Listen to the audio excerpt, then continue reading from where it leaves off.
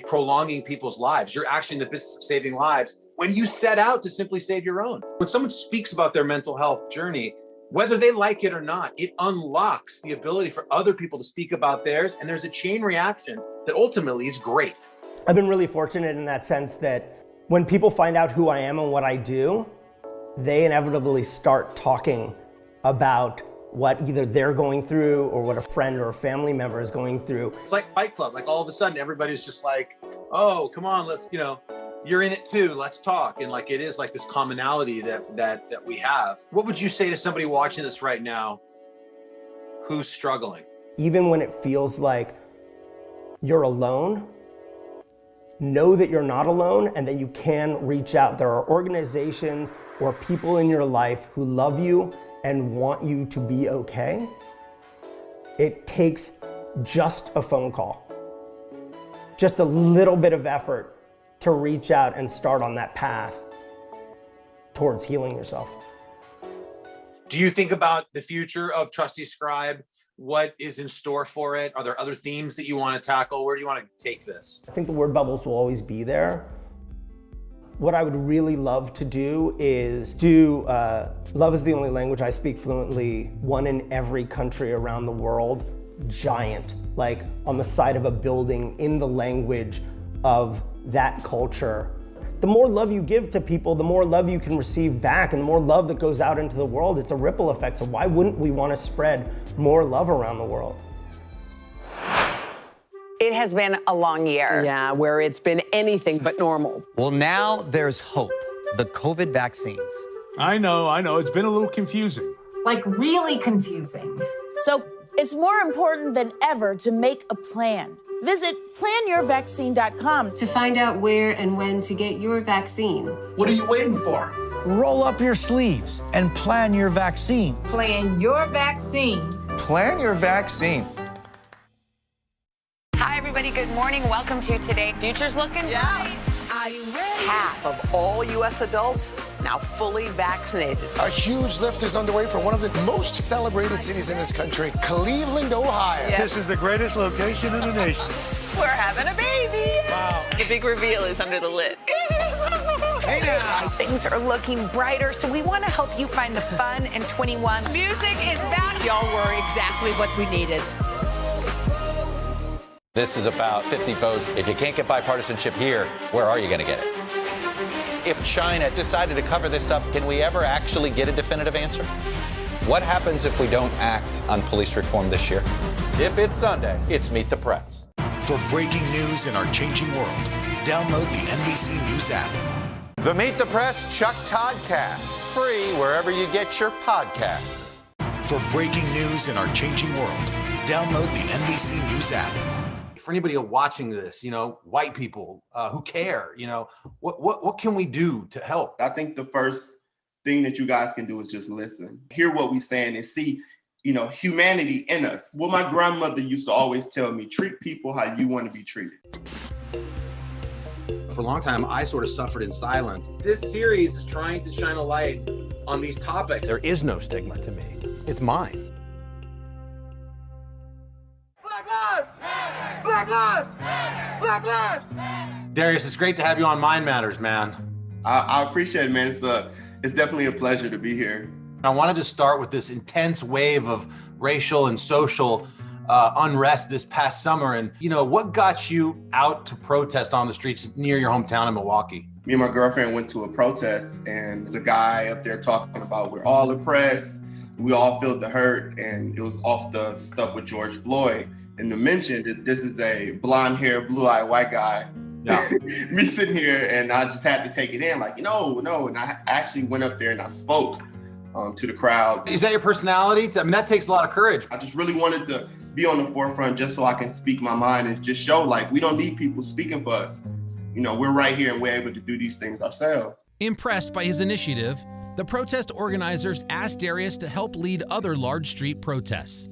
A lot of us black people, we would still be dealing with this trauma after this ends. But this is a start, at least within this city. And it was just huge for me to be vulnerable around 4,000 to 5,000 people. It was a stress reliever. I cried in front of the crowd. It was super big as somebody that was so bottled up with so much emotions and not knowing how to release it. And it was just an awakening for myself. It was just amazing. As that evolved, how are you doing mentally, and did it ever take its toll on you? Yeah, that was the whole premise of me starting Black Space. Darius teamed up with his friends Corey Fells and therapist Dr. Leah Knox to create Black Space, an organization that offers free group therapy sessions for communities of color. While Darius had never been to therapy himself, he knew it was what his community needed most, especially during this tumultuous time. So the idea initially started with Darius. Darius wanted to be able to have a space that he can be able to gather Black and brown people to be able to kind of talk about their emotions. We're in great need of mental health services for Black and brown communities. We don't have affordable mental health services. We don't have many providers of color. You and Corey and Dr. Knox started Black Space, but you were also like a client. I think it was good for the people that came, just to show like the people that put this together, they're searching for help too. I see myself in you. I understand what you're going through. And I got to a point where I told myself like, I don't want to protest anymore. I want to fix within. Like, yes, we can show the world about how they should treat us, but do I even know how to treat myself? That was the premise of like, let's put, Black Space together. Let's help out our people that's out there fighting, because the same thing that I'm dealing with right now, my father dealt with, his father dealt with, these generational curses. I'm wanting to stop that for my own daughter. Darius first recognized his own mental health issues during a bout of depression in 2017, after losing his job and ending a relationship with the mother of his young daughter, Yanni. Until I went through my depression when I was on the verge of killing myself, I honestly thought depression wasn't a real thing. Right, me too. Like an adjective, like I'm just really bummed out. Yeah. So what, brought me to the conclusion of I need help. I was crying in front of her and she was about 4 or 5 and she told me, Daddy, it's okay. Yeah. And then I was able to see like, oh man, like I couldn't sit around and be a bystander and seeing it's harming my daughter. Do you take stock and take a second to sort of feel your own growth and achievement? I'm still growing. I'm not at the point where I want to be. You see, I have so many plants and I use that as a way to understand myself. If I'm off balance and I'm not paying attention to the plants around me, I know I'm not watering myself. Does anyone know what an anxiety attack feels like? Because they don't all feel the same. How many people have had them? When you talk to a therapist that looks like you don't really have to explain what it means to be Black or brown. And you can definitely connect on a deeper level. Black Space is a therapeutic experience to be able to hopefully have everyone leave with their own personal interests in having one-on-one therapy. I'm hoping that they receive a sense of relief. I want them to know that mental illness should not be a stigma. We have to destigmatize it. Mental health as it pertains to communities of color, what can we do together? You know what I mean? Like if I say to you, Darius, like I'm not gonna be that white dude that stood up at the protest and pretend that I know the stripes of the Black community. I can't do that, right? For anybody watching this, white people who care, what can we do to help? I think the first thing that you guys can do is just listen. Hear what we're saying and see humanity in us. What my grandmother used to always tell me, treat people how you want to be treated. Don't let this be a trend of right now. This needs to be a conversation that we're constantly having with ourselves. Yeah, not a one-off. This needs to be the beginning of real dialogue. Yes. And that's why in the protests, one of my favorite chants was, we are one, regardless of what we look like, anything, we're coming here together. We are one. Yep. We are one. We are one. We are one.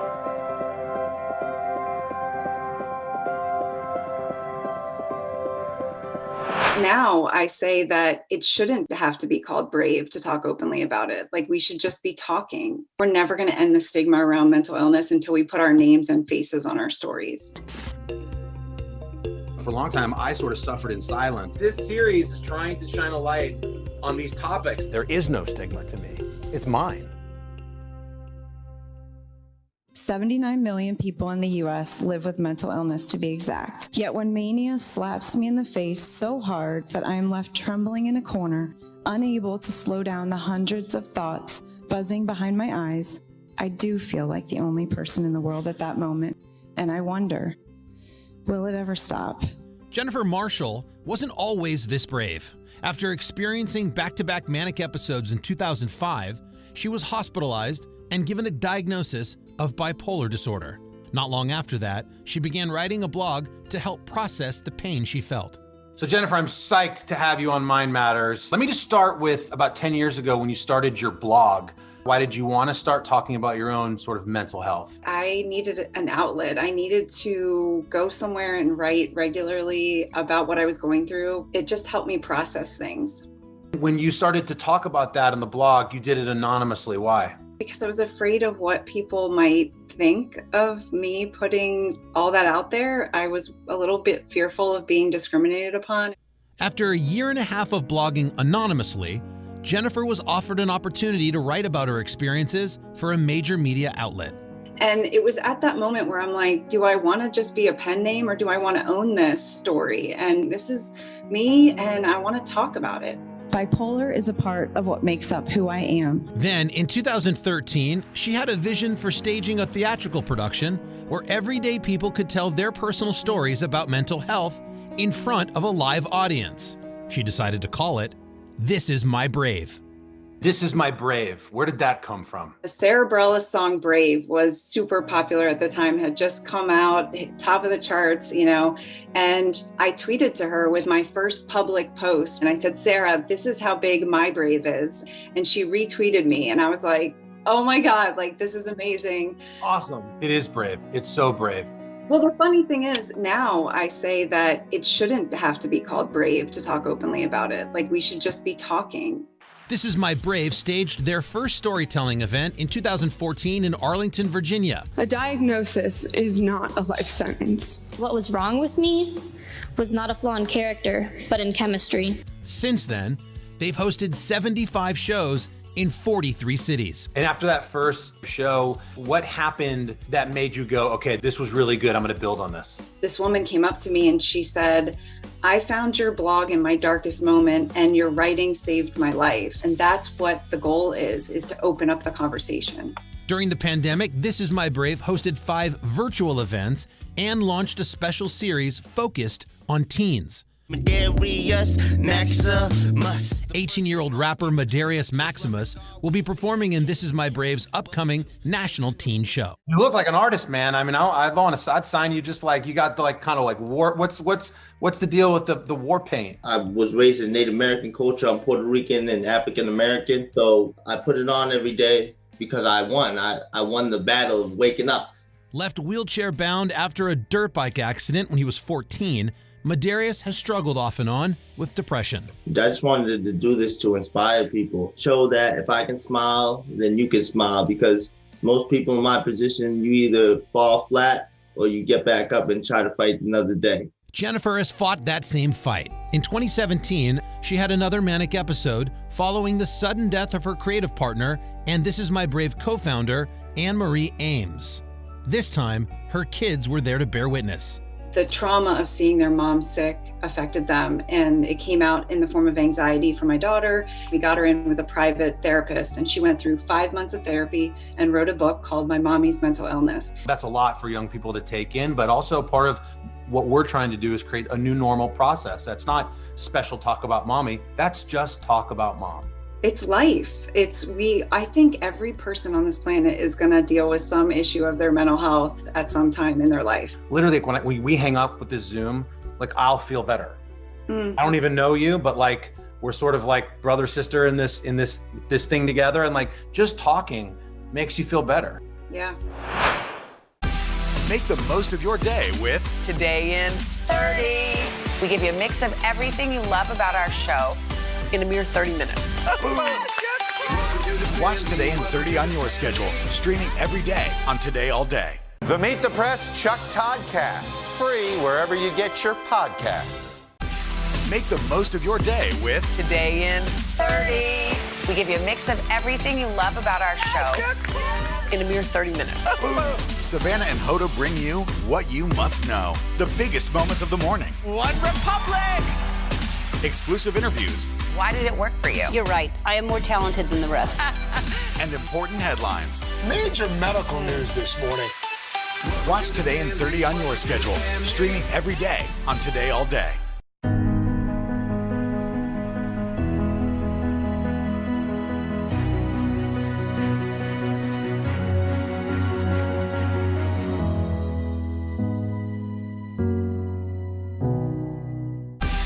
Make the most of your day with Today All Day. Get closer to all your friends at Today in a whole new way. Today in 30. We give you a mix of everything you love about our show in a mere 30 minutes. Shop today with Jill Martin. We're helping you shop like never before. The latest styles and biggest names. Today food. Things are heating up in the Today All Day kitchen. Cooking essentials and recipe inspiration. Get ready. Are you ready? Oh, I'm so ready. Only on Today All Day.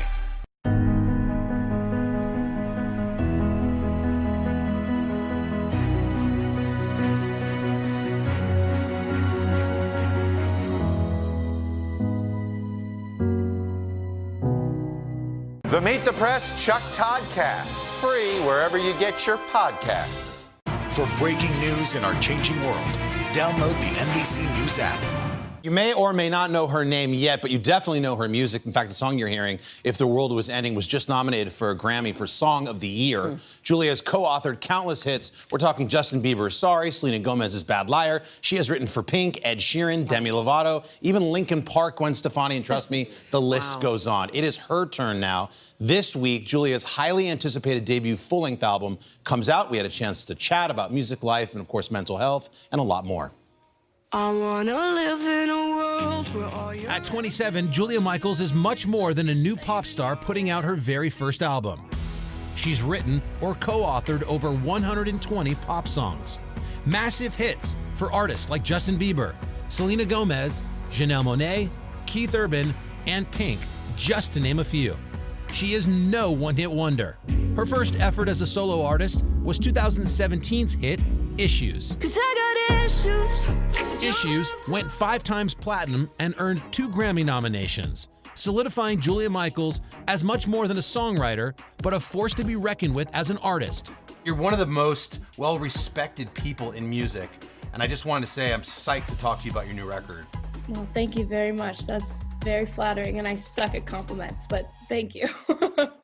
Her tattoos are almost as iconic as her hits. And we took a second to compare ink. I basically just want like a pinup girl with boxing gloves. Yep. I mean, that's awesome. Sick. And this was the last one he did. This is like, I love that. lift it up a little bit more. There we go. That's like a Leo for my daughter, London Rose. That's And then for the beautiful. chick, what's tattooed on your hands? Because I love you more. I wondered what, back 4 years ago, what drove you to keep these songs and to perform them yourself as an artist? I had written a song called Issues. And one of them is How Bad I Need You. I was just like, I don't know if I feel comfortable having somebody sing something so intimate about me. Issues addresses her mental health struggles, but she says it wasn't easy being thrust into the spotlight. What was life like being shot out of a cannon your first time as a solo artist? Yeah, it was pretty wild. All of a sudden I was on these stages that I wasn't familiar with, opening for people in stadiums. It was like pretty horrifying, I'm not gonna lie. Yeah. I read you had a panic attack at the Billboard Music Awards the first time you did Issues live. Is that true? Yeah, I turned around, I was like, I can't breathe.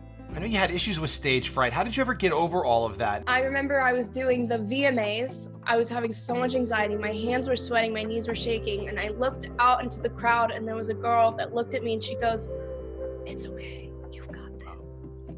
And I just looked at her the whole time. You just locked in with her and forgot about everybody else? It's your guardian angel. So every time I would open for somebody, I would focus on the people that knew the songs. Like, oh, I don't feel so alone up here by myself. You know, you've written so much about that topic, mental health. There seems to be a bit of a pivot in the writing. This is about exes and lovers. You sound like a jealous girlfriend. I mean, I do say in Issues I'm a jealous person. That has carried on. No, but I'm in a very healthy, wonderful relationship. And, you know, even though I sing about love and being really happy and healthy, I still have anxiety. I still have depression. Those don't just go away when you're happy. But if the world was ending, you come over. Recently, she released If the World Was Ending with Canadian singer and now boyfriend JP Saxe.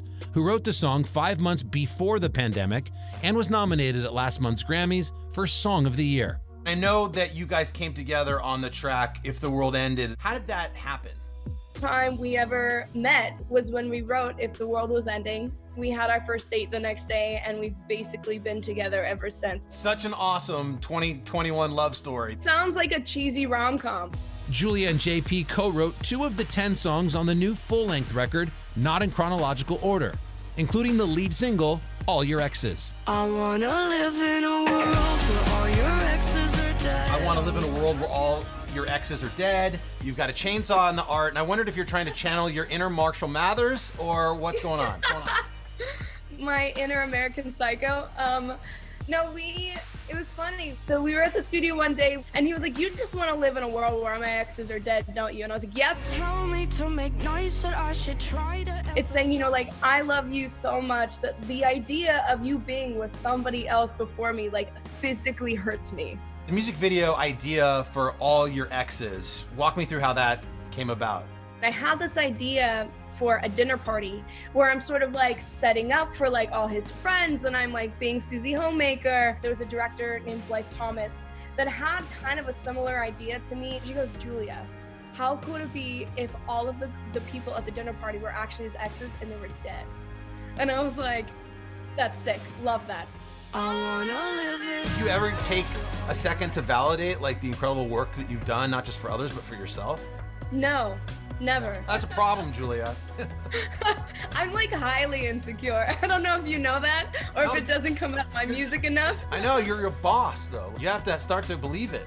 I've gotten a lot of texts from people, and no, I'm not gonna name names. Come on, give me one. Give me just one. No. Of them being like, I can't post this, but I just want you to know that All Your Exes is the best thing I've ever heard. I'm like, cool. The Meet the Press Chuck Todd Cast, free wherever you get your podcasts. Hi, everybody. Good morning. Welcome to Today. Future's looking bright. Are you ready? Half of all U.S. adults now fully vaccinated. A huge lift is underway for one of the most celebrated cities in this country, Cleveland, Ohio. This is the greatest location in the nation. We're having a baby. Wow. The big reveal is under the lid. Hey now. Things are looking brighter, so we want to help you find the fun in 21. Music is back. Y'all were exactly what we needed. Our week-long journey begins here in Orlando, Louisville, Kentucky, Cleveland. Our Across America journey reporting on an America rebuilding and reimagining a future after the pandemic. Breaking news tonight, the ceasefire in the Middle East after 11 days of deadly violence. Richard Engel is on the ground. Do you think there's a connection between policing and racism? How narrow a window do you have to really get kids back where we would want them to be? NBC Nightly News with Lester Holt. This is about 50 votes. If you can't get bipartisanship here, where are you going to get it? If China decided to cover this up, can we ever actually get a definitive answer? What happens if we don't act on police reform this year? If it's Sunday, it's Meet the Press. For breaking news in our changing world, download the NBC News app.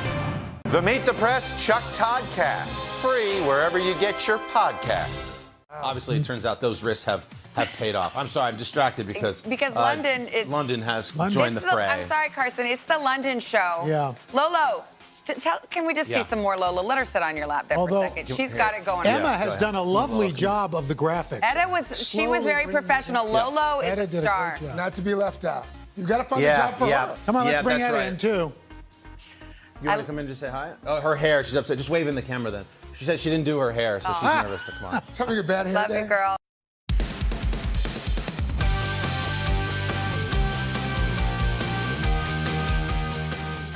Hi, Today All Day. We've got a great show for you on this Thursday morning, including an all-day exclusive chat you can only see here. But let's kick it off with Pop Start. The 1991 classic sports comedy, A League of Their Own, is coming back as a TV series. And Dylan has the big casting announcement for the coach of the Rockford Peaches. Take a look.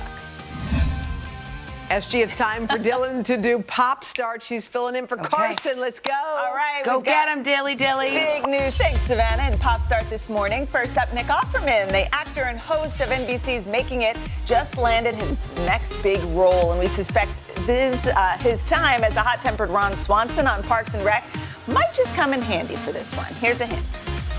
You let the tying run get on second, and we lost the lead because of you. Now you start using your head. Are you crying? There's no crying. There's no crying in baseball. Why don't you leave her alone? I mean, one of the best movies Yes. of all time, right? Offerman has been cast in the upcoming series adaptation of A League of Their Own. It's Amazon's reboot of the 1991 classic sports comedy. It sees Nick Offerman as Coach Dove Porter of the Rockland Peaches, filling a role similar to Tom Hanks' character Jimmy Duggan in the original film. The show is set to follow a whole new cast of characters as they take the field, including Broad City's Abby Jacobson, The Good Place's Darcy Carden, and actress Shantae Adams. So building a great team for this one, and oh my gosh. Yeah. I mean, any reboot Can't of that wait. is going to be fantastic. All right, next up, the Great Barbecue Battle of 2021. The results are in for round 2 of our Today Show 4th of July barbecue bracket. Yesterday, I'm glad Al's not here because we fight about this all the time. Cookout versus barbecue, and we narrowed it down to the Elite 8 now. So let's zoom into the Northwest. Look at the board, which sees which dish dominated round 2. Yet again, burgers. I mean, you can't go up against grilled veggies. No. I don't know how they stood a chance.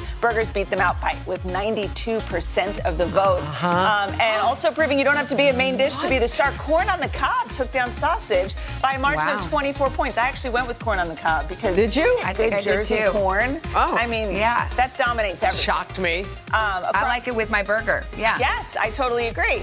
Savannah, I'm sorry. So sad, SG. Bones with sauce. Ribs! knocking out steak. It's just steak is out of the competition. I'm shocked. But ribs do soldier on into the final 4. Give me a roll of Bounty paper towels and a rack of ribs. You're all Let's go. Yeah. And probably the biggest upset, although I disagree with this one too. I love potato salad. It beat out pulled pork. And potato salad is advancing to our semifinals. So make sure you head over to today.com/food to cast So wait, your vote it's for the ribs next round. versus burgers and corn versus potato salad? No, corn versus burgers now, right? And potato salad versus Corn ribs. versus burgers. It's going to be potato ribs. salad versus ribs. It's going to be ribs and burgers. It's going to be big. For sure. And then Yes. the only question is, can ribs beat out burger? And honestly, if ribs beat burger on 4th of July, I don't know anything anymore. I think ribs are going to beat burgers. I'm going to question everything. I'm with you, Savannah. I'm going burgers. All right. 8:06 now. What do you say we get our morning boost started? Virginia Tech alum Natasha Welch recently got accepted to the university's veterinarian school, and to surprise her family with the news, she had them pose for what she told them was a TikTok challenge. Okay, here's how it went. All right, so when I say the phrase, you'll have to repeat it as I say it, okay? Okay. All right, 1, 2, 3. Nate's going to vet school. Nate's going to vet school. What?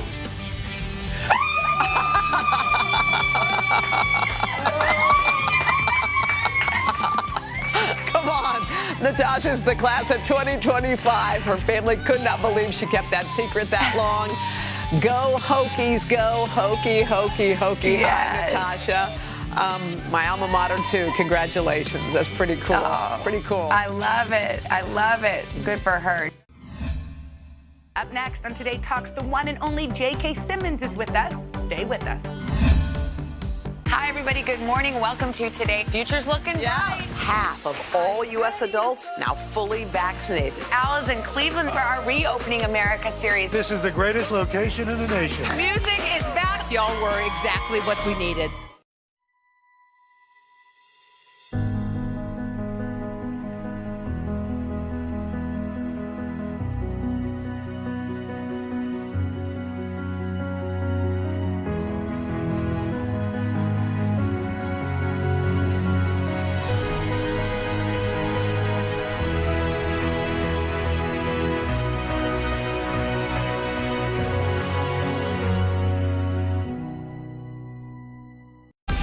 Make the most of your day with Today All Day.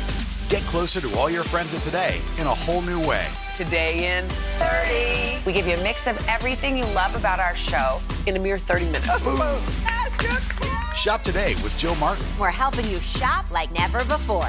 The latest styles and biggest names. Today Food. Things are heating up in the Today All Day kitchen. Cooking essentials and recipe inspiration. Get ready. Are you ready? Oh, I'm so ready. Only on Today All Day. Make the most of your day with Today in 30. We give you a mix of everything you love about our show in a mere 30 minutes. Watch Today in 30 on your schedule. Streaming every day on Today All Day. Welcome back. Today in the third hour, Chanel and Dylan chat with J.K. Simmons about his new futuristic film and what's it like to shoot on a glacier. Take a look. I think we could say J.K. Simmons is something of a chameleon. We love to hate him as J. Jonah Jameson in the Spider-Man movies, and who could forget his Oscar-winning turn as Fletcher, the teacher of our nightmares in Whiplash, one of my favorite movies. And now he's busting out the big guns, literally, in the new sci-fi thriller. It's called The Tomorrow War. He plays James Forrester, whose estranged son, played by Chris Pratt, has been drafted to fight a war in the future. And let me keep going here. And since James managed to avoid the draft, Dan goes to him for help, taking off his tracking device. Look at this. C-Series. Second generation. That's sensor calibrated to your pulse.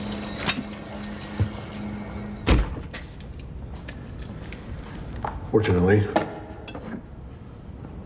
you came to the only guy for whom this is a piece of cake. I wish you wouldn't drink while you do this. I wish Stevie Nicks would show up in her birthday suit with a jar of pickles and a bottle of baby oil. It's so good. What? JK joins us now. Good morning to you. Morning, how are you? We're doing great. First off, we have to say everybody's talking about how fit you are. I mean, you are in shape. And we remember when that first photo we showed, it circulated a while ago on the internet. Do you just stay in shape? There we go. Look at the guys, seriously. It's almost not even real. Do you stay in shape for this, or is this just for the movie? I would like to say that I stay in shape constantly every day, but since my last role was Fred Mertz, I actually haven't stayed in quite that good a shape the last year or so. Well, you're looking good. Yeah, that calls for kind of a different look. But speaking of a different look, I mean, it was awesome to see you rock this beard. I mean, is that something you like to grow in your spare time?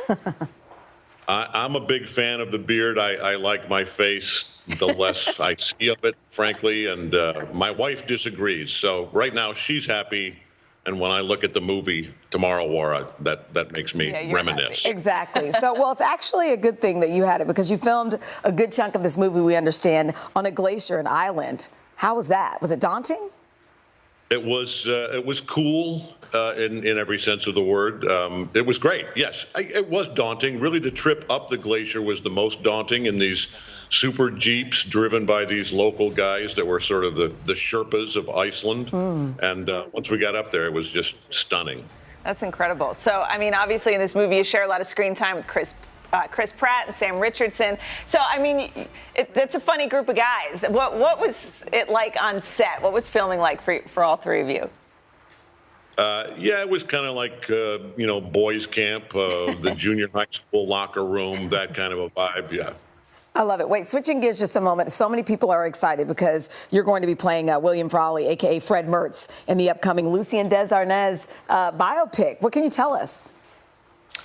Well, it's Aaron Sorkin, so of course it's an absolute genius script, and he's now Aaron Sorkin, genius director as well. This was his third film as a director, and yeah, we wrapped that 6 weeks ago or so, and I can't wait to see it.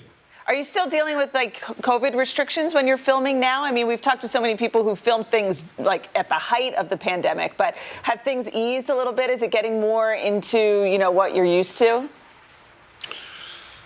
No, there are still significant protocols in place, keeping us safe. And of course, now many of us, if not most of us, are vaccinated.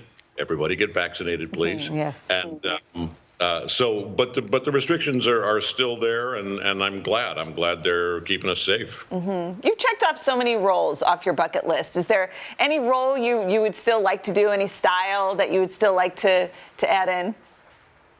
Yeah, most of the roles that I sort of wished I had been able to do, I'm a little too old for now. So Scottish King or McMurphy in Cuckoo's Nest, nobody wants to see it. How about an animated musical? You have a great voice. Can you sing? an animated musical. Or maybe back to Broadway. You know, now that Broadway will be reopening in the fall, maybe it's time to go back. Absolutely. We'd love to see that. Well, endless possibilities. J.K. Simmons, it's always a pleasure. Thank you so much for talking with us this morning. All the best. Thank you. And we should tell everybody the Tomorrow War starts streaming tomorrow on Amazon Prime. Coming up on Hoda and Jenna, it's Purse Day Thursday. Stick around to see what we're going to pull out of our pocketbooks today. This is about 50 votes. If you can't get bipartisanship here, where are you going to get it? If China decided to cover this up, can we ever actually get a definitive answer? What happens if we don't act on police reform this year? If it's Sunday, it's Meet the Press.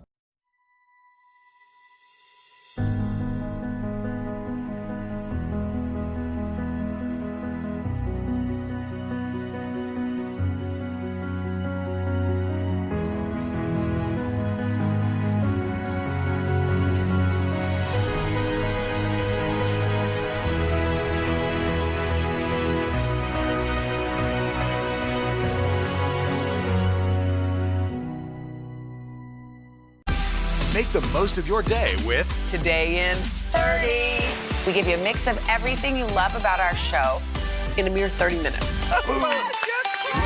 Watch Today in 30 on your schedule, streaming every day on Today All Day. Good morning, everybody. Welcome to Today. Future's looking bright. Are you ready? We're going to do our part to spread the word on the importance of vaccines, so crucial for reopening America. A big day around here, a very special naturalization ceremony. Many of them doctors, nurses, other essential workers. If you are a nurse, thank you. Spring has sprung, guys, and we want to fill this season with some fun and surprises. Yes, this is the face of excitement. Celebrating Earth Day. Let's change the world. Love it!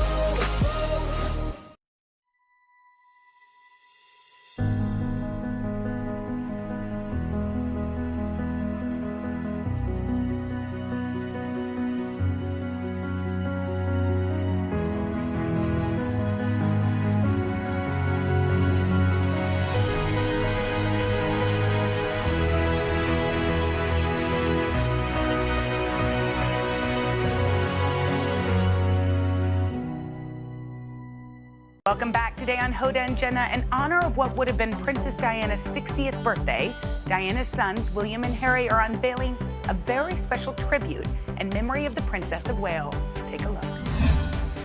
There is actually some big news today. The statue of the late Princess Diana is being unveiled. It was actually supposed to be unveiled, I think, about an hour ago on today. And today, actually, July the 1st, would have been her 60th birthday. Can you believe she would have been 60? I can't. It's so funny. She really is kind of frozen in the moment that we knew her. Yeah. And this moment, this statue unveiling was a long time coming. Mm-hmm. Like, her kids have been planning this for a long, long time. It was supposed to happen.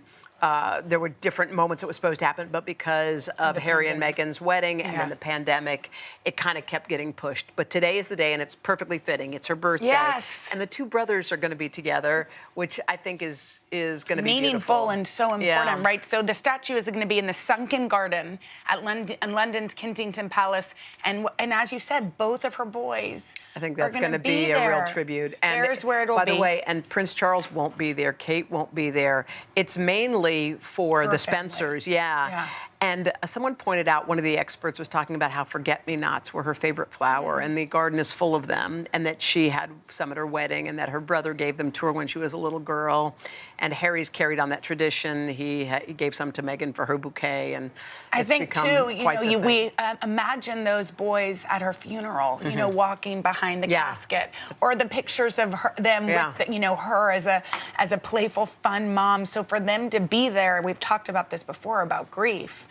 It doesn't go away. You know, it's going to be a meaningful day for the two of them. And you wonder about healing like a rift, because, there obviously has been one. And you wonder if in moments like this, when it's just the two of them and the memory of their mom, you wonder in that moment if something happens where you just realize that, you have a lot more in common. Yeah. And that also, she would be hoping for their love to withstand. Right. So we're going to be following along I this can't morning. believe we might have breaking news on our story. I mean, don't on our hold show. us to it. No, on our we show. broke some news. We broke in some news about the Spanx debate with Sarah Blakely. That was not news. Oh, wait, is this happening now? This is live right now. Yeah, hang on. Let me get my earpiece in. In Kensington Palace. Okay, this is live, and Yeah. That's that is Princess Diana's brother right Yeah. there. And we see, of course, Prince Mhm. William. Mm-hmm. Yeah. And they're having some kind of a conversation. Boy, looking at Diana's brother, too. Mm-hmm. And this It's so long since we've seen them. It's a beautiful garden, and that place was so meaningful to Diana. They said that she used to go on jogs, on runs, and would come back and sit in that garden on that bench. And it was a place her mom loved. She felt very peaceful there. And it's fitting that that will be the place where her statue will stand and where, people can come and visit her. and remember. Yeah. And we see, too, now these brothers together. Mm-hmm. If we can see a shot of both of them, they're here together to be. Usually there's like one pull camera shooting everything, so you just see, you get what you can't really tell where they are. This garden, by the way, went through 1,000 hours of planting. There's more than 4,000 flowers, including, as you said, her favorite, the forget-me-nots. Yeah. We don't see Harry in this frame. He's probably around there. But it's interesting. He's probably down the line a little bit because there are a lot of people greeting them, and we're going to keep checking in with that because I'm sure there's a lot of pleasantries and some ceremonial things before they actually do the unveiling of the statue.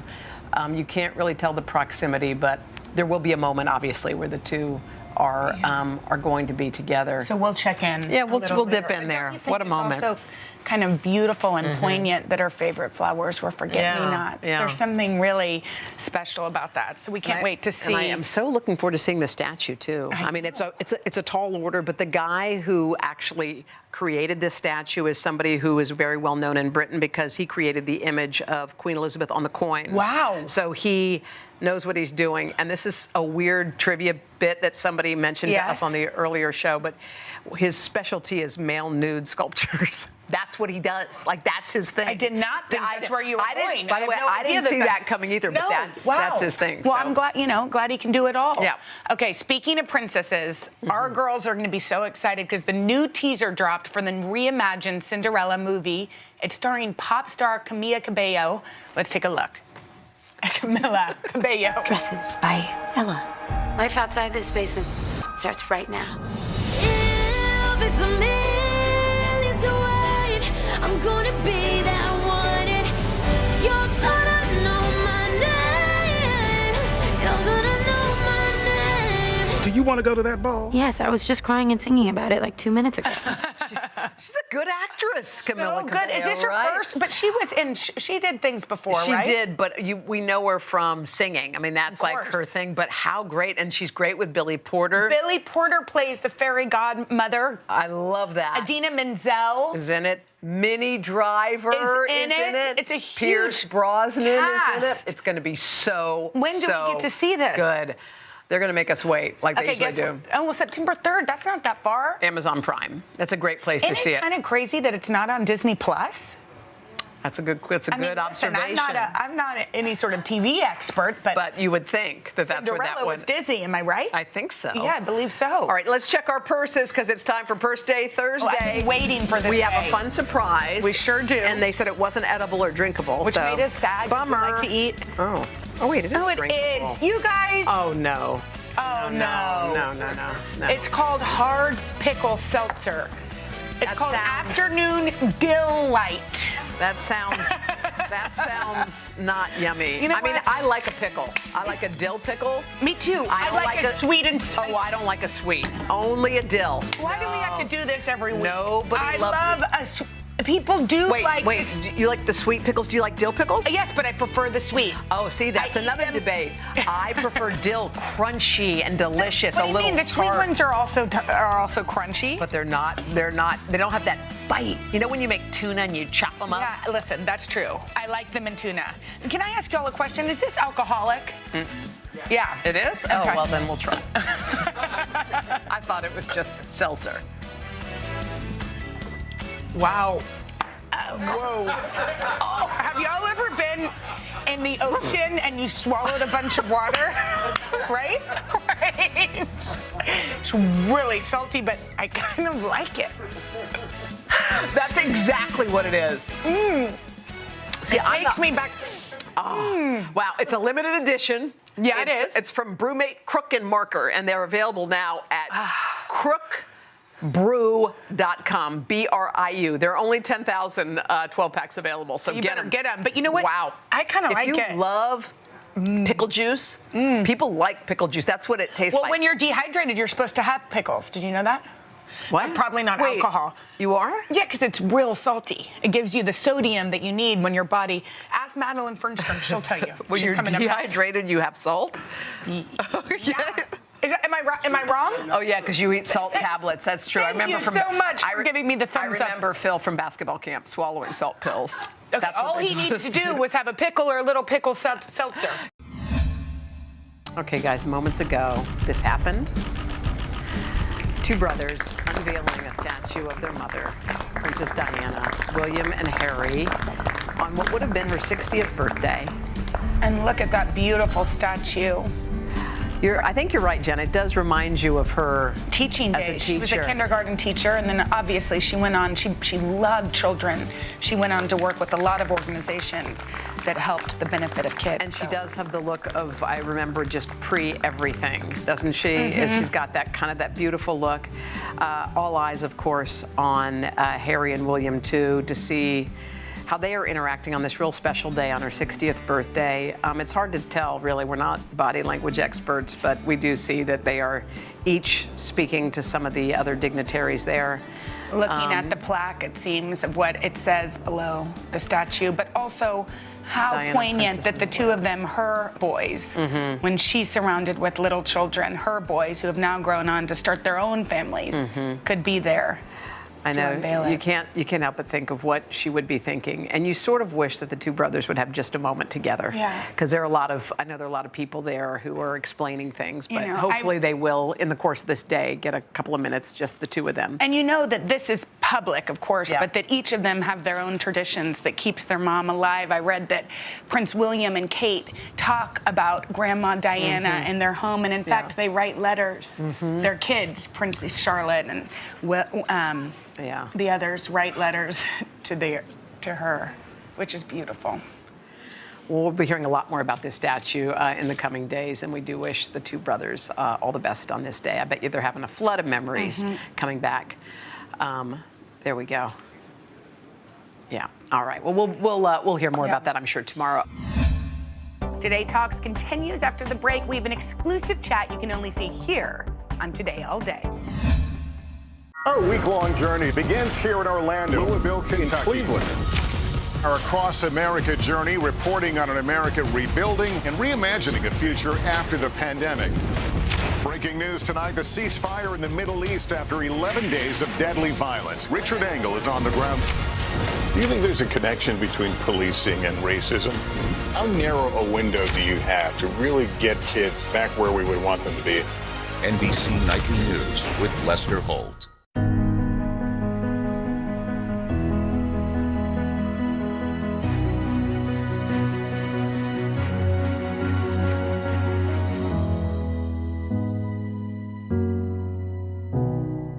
This is about 50 votes. If you can't get bipartisanship here, where are you going to get it? If China decided to cover this up, can we ever actually get a definitive answer? What happens if we don't act on police reform this year? If it's Sunday, it's Meet the Press. Make the most of your day with Today in 30. We give you a mix of everything you love about our show in a mere 30 minutes. Savannah and Hoda bring you what you must know. The biggest moments of the morning. One Republic! Exclusive interviews. Why did it work for you? You're right. I am more talented than the rest. And important headlines. Major medical news this morning. Watch Today in 30 on your schedule. Streaming every day on Today All Day. Welcome back to Today Talks and our exclusive content you can only see here on Today All Day. You know what? I mean, I thought it was unusual on our program today that we actually had breaking news, which only has happened a handful of times in all the years I've been on this program. But it was interesting because we were waiting to see Harry and William unveil the statue of Princess Diana, her sons.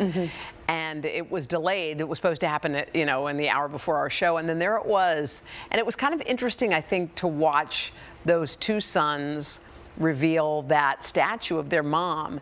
And I don't know what I was expecting. Like, was I expecting a big emotional moment, a hug maybe, or something? yeah. But everybody, you know, who knows what was happening in that moment? I mean, I agree with you, and I think there are things that are done publicly, and I think because so much is public now, meaning on Instagram or whatever, social TikTok, that you think that that is all that happens. Yeah. Like, we don't really know. Maybe they went back and had a wonderful, they could have had a great hang. Release. And they were reporting that when Harry had to be in England 5 days for quarantine or whatever before he could go to this event, and they said that when William was at one of the local, the big, huge soccer match, he was texting with his brother. That was some of the reporting. So we don't know. Yeah, that's the thing. I think that sort of, I mean, it was emotional and beautiful, I think, for all of us who loved Princess Diana to see that unveiling.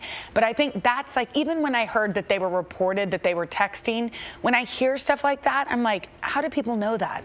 You know what I mean? Only because it's like, how could they possibly know? There's the public persona and them as princes. And I also think when there are cameras on you and there's an emotional moment, it's kind of strange if you're aware, which you would be, of what's going on. Imagine if you were at a moment and there were all these cameras on you and you knew reporters were studying your every move. It would determine how you behaved in that moment. You wouldn't be your normal self. You would be somebody else. But also, more than that, there's the people, the princes, and then who they are when the cameras are off. Yeah. So none of us really know. We don't. We have no idea. By the way, if you were wondering what happens during the show that isn't on the air, I don't know how many minutes are on the air, but there's a lot of stuff in between. But we're realizing all those minutes are filled up quickly. There's all kinds of stuff to do in the commercial breaks.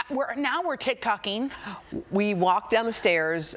Jenna was eating peanut butter, and I was having chips. Yeah, and that was part of the TikTok I actually tried to feed, because I, you know, TikTok, we're new at it. I don't know what's funny, what's too much. I tried to feed Hoda some peanut butter, but as you can see, she's wearing all white, and some of the oil dripped.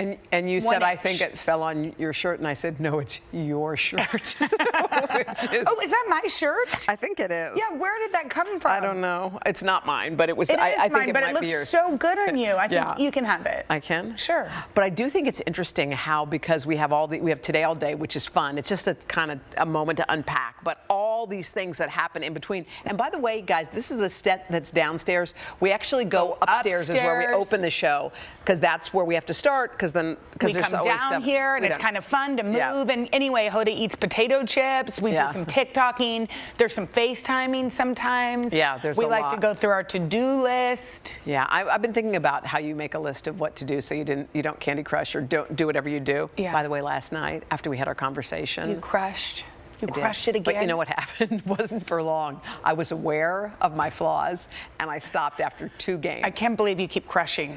I've just made up a Candy Crush. Nobody, but by the way, nobody's on Candy Crush anymore. Well, that's what I was going to say. Candy Crush is like MySpace. No, you know who's on it? Who? Me and Sydney upstairs. Sydney's on it. So you're like, hey, are you beating her? And Joanne just said her mother. You know what? This is rude. First of all, Joanne said I look like a pilgrim. Do people still do, what's the one, Words with Friends or whatever it was called? I never did that. Well, that's fun. It's like playing Scrabble. Do you ever do the one with that you do try to do the words? What's it called? It's not Words with Friends. Scrabble. No, not that one. The one on your app, the phone one that everybody does when you're on the train. It's called Words with Friends. No, it's not with friends. Y'all, somebody tell me it's called Words with Friends. That's not it. I thought it was Words with Friends. Thank you, You know Gavin. what, It's Gavin, called you're Words always with Friends. Team Jenna. Are you still playing? You know what? Bye. Are you Bye, still Gavin. playing Tetris? Bye. Are you still playing Tetris? Bye. Bye-bye. Okay, All right, that's it for this episode of Today Talks. Keep watching for more of Today All Day.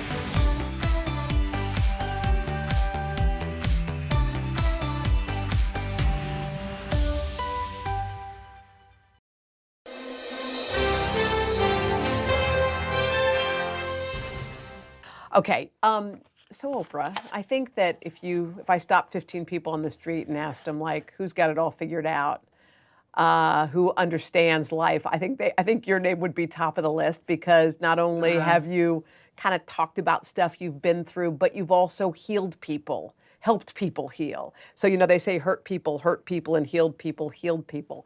I couldn't help but thinking, as you're doing this kind of deep dive into mental health and into trauma, did you find as you were digging through all this that there was actually some grief inside you that had yet to be resolved, had yet to be healed? I didn't find that, but you're just asking the question makes me emotional, because what I did find through the process of working on the Me You Can't See for Apple TV Plus, and also working on the What Happened to You book with Dr. Perry, there's a beautiful book, a poem called Yet Do I Marvel by County Cullen. And yet do I marvel at my life. I don't know how I did it. I mean, one of the conversations I had with Dr. Bruce Perry when we first decided to do this book, I asked him, tell me, then why aren't I crazy? And he pointed out that you had relationships in your life other than your family members that made you feel valued, that allowed you to be seen and whole. And that is why to this day, I have deep appreciation and adoration, not just for my teachers, but all teachers who are doing that. Because I know that lots of kids go home to a life that isn't so good, but they can come and sit in a classroom and be seen and be valued. And one of the great lessons for me, Hoda, as I know you're experiencing in your daily work, is that in listening to other people's stories, is that everybody wants to be seen, and they want to be heard, and they want to know that their story matters.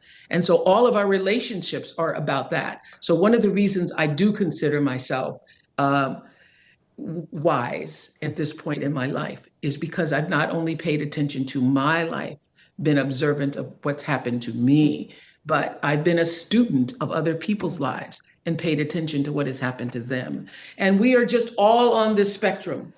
And that's one of the things I wanted to share in the What Happened to You book. And one of the things I wanted to share in the series, The Me You Can't See, is that we're all on the spectrum. And in the United States, Hoda, in the United States, 1 out of 5 people admit that they are going through some mental health struggle. So we're all on the spectrum. Some days you're 10 plus, most days I'm like traveling in the 11, 12 range and on a scale of 1 to 10. And some days you're 4 or -4, depending on what's going on in your life or what has happened to you or how you were able to process it. So that's what I wanted people to understand for both the book and the series. Well, the book and the series are both so enlightening. And I was listening to one of your masterclass the other day, which I adored. But you said something in there that struck me. You said, I never had therapy.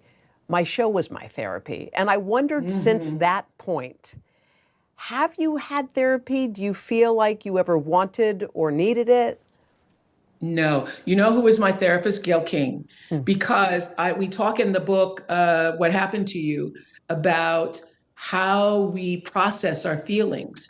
And when something terrible has happened to somebody, and I remember this with Elizabeth Smart, I talk about it in the book, when I went to interview her parents and they were saying she hadn't told us what happened yet. I was like, why not? Why haven't you heard? Why haven't you asked her? It's because when terrible things happen, even in our own lives that are not tragic things, but just like something with a boss or a bad experience, you do it in doses with your girlfriends, with your husband, with your partners and your relationships. You tell a little bit, then you laugh about something else, then you go back and you tell a little bit more about it, then you talk about it a little more, then you process it. So I've always been able to dose with Gayle. And I would say in the 25 years of the show, she watched every show, and every night I would have my conversation that I now know the scientific term for it is, I would do my dosing with Gayle about it. So I've always had the ability to be vulnerable, to share my truest feelings with Gayle, with my best friend Bob Green, with Maria, with people, Stedman, who actually were always willing to tell me the truth. Right. So no, I've never had a clinical therapist. I've never gone to a therapist. I've never laid on anybody's couch. I don't know if that's even real. Do you lay on the couch? But I have heard stories and shared stories and done exactly what we're trying to do with the Me You Can't See. I've seen myself in other people's stories. the first time I was able to admit that I had been sexually abused, raped, assaulted as a 9-year-old happened on television. And it happened on television because a woman was sharing her story. And I thought, I swear, until that moment, I was the only person who'd ever had that happen to me. So in the middle of her, in a show, sharing her story, I went, that happened to me. And so that's how I got my therapy, because I've had every major dysfunction discussed on the air over the years, and would see myself in other people's stories. And just as we've been able to do, I think, with the series, The Me You Can't See, and use celebrities on purpose, Harry's story, my story, Glenn Close's story, Gaga's story, Damar's story, all there to show you that it doesn't matter where you come from, what your background is, how much money you have, that we're all in the spectrum with everybody else. That's why there are stories from people's names you know and people's names you don't know, but that are equally relatable. Make the most of your day with Today in 30. We give you a mix of everything you love about our show in a mere 30 minutes. Savannah and Hoda bring you what you must know. The biggest moments of the morning. One Republic! Exclusive interviews. Why did it work for you? You're right. I am more talented than the rest. And important headlines. Major medical news this morning. Watch Today in 30 on your schedule. Streaming every day on Today All Day. The Meet the Press Chuck Todd Cast, free wherever you get your podcasts.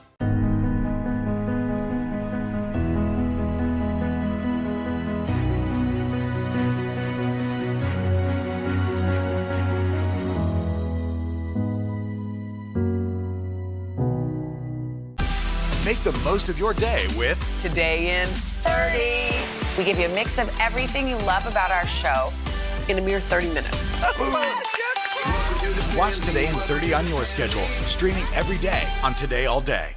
For breaking news in our changing world, download the NBC News app.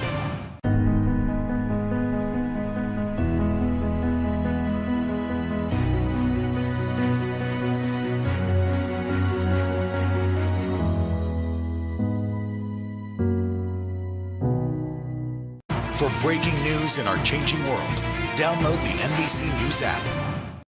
Oprah, what did you learn about your childhood brain? What did you learn recently through this book about how your childhood brain was processing all of that terrible stuff that you had to go through as a child?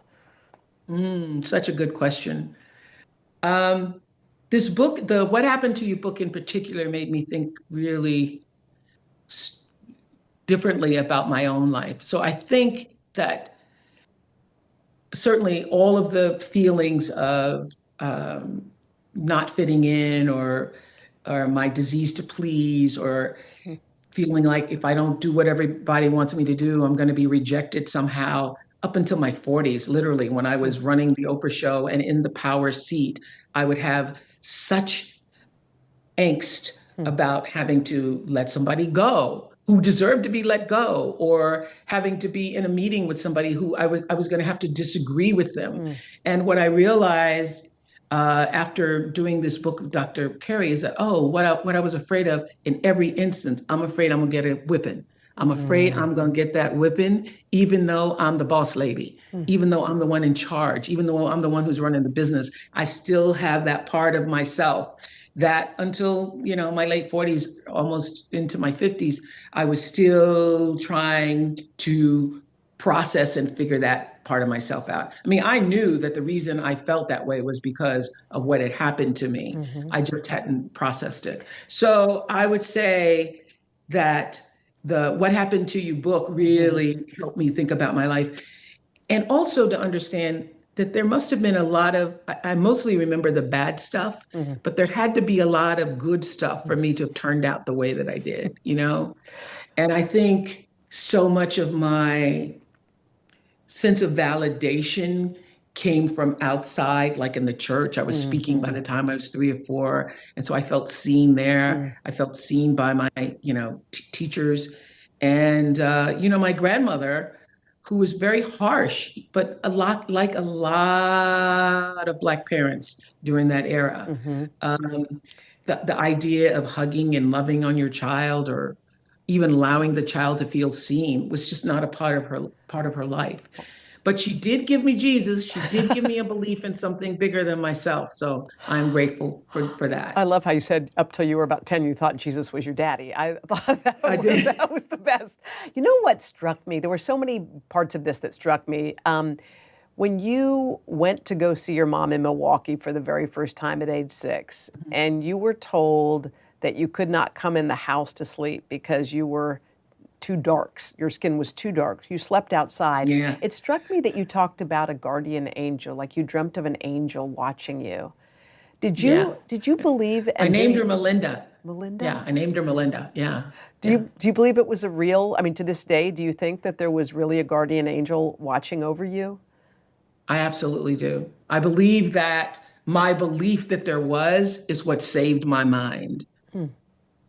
I believe that if I had not believed that I had something bigger and greater than myself to protect me, then I would have lost my mind. I would have become bitter. I would have been really very angry with my mother, and I would have carried that bitterness in a way that would have affected my behavior in school. I would have been acting out. I would have been a different kind of person had I not had a belief in something that was bigger than myself. So do I believe the angel was there? I imagined that she was there. I literally would see her on patrol, in my own little 6-year-old mind. I would see her on patrol like she's there and she's taking care of me and I'm going to be okay, so that I could sleep at night. And I think now, knowing what I know about what happened to you, had I just slept there every night in the fear that I felt the very first night I arrived there, I wouldn't have survived it. I wouldn't have survived it. And I would have awakened every day just angry. But I didn't. I awakened with, okay, and then would get on my knees and pray at night. She's going to come back again and she's going to protect me. So yeah, I think the belief that she was real saved my mind. Make the most of your day with Today in 30. We give you a mix of everything you love about our show in a mere 30 minutes. Watch Today in 30 on your schedule, streaming every day on Today All Day. Good morning, everybody. Welcome to Today. Future's looking bright. Are you ready? We're going to do our part to spread the word on the importance of vaccines, so crucial for reopening America. A big day around here, a very special naturalization ceremony. Many of them doctors, nurses, other essential workers. If you are a nurse, thank you. Spring has sprung, guys, and we want to fill this season with some fun and surprises. Yes. This is the face of excitement. Celebrating Earth Day. Let's change the world. Love it! Make the most of your day with Today All Day. Get closer to all your friends at Today in a whole new way. Today in 30. We give you a mix of everything you love about our show in a mere 30 minutes. Shop today with Jill Martin. We're helping you shop like never before. The latest styles and biggest names. Today food. Things are heating up in the Today All Day kitchen. Cooking essentials and recipe inspiration. Get ready. Are you ready? Oh, I'm so ready. Only on Today All Day. For breaking news in our changing world, download the NBC News app. This is about 50 votes. If you can't get bipartisanship here, where are you going to get it? If China decided to cover this up, can we ever actually get a definitive answer? What happens if we don't act on police reform this year? If it's Sunday, it's Meet the Press.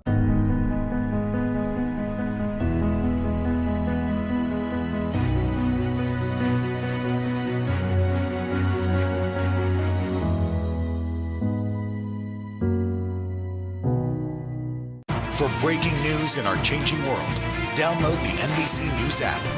The Meet the Press Chuck Todd Cast, free wherever you get your podcasts. How did you square the fact that you loved God so deeply and dearly, yet somehow these bad things were just happening to you? How did you square those two? I love this question, Hoda. There is a wonderful hymn that says, I wouldn't take nothing for my journey now, for my journey now, for my journey now. Maya Angelou actually wrote a book called Wouldn't Take Nothing for My Journey Now. And I wouldn't take anything for having been raised the way that I was and having the experiences that I did, because every one of them created what Bruce Perry calls in What Happened to You, post-traumatic wisdom. It is because I was sexually abused, raped at 9 and 10, 11 and 12 and 13 and 14 that I have such empathy for people who've experienced that. It is because I was raised poor and no running water and going to the well and getting whippings that I have such compassion for people who have experienced it. And so it has given me a broader understanding and a deeper appreciation for every little and big thing that I now have. And now this is what I just had this thought. So thank you so much for bringing it up. I had this thought after writing What Happened to You. I suddenly realized that being sent to live with my mother, which at the time felt like my grandmother is now abandoning me and sending me away. Oh my God, Hoda, I realized that was my saving grace, because otherwise I would have started school in Mississippi, segregated Mississippi, sitting in a classroom where I would be made to feel that I was less than the other children. Instead, I got shipped to Milwaukee and put in that kindergarten class where I already knew how to read because my grandmother gave me Jesus. I knew all the Bible stories and knew all the. So when I walked into kindergarten, I write my kindergarten teacher a letter and say, Miss New, I do not belong here because I know a lot of big words. And I write them out. Shadrach, Meshach, Abednego, Genesis, Exodus, Leviticus, Deuteronomy, Joshua. And I got sent to the principal's office. So it wasn't until, and then moved to the first grade the next day. So I got myself out of kindergarten. But it wasn't until doing, the big revelation for me is, even my grandmother becoming ill and not being able to take care of me in that particular moment is the thing that changed the trajectory of my life in that moment. I just thought, wow, I had never thought of that before. Like, whoa, what happened to me? Oh, I got sent away. I wasn't no longer with my grandmother. And that is the thing that saved me. Because I would be a very different person had I been raised in a Mississippi school. Oh my God, I want to weep right now. I'm having this big wave that's hit me. It's crashing on me. Oh, that's beautiful. No, but that's what post-traumatic wisdom is. It's like, oh, that thing happened. I thought it was a terrible thing. Yeah. I'm sleeping out on the porch. I felt separated, not a part of. That created a sense of, oh, I got to take care of myself. Wow. It's me and my angel team here. You know, so all of it works out if you're open to see it. Right. If you're open to see what happened to you and let what happened to you allow you to recognize the me you can't see, because they're all connected. For breaking news in our changing world, download the NBC News app. This is about 50 votes. If you can't get bipartisanship here, where are you going to get it? If China decided to cover this up, can we ever actually get a definitive answer? What happens if we don't act on police reform this year? If it's Sunday, it's Meet the Press. Our week-long journey begins here in Orlando, Louisville, Kentucky, Cleveland. Our Across America journey reporting on an America rebuilding and reimagining a future after the pandemic. Breaking news tonight, the ceasefire in the Middle East after 11 days of deadly violence. Richard Engel is on the ground. Do you think there's a connection between policing and racism? How narrow a window do you have to really get kids back where we would want them to be? NBC Nightly News with Lester Holt. I'm rolling up my sleeves for science, so I'll survive if I contract this virus. For family dinners, family vacations, family anything. For traveling somewhere beyond my living room. And for the Rebels, there is no greater feeling than being in the stadium and cheering on Ole Miss. And now it's your turn. Roll up your sleeves, America. Plan your vaccine, because every shot counts. Visit planyourvaccine.com and make your plan. The Meet the Press Chuck Todd Cast, free wherever you get your podcasts. For breaking news in our changing world, download the NBC News app. Let's talk for a second about Prince Harry. He spoke out, and for people to get rid of that stigma of mental health, people have to speak out, and Prince Harry has been speaking out. And with his speaking out, Oprah, he's gotten some criticism. I don't know whether it's for speaking out too much. He asked for privacy, and now people feel like they're seeing him everywhere. What are the critics not understanding about what's going on? I think privacy, I ask for privacy and I'm talking all the time. So I think being able to have a life that you are not intruded upon by photographers or people flying overhead or invading your life is what every person wants and deserves, is to not to be intruded and invaded upon. And I think when they say they wanted privacy, that is what they were asking for. But one of the reasons from the very beginning, when I had one of my early conversations with Harry about what do you think are the two most important issues facing the world now? And he said, climate change and mental health. And I said to him, oh, well, I'm doing the series on Apple TV Plus, and started talking about it. And then he said, well, when I turned to leave, Hoda, he said, well, if you ever need any help with that, let me know. And I went, did you say, did I need some help? And so his interest and partnership was really authentic and about his desire to champion these conversations. And so I think that you're asking for privacy in your own personal life does not mean that you don't want to also use your platform to help the world see itself differently. And I think that is also one of the reasons, Hoda, that Harry and I wanted to include, Harry and I and the whole Radical team, all of us working on this, wanted to include people who were known and people who were not known. Because, what I think celebrity is good for, what you're being known is good for, is for people to be able to see themselves in you. I mean, that's what it is. It is being able to say, oh, if that is possible. And the same thing is true whether you are being celebrated for something that's accomplished or being acknowledged for being open and vulnerable about something that is meaningful to you.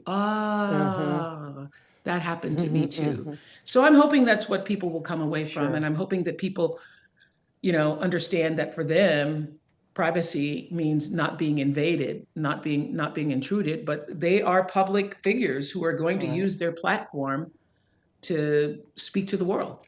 And I'm sure we will continue to hear from them. They didn't mean we're going to go. Privacy doesn't mean silence. That's what people are missing. Privacy doesn't mean silence. When they did their interview with you, Oprah, and you've, I'm sure, spoken to them since, obviously, did they, reflecting on it, did they have any regrets about sitting down and talking about their lives? They have not shared any regrets with me. We had a conversation prior to the interview where I do this with every single person I ever speak to about something important. And I started doing it on my show like around 1989, I think. Going into the green room and saying to the person, tell me what you want. What do you want to happen here? What do you want to come out of this interview?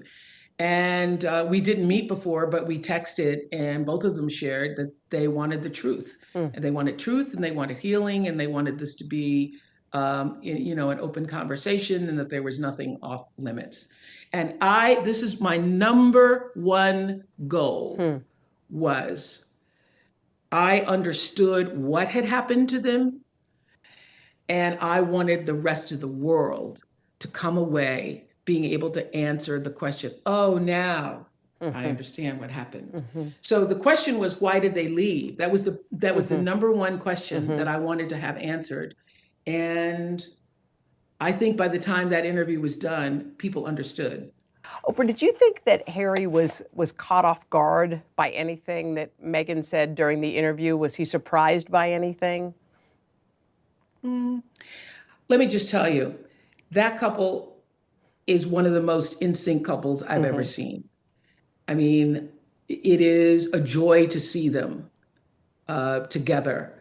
behind the scenes. And so I think that they have not shared this with me, but I think that they would have not just shared their intention with me, but they would have had a conversation about what they both wanted to accomplish in that interview. So.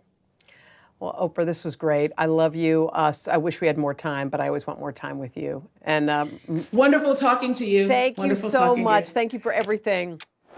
Today is good as hell. We have been waiting for this day. We have renamed this day. Yeah. Oprah Day. Yes. You want to know why? She is here. She's been very busy on her tour. Let's check out what she's been up to. I can't take it. I have some good news to share. I'm going on tour. Oprah Winfrey is hitting the road. She's 4 stops into her 9-city tour across America as part of Oprah's 2020 Vision Tour, Your Life in Focus. Oprah covers diet, fitness, mental health, and more during each day-long event, which are run by WW, the company formerly known as Weight Watchers. Oprah is part owner of WW and sits on their board. As long as there is breath, there is more. I see you back there! Throughout her tour, Oprah's been joined on stage by A-listers, including Lady Gaga, The Rock, Tina Fey, and Amy Schumer. Her next stop, Brooklyn, alongside Michelle Obama. But first, she's with us, right here in Studio 6A.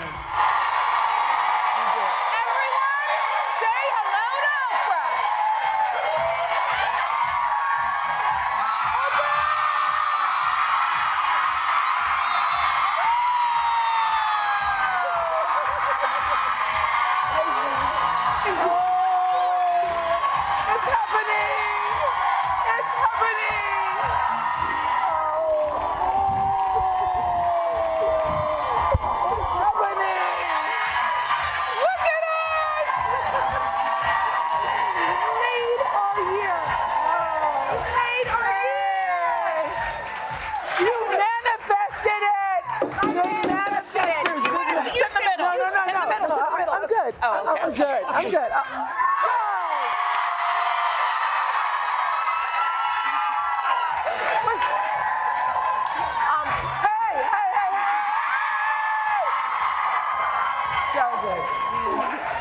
So good. You look just like yourself. Okay, I just need a moment. Do y'all feel like you need a moment? I feel like I need a moment. This is so fun, guys. Okay. I'm so happy to be here. And you manifested She did, this. didn't she, Oprah? Yes, she did. I tried to manifest it, but really all I wanted was this moment. Thank you. I wanted this moment. Let's do it again. I manifested this moment. Thank you. Thank you, thank you. This means, I can't tell you, Oprah, I feel like I've been in this business 100 years. And I was, thank you. Oh, yes. So cool. Isn't that cool? You probably don't need one, but I'm good. we do. Anyway, sorry, goodbye.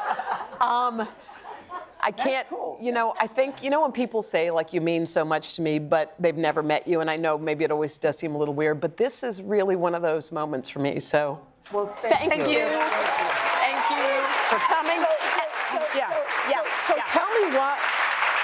I know I've heard you say that, but tell me why. Like, you watched over the years? Yes. I watched you over the years. I've watched you lift people up. Yeah. There's only a couple people on the earth who you want to emulate in our business. And I watched you like hold people's hearts in your hand. Oh. And I remember thinking, like, how does she do that? And you did it in such a way, and it was always so tender and real. And like the fact that you're sitting here on this day is really kind of blowing my mind. I mean, I'm 55 or 56, nobody knows. But who cares? But it doesn't matter. It just shows you like the kid in you is still in there when you walk in the door. So thank you. And everybody in here must feel the same way. Grab some charcoal, butter your buns, And get the grill going. It's almost the 4th of July. Up next on Saucy, Anthony Contrino is putting his very own Italian spin on classic barbecue. That's right, and if anybody knows about buttered buns, it's Anthony.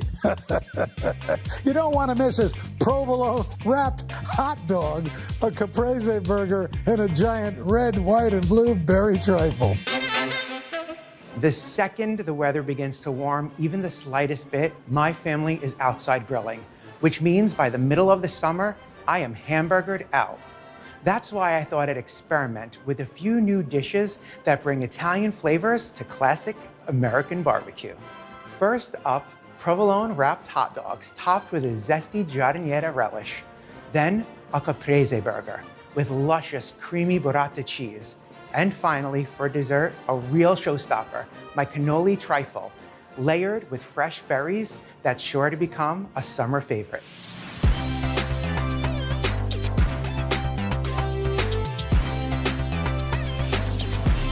Giardiniera loosely translates to from the garden, and it's something Italians have been doing for a really long time, taking all of the summer vegetables at the end of the harvest and preserving them so they don't go to waste. My version is an overnight giardiniera relish, which is more of a quick pickle.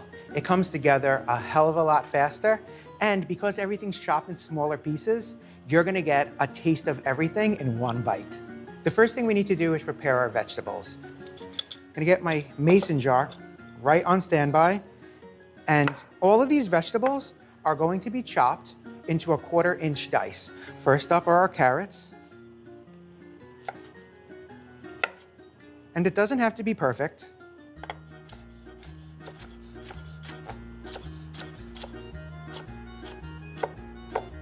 As you chop each vegetable, transfer it right into a mason jar. Up next is a yellow onion. I like using yellow onions. Find they're a little bit sweeter, but you can use a white as well. I would skip the red onion here just because of aesthetics. We already have a red bell pepper. Perfect. Okay.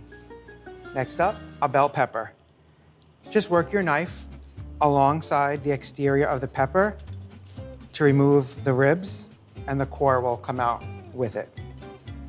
Same thing, 1/4-inch dice.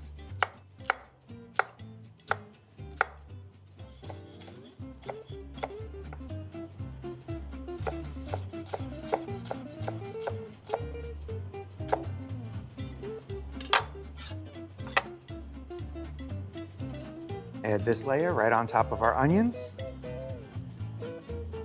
Up next is celery. You may be tempted to cheat here. I know it's a lot of chopping, but don't use anything like a food processor or anything else like that. You're not going to be able to control the size, and it's just gonna be a mishmash of just pureed, shredded vegetables.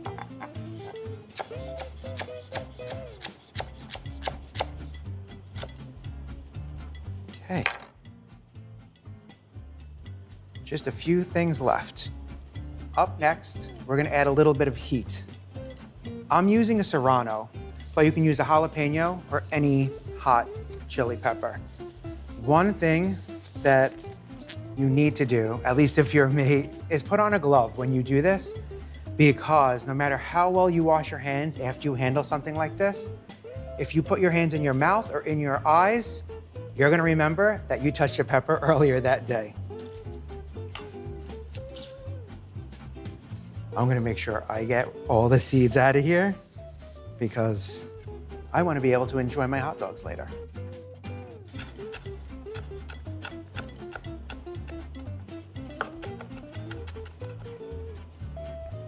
That looks great. Put that right on top. Next up, some garlic. Oh, this was an easy one, guys. 2 cloves.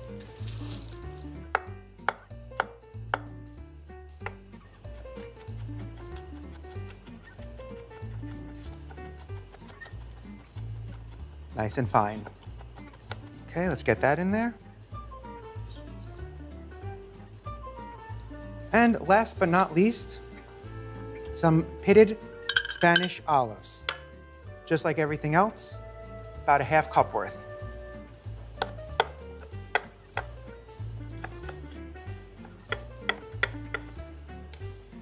Okay, that'll do it. Let's get those right on top. Up next, we're going to make our pickling liquid. In this saucepan, I have 2/3 of a cup of just tap water, and now I'm going to add an equal amount of distilled white vinegar. First thing we're actually going to add is some sugar, which will help with the preservation and also give it some sweetness. 2 tablespoons of that. Then because this is going on a hot dog, I'm going to add some mustard seeds just to give it that mustardy essence. I feel like I'm making like a witch's brew over here. Some dried oregano. Never forget to season. 1.5 teaspoons of salt.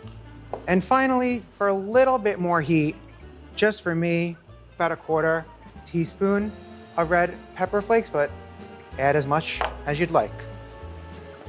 Give it a stir. We want the salt, the sugar to completely dissolve. So we have a nice simmer. Our liquid is clear, which means everything has dissolved nicely. And all that's left to do, pour this over, and then just give it some time.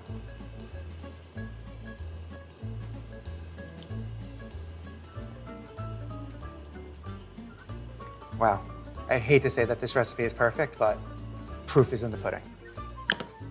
That relish is going to be amazing on my provolone wrapped hot dogs. Our Across America journey here in Louisville, Kentucky, Cleveland. Reporting on an America rebuilding after the pandemic. How narrow a window do you have to really get kids back where we would want them to be? NBC Nightly News with Lester Holt. I'm rolling up my sleeves for science, so I'll survive if I contract this virus. For family dinners, family vacations, family anything. For traveling somewhere beyond my living room. And for the Rebels, there is no greater feeling than being in the stadium and cheering on Ole Miss. And now it's your turn. Roll up your sleeves, America. Plan your vaccine, because every shot counts. Visit planyourvaccine.com and make your plan. Hi, everybody. Good morning. Welcome to Today. Future's looking bright. Are you ready? Half of all U.S. adults now fully vaccinated. A huge lift is underway for one of the most celebrated cities in this country, Cleveland, Ohio. This is the greatest location in the nation. We're having a baby. Wow. The big reveal is under the lid. Hey now. Things are looking brighter, so we want to help you find the fun in 21. Music is back. Y'all were exactly what we needed. Our Across America journey here in Louisville, Kentucky, Cleveland. Reporting on an America rebuilding after the pandemic. How narrow a window do you have to really get kids back where we would want them to be? NBC Nightly News with Lester Holt. There's more than just a hot dog with mustard on top. We have to do better, people. That's why I figured, why not wrap it in provolone cheese? Cheese, delicious. Hot dog, delicious. What can go wrong, right? But first, it's all about the bun. I love a brioche split top bun. Delicious. I love how nice and soft and flavorful these buns are. They're loaded with butter, but not enough butter. So we'll just add a little bit more. Just an even smear on the sides, which is gonna help toast these up beautifully. Make sure you get both sides.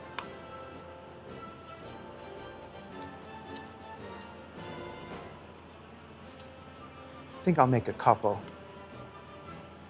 Okay, let's get this on our preheated griddle. Just looking for some beautiful golden brown markings. Give them a flip. You can smell that butter. It smells so good. Don't these look gorgeous? Don't worry, I will leave them right here for you to look at. Let's throw a couple of our hot dogs. Any kind you like. I like an all beef hot dog. and just one that fits your bun properly. Unless you don't care about that. So just begin to rotate them. If you don't have a grill pan and you're in a bind, you can even boil your hot dogs. These are nearly done. Let's get ready for the fun part. Wrapping them in provolone cheese. You want it on the thin side so that when you roll it, it doesn't break. And all you're going to do is take your freshly grilled hot dog, place it towards one end of the cheese, and just roll it up. It will melt slightly from the heat of the hot dog, but not completely, so it'll still have its own texture. And right into our prepared bun. Ooh, that has some beautiful marks on it, just the way I like it. Wrap it up.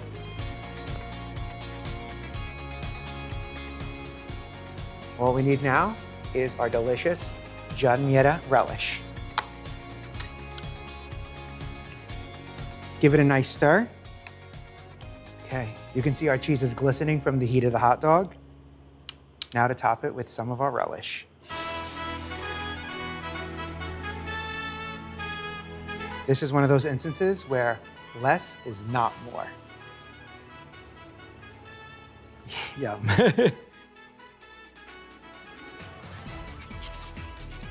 Is this not the prettiest hot dog you've ever seen?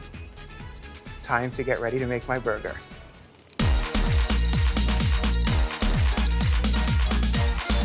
A caprese salad is one of my favorite dishes, so I figured why not make a caprese burger? But instead of using mozzarella, I'm using burrata. It is one of my favorite cheeses in the entire world. The first element of a caprese burger is tomato. Slicing these into 1/4-inch thick rounds. Look how beautiful. It's one of the best things about summer are the best tomatoes. These are just beefsteak tomatoes, and I'm looking for a tomato that's going to be pretty proportionate to my hamburger patty, which I have right here. I'm using premium hamburger patties here. This is one of those instances where spending just a little bit of extra money is going to give you a far superior end product. This blend is 80-20, which means it's 80% lean and 20% fat. And all that fat is gonna translate into delicious flavor. Generously season both sides of your patty. And straight onto a fairly hot, preheated cast iron grill. That's the sound you want to hear anytime you place meat onto a hot grill. We're looking for some really nice, beautiful caramelization on the bottom of this burger. I know it's really tempting to just take your spatula and sneak a peek, but you'll ruin the grill mark, so don't be tempted. Give it a little bit of time. I like super well done meat. I'm that guy who goes to a steakhouse, gets filet mignon, and is like, hey, can you butterfly it and kill it? Don't judge me, don't at me. It's the way I like it. It's still delicious. I know you're not gonna think that, but I like it, and that's all that matters. Beautiful. At this point, pick your favorite piece of tomato. I'm gonna use this one. Put it right on top. And now, if you're using an outdoor grill, close the lid.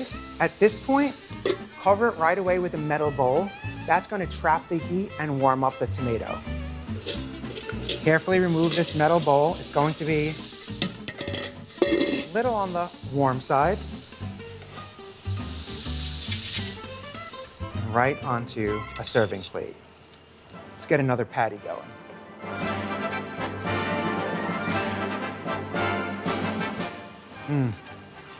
How beautiful does that look? Still super juicy. Now for the fun part, all the toppings. Just a nice, generous portion of burrata. A drizzle of some really good olive oil. Some balsamic glaze. Flaky sea salt. Just a little bit of freshly cracked black pepper. And then last but not least, some basil.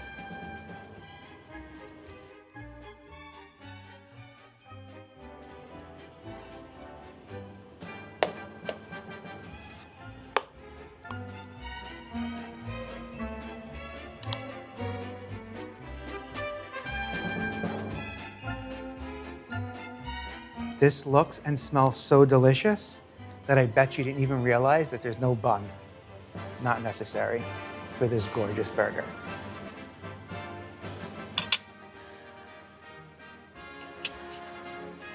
This beats a salad any day of the week. Hi, everybody. Good morning. Welcome to Today. Future's looking bright. Half of all U.S. adults now fully vaccinated. Al is in Cleveland for our Reopening America series. This is the greatest location in the nation. Music is back. Y'all were exactly what we needed. This is about 50 votes. If you can't get bipartisanship here, where are you going to get it? If China decided to cover this up, can we ever actually get a definitive answer? What happens if we don't act on police reform this year? If it's Sunday, it's Meet the Press. For breaking news in our changing world, download the NBC News app. Our Across America journey here in Louisville, Kentucky. Cleveland, reporting on an America rebuilding after the pandemic. How narrow a window do you have to really get kids back where we would want them to be? NBC Nightly News with Lester Holt. The Meet the Press Chuck Toddcast, free wherever you get your podcasts.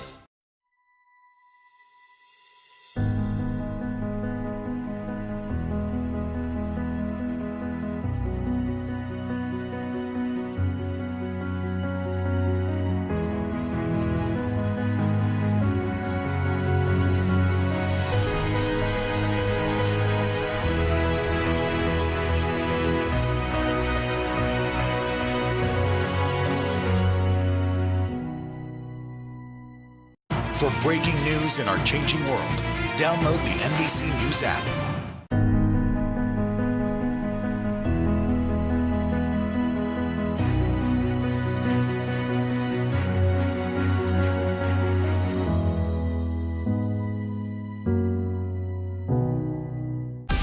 Make the most of your day with Today in 30. We give you a mix of everything you love about our show in a mere 30 minutes.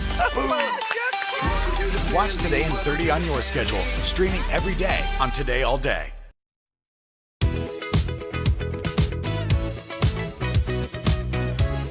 In my family, dessert is just as important as what comes off the grill. We always need to end on a sweet note, even at a barbecue. So I'm going to be making my cannoli trifle. Let's get started with our berries. They're going to take the longest because we want to macerate them. So just cut off the tops. A pound of strawberries here. You can use any berries that you like that are in season. I just really love the combination of the strawberries and blueberries. I find it's easier to just cut the top straight off instead of a traditional hull. They'll stand flatter and you're not losing that much of the fruit. I'm just gonna cut these into smallish pieces. You're just looking to get them sort of around the same size as your larger blueberries. Doesn't have to be perfect. Okay, the last couple.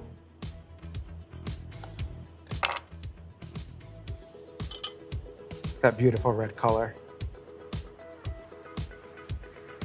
Okay, now for our blueberries. All done. Just throw them right on in. Give it a little toss. And now, let's add a couple of tablespoons of sugar. This sugar is going to help pull all of the juices out of these berries. Then I'm adding some amaretto.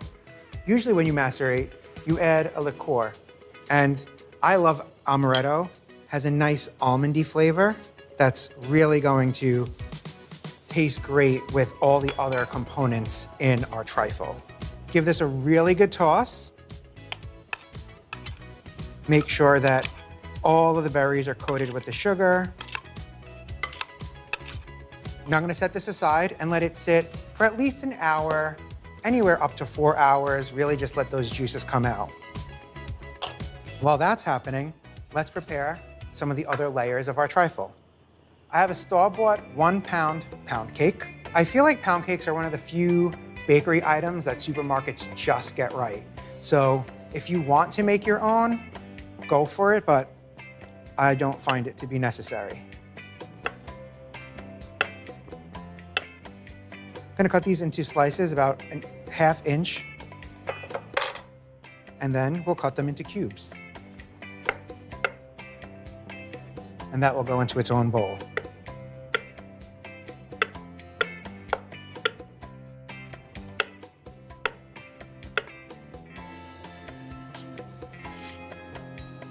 And since I'm at the cutting board, I'm just gonna get our garnish ready now too. Some pistachios for a little extra crunch. So about a 1/4 cup. And we'll give it just a little bit of a chop.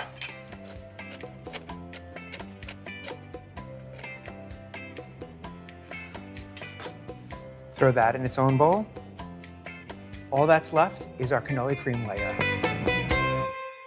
For breaking news in our changing world, download the NBC News app. Our Across America journey here in Louisville, Kentucky. Cleveland. Reporting on an America rebuilding after the pandemic. How narrow a window do you have to really get kids back where we would want them to be? NBC Nightly News with Lester Holt. Hi, everybody. Good morning. Welcome to Today. Future's looking bright. Half of all U.S. adults now fully vaccinated. Al is in Cleveland for our Reopening America series. This is the greatest location in the nation. Music is back. Y'all were exactly what we needed.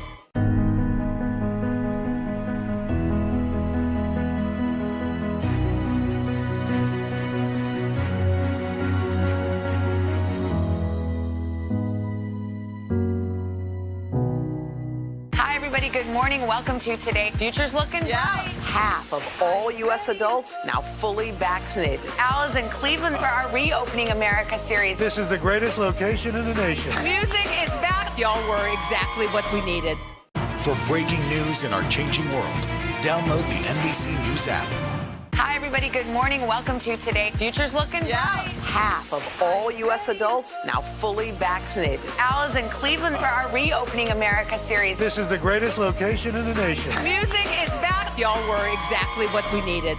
The Meet the Press Chuck Toddcast, free wherever you get your podcasts.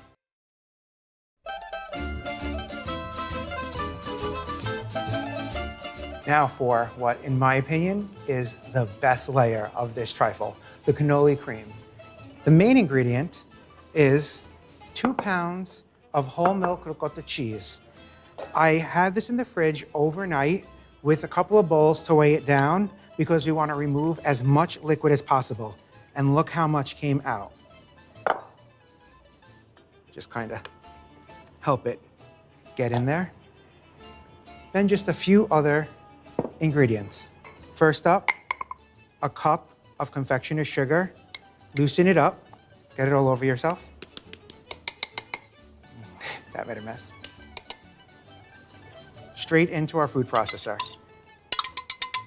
It's gonna help sweeten it up. The one day I don't wear an apron. Now I know you think cinnamon is like a warm fall spice, but trust me, it plays really well with the amaretto and the fresh berries. So, half a teaspoon of that, and a half a teaspoon of some really good vanilla extract. Just a little bit of nutmeg, about 1/4 teaspoon. Always fresh when possible. And because we have amaretto in our berries, we're gonna bring it into our cream as well. Tie in all those flavors together. Just a tablespoon.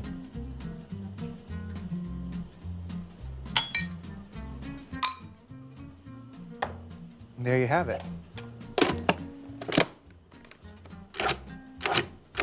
Give it a few pulses to get it started. And then turn it on until it's nice and silky smooth.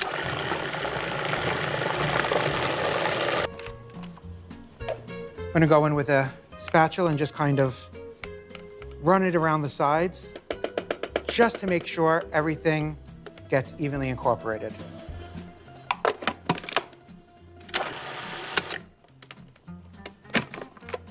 Beautiful. Now to lighten this up a little bit, we're gonna fold in some whipped cream, a half cup worth. Unless I'm making a crazy quantity of whipped cream, I prefer to do it by hand. I feel like I can control it better and it whips quicker than you think. The trick is to tilt your bowl and go back and forth, This creates tension as it's being pushed away, but then suddenly pulled back in. If you go in a circle, you're gonna be here all day long.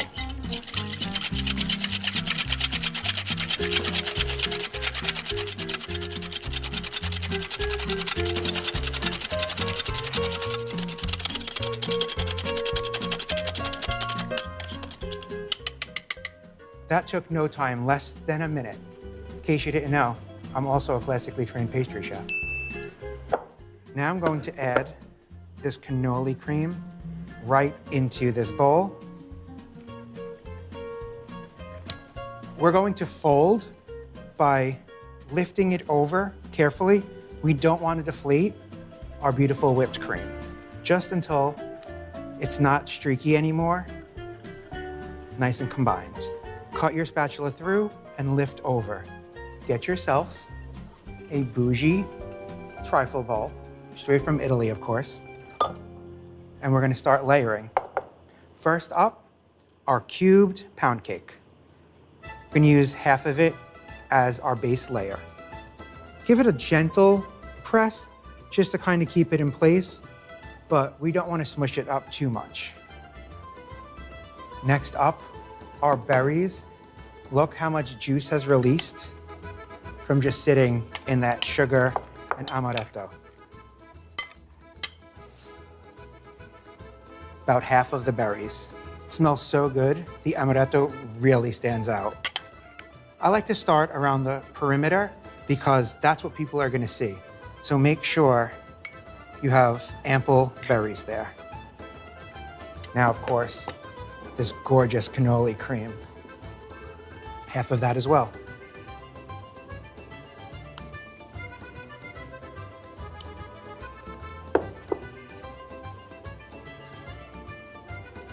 Just gently spread it over your berries. And twist your bowl to help. And then repeat. So we'll add the remaining cake cubes. This dessert is going to feed a lot of people, making it perfect for a summer party. Get those remaining berries on top. And it has a lot of berries, so of course it's healthy. And all those juices, it's all flavor. Make sure all of it finds its way into your trifle bowl. Oop. Then the last of our cream. I like to pile it in the center so that I can control it and leave a little bit of those berries exposed because they're so pretty. That's all there is to it. Although, I think we need our pistachios, that crunchy garnish.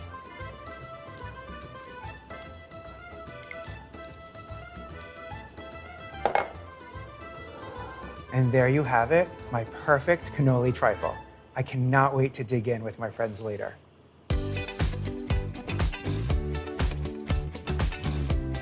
Literally all over. And then the other side, okay?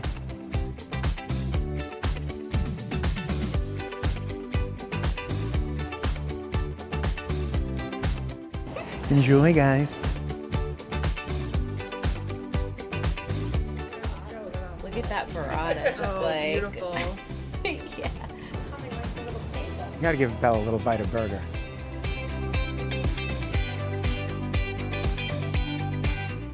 Ah! Oh my God! Wow!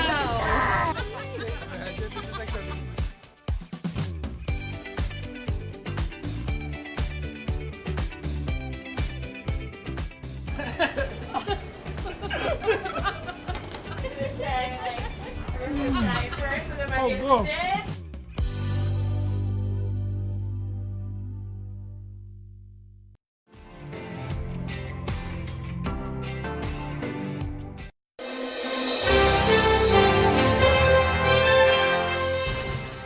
Ali Stroker is a true trailblazer. She made history as the first person in a wheelchair to appear on Broadway and win a Tony Award. Well, now she's channeling her experience in a new novel called The Chance to Fly. It's the story of a teenager named Nat who worries her wheelchair will prevent her from achieving Broadway dreams. But when Nat sees a flyer for a kid's production of Wicked, she summons the courage to audition and defy expectations. Doesn't that sound like a good book? Allie joins us now to tell us all about it. Congratulations, Allie. Good morning to you.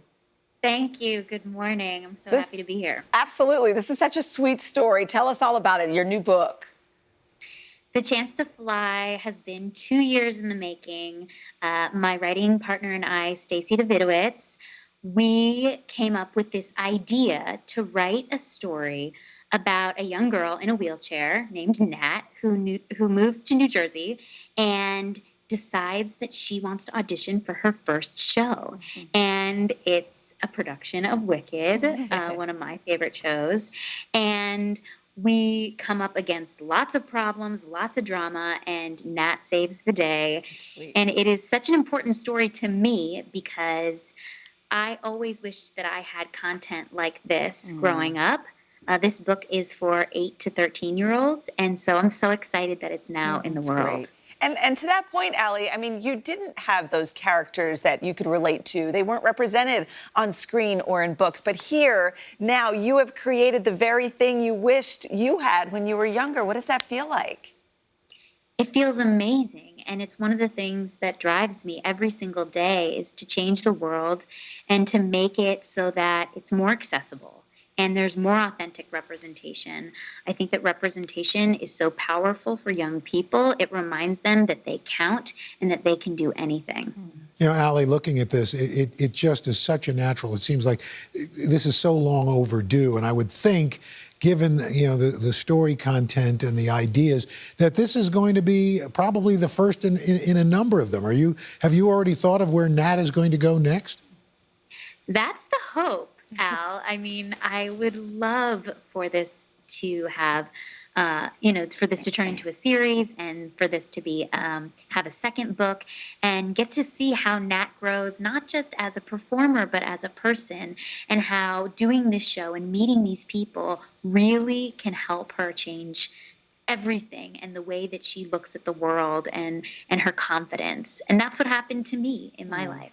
You know, it's so beautiful about this. I was just thinking, I have kids in that exact demo that you just mentioned. And I think it's important for kids who are in wheelchairs and maybe who aren't, but to see that representation and they see each other. That's also part of this. It's for all kids. What are you hoping that they take away from this? I hope that they read this book or listen to this book. There's an Audible.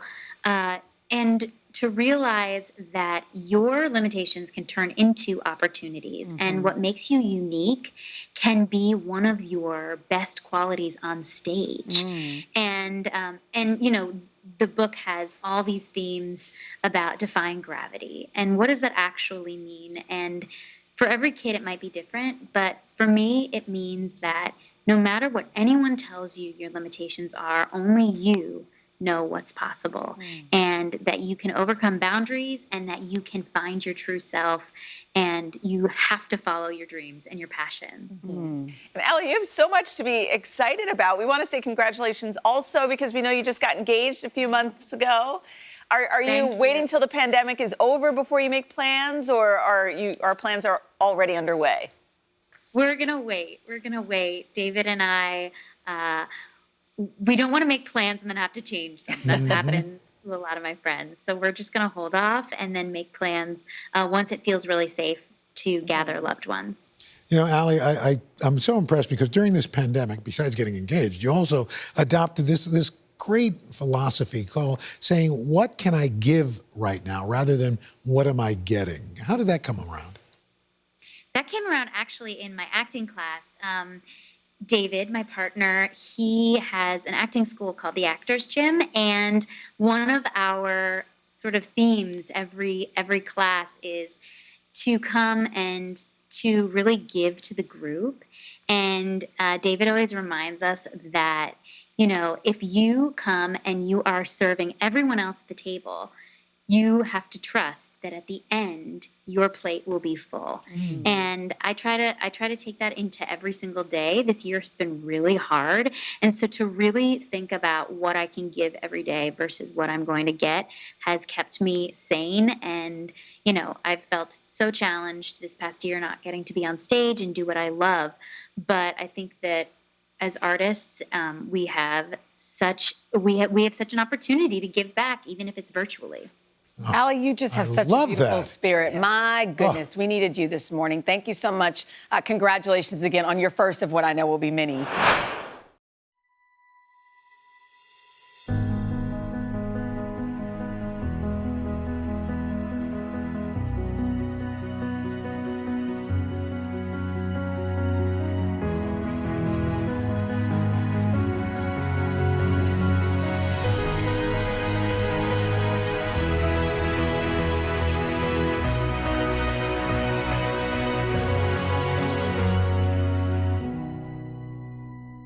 Hi, everybody. Good morning. Welcome to Today. Future's looking bright. Half of all U.S. adults now fully vaccinated. Al is in Cleveland for our Reopening America series. This is the greatest location in the nation. Music is back. Y'all were exactly what we needed. It has been a long year. Yeah, where it's been anything but normal. Well, now there's hope. The COVID vaccines. I know. It's been a little confusing. Like really confusing. So it's more important than ever to make a plan. Visit planyourvaccine.com to find out where and when to get your vaccine. What are you waiting for? Roll up your sleeves and plan your vaccine. Plan your vaccine. Plan your vaccine. The Meet the Press Chuck Toddcast, free wherever you get your podcasts. For breaking news in our changing world, download the NBC News app. The Meet the Press Chuck Toddcast, free wherever you get your podcasts. Astronaut Scott Kelly has certainly left his mark in this world and beyond. He's a former military fighter pilot, a retired U.S. Navy captain, and a veteran of 4 space flights. And now he has turned his personal journey into a children's book titled, I love this, Good Night, Astronaut. And good morning, Scott. It's so nice to have you with us this morning. Thanks for having me. Before we get to your book, yesterday, I just want to ask you about this because yesterday, Elon Musk and Jared Isaacman revealed that SpaceX will be sending the first all-civilian crew to space, partly as a fundraising campaign. But what's your initial reaction when you heard this? I mean, shouldn't there be someone who knows what's going on up there? Maybe it might make sense. I'm not, an expert on the SpaceX. So, we have the SpaceX flying autonomously to the space station and back for cargo. But, I would prefer if there was a trained person on there. And I'm a civilian now, and my schedule is wide open. So. All right, there you go. I like that. Well, for what advice would you have for anybody who doesn't have formal training? How should they prep to get up there? Well, I would definitely talk to someone who's spent some time in space beforehand, and then, make sure they know as much as possible about the spacecraft, about, what their plans are, what they're doing, especially the emergency procedures. But, make sure they seek out the right advice. I'm sure they will, beyond Google. Well, now onto your book. A lot of people probably don't know what jobs you held before heading to space. Tell us about how this book reflects your story. Well, I wanted to write another kid's book. I got it right here. And I want it to be kind of a bedtime story. I used to like reading to my young kids before bedtime. So I thought, what better idea than to talk about all the different places that I've had the privilege of sleeping in my life, not only space, but on a submarine, on ships, all kinds of interesting places to help put kids to bed at night and for them to imagine the places they might go in their lives someday. I love this and can't wait to read it to my son. We do talk about space all the time, so I have to ask, what is it like to sleep in space? Well, you would think it'd be really comfortable because you're floating, but, floating and sleeping in space presents other problems. Your spine elongates, so you might have back pain. It could be hot, it could be cold, it could be loud. Sometimes you see cosmic ray flashes in your eyes. So I prefer the bed. I would think so. But speaking of the beds, you talk about all the places you've slept. Growing up as a young boy, did you ever dream that you would have this life and all the different places you would go night-night? Absolutely not. I was a bad student growing up. I never had any expectation of being able to do the incredible things I got to do. And it was actually a book that inspired me when I was 18. I read Tom Wolfe's The Right Stuff, and it made me, feel like I could do some incredible things in my life if I could only get a good education. And that's what I needed, that spark from a book. That's great. Yeah, on Twitter, somebody asked you if you'd run in a Senate race. Of course, your twin brother, Mark, now Arizona's junior senator. Do you want to try to equal him or even maybe go further, run for president? Well, we're always in some form of competition, right? But no, I'm very happy for him, and look forward for him doing great things, serving our country again. Well, with the weather getting colder, people continue to follow social distancing. It's hard to get in physical activity. So do you have any advice for all of us on getting an exercise, especially since you did spend 340 consecutive days on the International Space Station? Well, I think people should do whatever they can, because when you're living in this kind of environment in the pandemic, very stressful, that can affect your immune system, and exercise helps you in so many ways. So, just figure out what you can do and, make the best of it. If we work together, we'll be out of this, I hope, this coming year. Cheers to that. Well, Scott Kelly, it is so nice to talk with you. Thank you so much for joining us. I'm so excited for this book.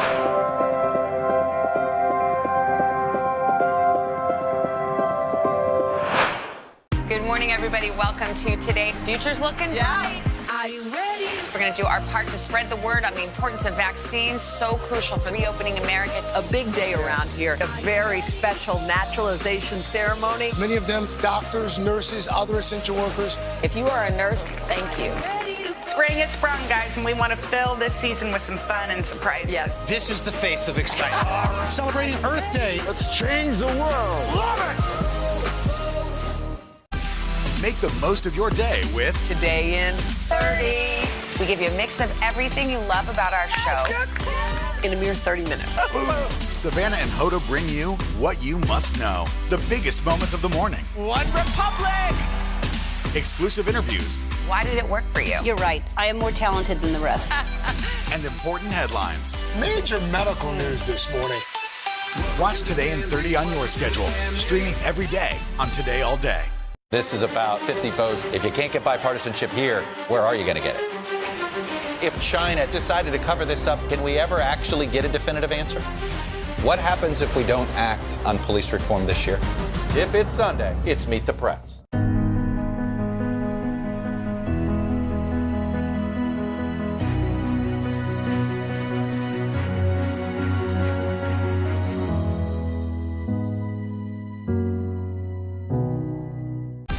Make the most of your day with Today in 30. We give you a mix of everything you love about our show in a mere 30 minutes. Savannah and Hoda bring you what you must know. The biggest moments of the morning. One Republic! Exclusive interviews. Why did it work for you? You're right. I am more talented than the rest. And important headlines. Major medical news this morning. Watch Today in 30 on your schedule. Streaming every day on Today All Day. Channing Tatum has gone from sexy movie roles to the most important role of all, as dad. Yeah, and these days, Channing's attracting a new audience, and they're younger and cuter, and they're going to love his newest passion project. Yeah, it's a children's book. It's a new one, and it's called The One and Only Sparkella. Hi, Channing. How are you? Hi guys, how you guys doing? Okay, we're kind of imagining you reading the book to your little one, to Evie, with your Sparkella voice. So, do you have a special voice you use when you read to her? Yeah, well, I use a lot of voices. It was really funny. When she was young, I would do all these voices, and she would just be like, "Dad, can you just read it normal?" and I was like, "I've been training my whole life to do this and to impress you by it," and she just was not having it. But the gig was up finally. I went and actually read at her school. You do these things like guest reader, and I started just reading normal, and she was like, "Dad, what are you doing? Do the voices." And I'm like, "Oh." You do like them, You do yes. like them. And so she's a little trickster. Oh, I love that. You know, this book is so awesome. It's awesome for parents and it's awesome for kids. And I feel like half of the books we read are kind of for us, you know, as parents, to remind ourselves that it's okay to like put on a boa. I'm just looking at a picture over here and have a crazy dance party. What have you learned about yourself as a dad? You know, I think as a girl dad, I think I was pretty nervous. I literally ran right to YouTube and learned how to braid hair just because I obviously don't have hair. I didn't want to be the dad that dropped, you know, his little girl off with a dirty face, missing a shoe, and like a hair in a rat's nest. So I was kind of nervous all the way around just to be a girl dad. And, you know, I was a guy that grew up in the South playing sports and running around the woods. So I was kind of trying to figure out how I was going to really connect to Evie once she started getting older. And it really, the answer for me was just to go into her world, go into do whatever it is that she wanted to do, whether if it was do my makeup, paint my nails, you know, play princess, really and truly anything and everything. And all my anxiety just went away, and we have like the best little relationship ever now. We do tiny dance parties. We do not so tiny dance parties. So we have a lot of fun. We're buddies. Well, it's so cool. I mean, your Instagram has some real winners of you and Evie just connecting all the way. But beyond the boas and the makeup and all that stuff, what do you think the most important part of being a girl dad really is? Well, I mean, the thing that I really try, and it's something I noticed with Evie, telling her and teaching her things, you know, verbally, or trying to help her through a problem, you know, it only kind of went so far. And really and truly, like, I realized that Evie learned the most and made the most progress when she looked within herself and really came up with whatever that answer was to whatever issue or problem that she was having. And really it taught me a lot how to just be more myself whenever I was having an issue, is just to get quiet and really look in, because all the answers are sort of inside, and you can really attack any single problem that you have. It's so funny because we were just talking about our kids. And when they come to us with heartbreak, which we know is going to happen, it's like really about listening. And that's what I just heard from you. It's like you don't tell them how to fix it. You let them, you guide them, you know, you listen. Yeah. You just like hold space for them. You just be there and like let them work through whatever the thing is that they're going through. Even sometimes talking it, like just letting them talk it out really somehow strangely just like lets the energy kind of out of it, and they can kind of come to terms with whatever it is. And I also, there's another trick, is it's in the book, is I've noticed that Evie, she likes to teach me things. So if I come up with a bit of a problem or an issue that is similar to something that she might be going through, she kind of helps me through it, and there in turn sort of helps her through it. Okay, we've scribbled down all the advice already. I mean, honestly. Channing, thank you so much. We appreciate you. This book is called The One and Only Sparkella. Go pick it up. You can go to today.com/shop. It'll make your kids laugh, and it'll make you feel really good. It has been a long year. Yeah, where it's been anything but normal. Well, now there's hope. The COVID vaccines. I know. It's been a little confusing. Like really confusing. So it's more important than ever to make a plan. Visit planyourvaccine.com to find out where and when to get your vaccine. What are you waiting for? Roll up your sleeves and plan your vaccine. Plan your vaccine. Plan your vaccine. Hi, everybody. Good morning. Welcome to Today. Future's looking bright. Half of all U.S. adults now fully vaccinated. Al is in Cleveland for our Reopening America series. This is the greatest location in the nation. Music is back. Y'all were exactly what we needed. Make the most of your day with Today in 30. We give you a mix of everything you love about our show in a mere 30 minutes. Watch Today in 30 on your schedule, streaming every day on Today All Day.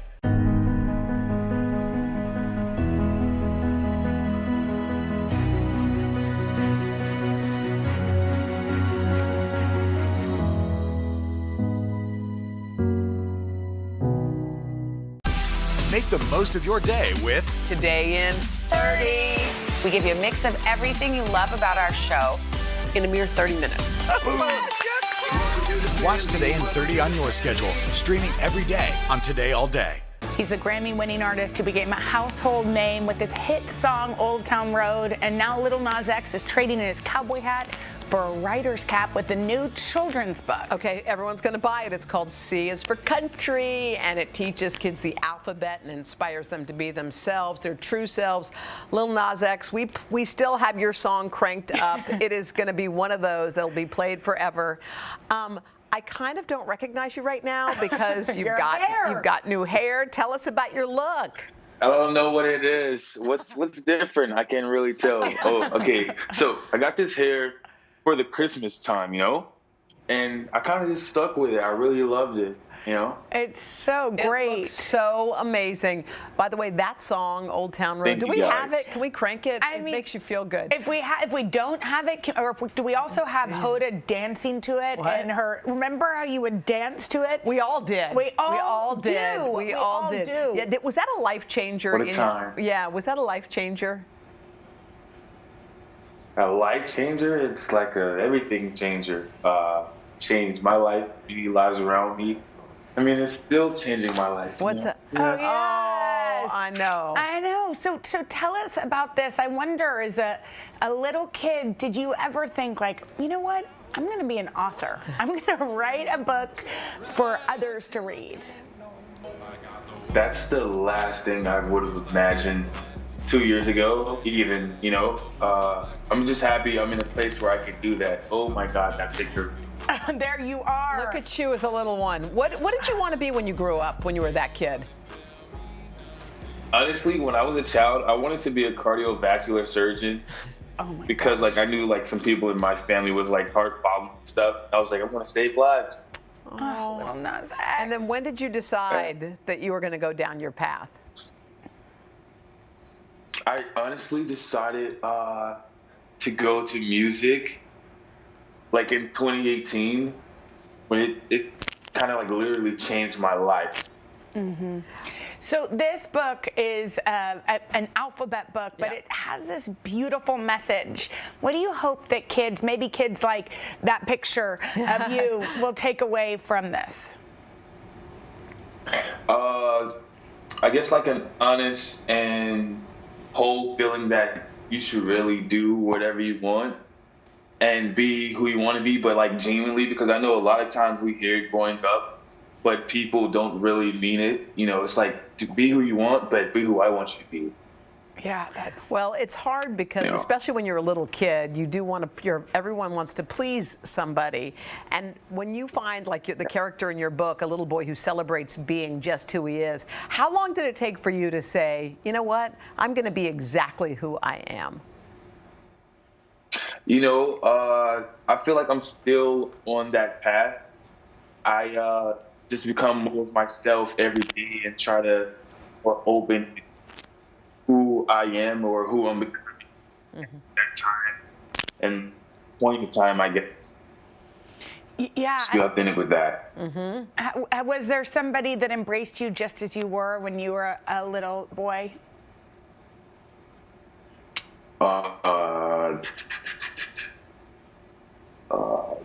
I can't say really, but no.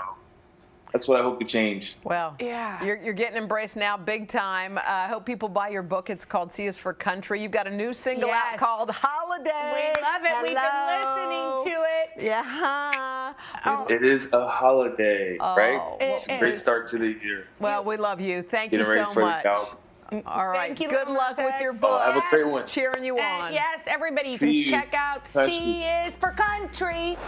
Multi-talented is only a start in the way you describe Tracy Ellis Ross. For the past 7 years, she's kept us laughing as Rainbow Johnson on the hit comedy Blackish, a role that has earned her a Golden Globe and multiple Emmy nominations. Well, now she is lending her vocals to the new animated special, The Runaway Bunny. It's based on the best-selling children's book of the same name. Check it out.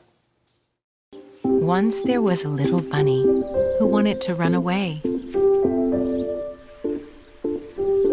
So he said to his mother, I am running away. If you run away, said his mother, I will run after you. For for you are my little bunny. Tracy Ellis Ross joins us now. So good to see you. Good morning. Good morning. That gives me the warm and fuzzies. It gives us the warm and fuzzies too, Tracy. I mean, it's such a sweet special. And we heard you were able to record the entire book in one evening over Zoom. Is that right? That is correct. It wasn't as daunting of a task as it seemed. It's such a beautiful classic children's book about unconditional love. And it's just the words lend themselves to an ease. And I also got to sing the lullaby that goes along with it. The author had originally written a lullaby, and it had never been recorded.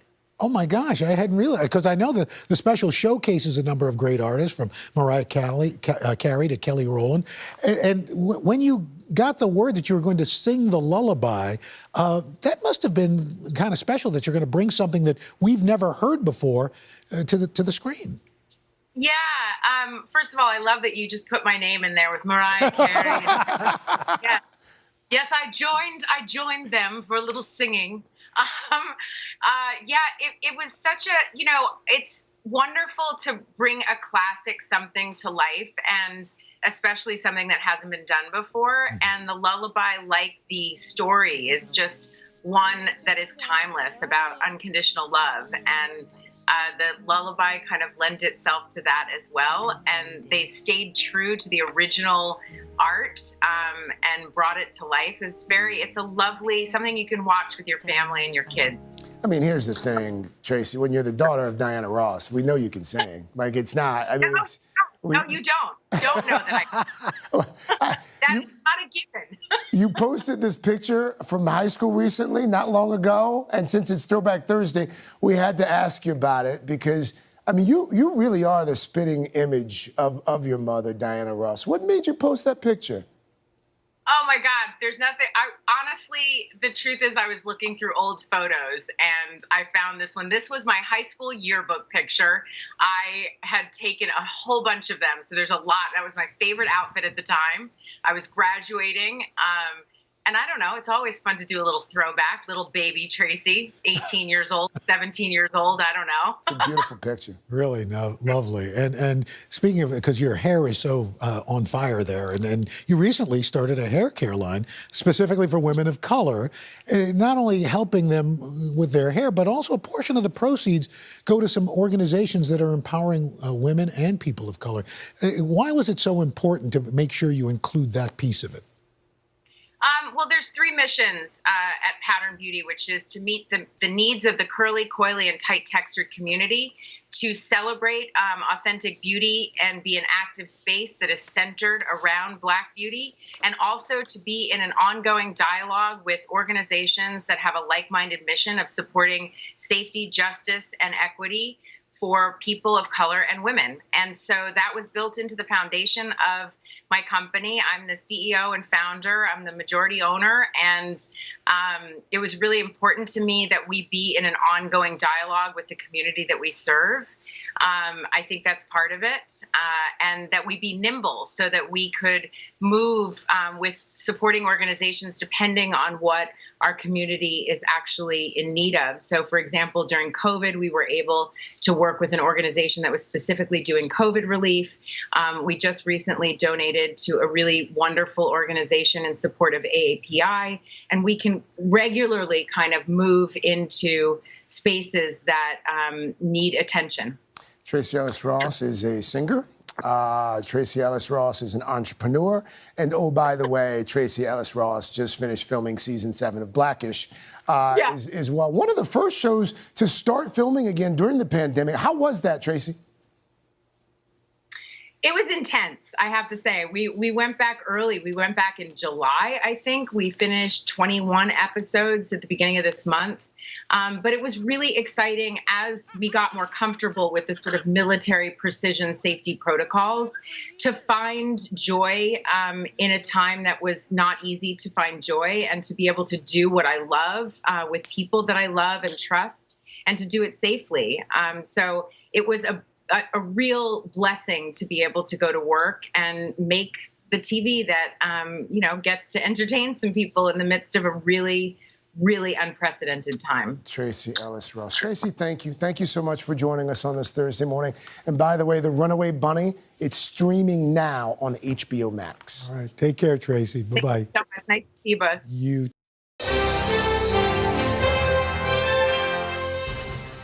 You're involved in something special. It's launching today. It's called Fertility Out Loud. Tell us about it. I have been very out loud with everything I've ever said, basically. So I figured, why not be out loud about something that was really actually very important to me? I think our journey with fertility and infertility has been very public for a very long time.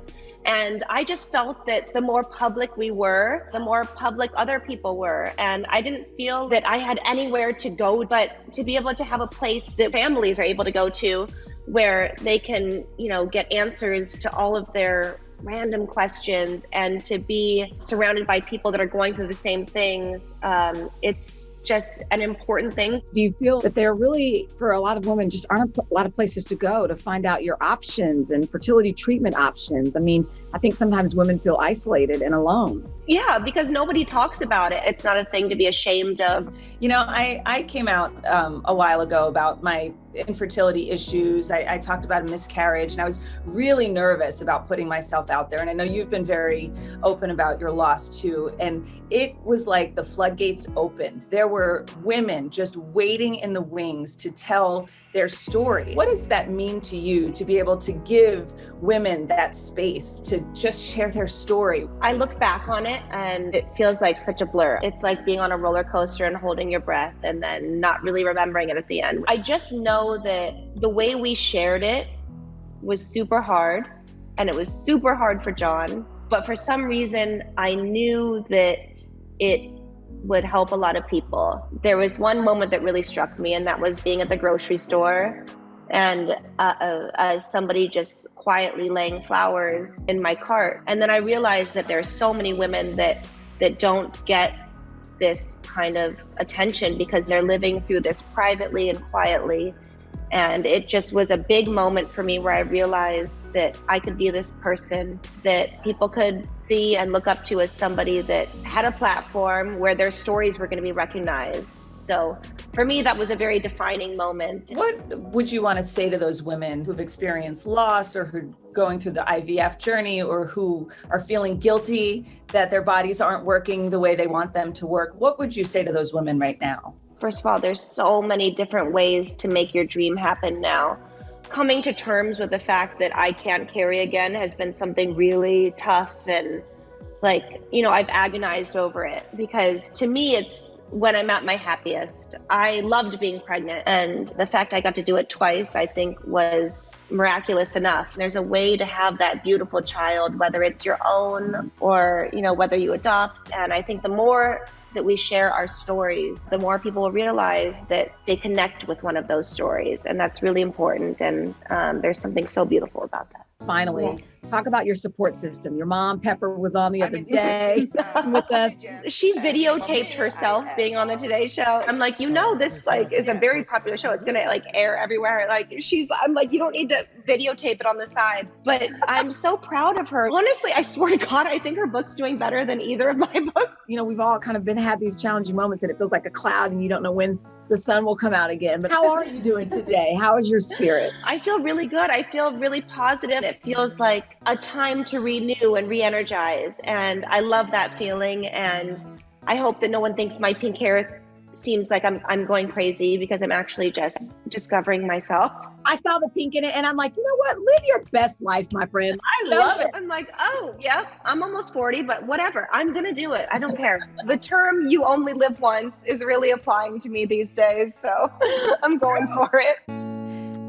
I really loved our conversation. It was a good conversation. And she's making it accessible to talk about fertility issues, and it's a great campaign she's working on. So you can head to today.com to check out stories from couples sharing their infertility journey as well. It has been a long year. Yeah, where it's been anything but normal. Well, now there's hope. The COVID vaccines. I know. It's been a little confusing. Like really confusing. So it's more important than ever to make a plan. Visit planyourvaccine.com to find out where and when to get your vaccine. What are you waiting for? Roll up your sleeves and plan your vaccine. Plan your vaccine. Plan your vaccine. Good morning, everybody. Welcome to Today. Future's looking bright. Are you ready? We're going to do our part to spread the word on the importance of vaccines, so crucial for reopening America. A big day around here, a very special naturalization ceremony. Many of them doctors, nurses, other essential workers. If you are a nurse, thank you. Spring has sprung, guys, and we want to fill this season with some fun and surprises. Yes. This is the face of excitement. Celebrating Earth Day. Let's change the world. Love it! It has been a long year. Yeah, where it's been anything but normal. Well, now there's hope. The COVID vaccines. I know. It's been a little confusing. Like really confusing. So it's more important than ever to make a plan. Visit planyourvaccine.com to find out where and when to get your vaccine. What are you waiting for? Roll up your sleeves and plan your vaccine. Plan your vaccine. Plan your vaccine. Kyle Busch is best known as a NASCAR champion. 52nd career Cup victory for Kyle Busch. Off the track, he's simply known as Dad. But getting that title hasn't been easy for Kyle and his wife Samantha. After getting so many negative pregnancy tests, it's hard. After going on social media and seeing all these people announcing that they're having children, I mean, it does a lot to you as a woman and to you as a couple. More tests revealed that Kyle, too, had male factor infertility. Being the male and being a part of all of this infertility issues, you wouldn't necessarily think that your sperm's not good enough or you don't have enough or whatever it might be. It's like, I'm good, I'm no problem, I got this. And we found out that I had issues as well too. It made a lot more sense. The doctor basically told us the two of you are never gonna conceive naturally together. That's when the couple turned to in vitro fertilization, or IVF. I do feel that going through it, I was depressed and you kind of isolate yourself from family and friends. But honestly, once we got started, it was such a relief and it was nice to have a game plan. And he gave me all my shots and I felt like we were, in it together. He was good. He was a good doctor. Then, after countless negative pregnancy tests, finally, a positive. I literally, anybody I could tell, I told, so. She was very excited to have Brexton be born and to share in that moment and that joy and celebration of him being born. Man, there's nothing else like it, that's for darn sure. Yeah, it was just crazy after trying for so long and feeling so defeated and wondering if it was ever gonna happen. And then when he was finally in our arms, it was just, miracle. Mm-hmm.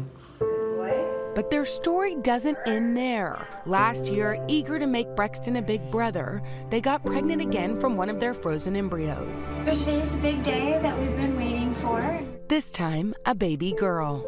And so we announced on Thanksgiving Day, and then, so a week later, we had to announce that we lost her. And the hardest part was having to tell Brexton, because he constantly asked where she was and why God took her and why she wasn't going to be living here. Yeah, and we explained that she was an angel in heaven with God.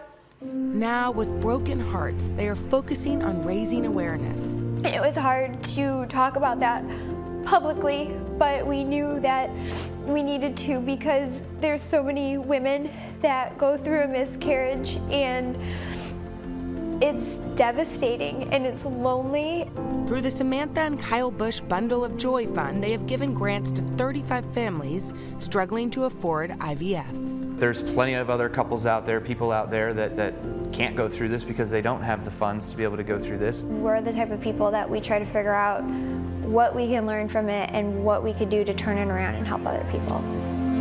So welcome to Samantha and Kyle. Thank you. You know, you've gone through so much and you could just be isolated in your pain, but you know that other families can't afford IVF. In some ways, that's the only chance of having families. Completely. I know when we were going through this, just the emotional and the physical struggles, but for so many couples, it stops right there. They know IVF is their only option and they can't afford it. And we just knew God put it on our hearts that we had to do something about it. So we started the Bundle of Joy Fund, and we're up to 37 families, 19 babies born, 3 more on the way this year, and we're getting ready to do more grants. Yeah, when you were watching the video, you referred to them as your family. Yeah, they they're are our your extended family now. Yeah, we had a whole play date with all 35 of them, all the kids running around everywhere at one of Brexton's favorite play places. So it was really cool to have everybody together for a day. How are you guys doing now?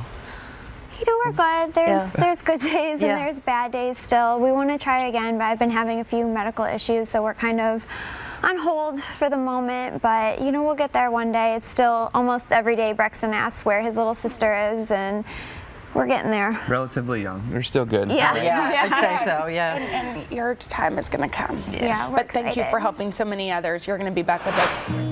The desire to become parents leads many to do whatever it takes. Physically, emotionally, and financially. I mean, the hardest thing that we've gone through. I feel like everyone should have the right to, have the choice to start a family.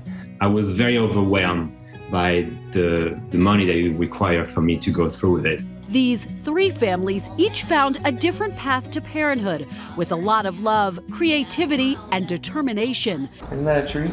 In Denver, Abby and Sean Mercado are parents to twins, Max and Annie, 2 miracles via the process known as in vitro fertilization, or IVF. It's very expensive. We wanted to start a family. We prioritize that above, the dollar.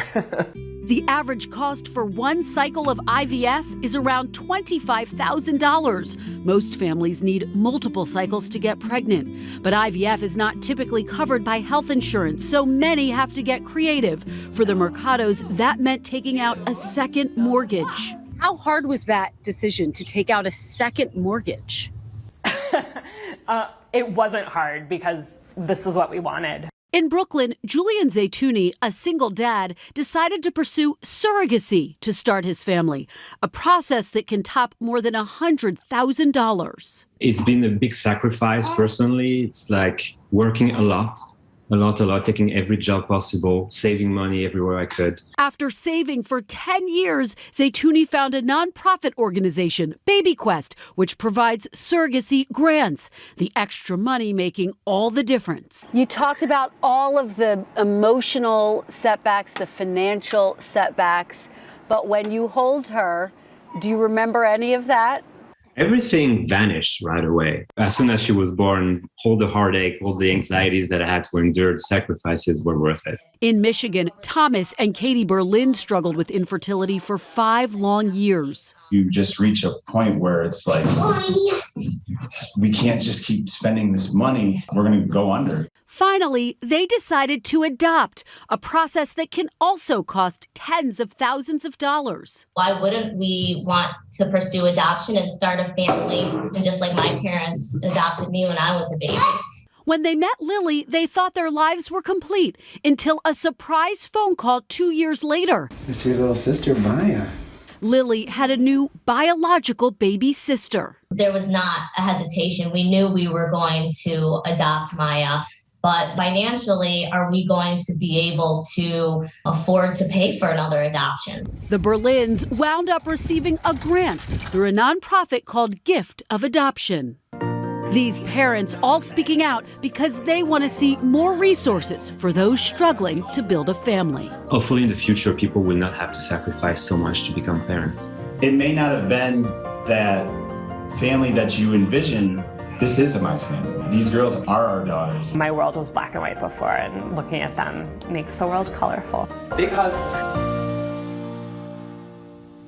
I so enjoyed meeting and talking to those families, and I salute them for speaking out. And Peter and Dylan, going through this process was so life-changing that Abby Mercado actually started a company called Rescripted to help patients who are struggling with infertility and who are looking for guidance. And each family wanted to speak out to help raise awareness about the struggles and also opportunities that exist.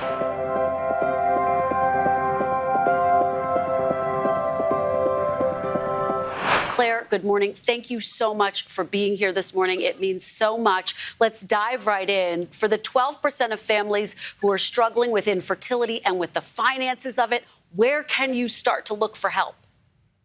Yeah, well, thanks, Kristen, and thanks for talking about this important topic.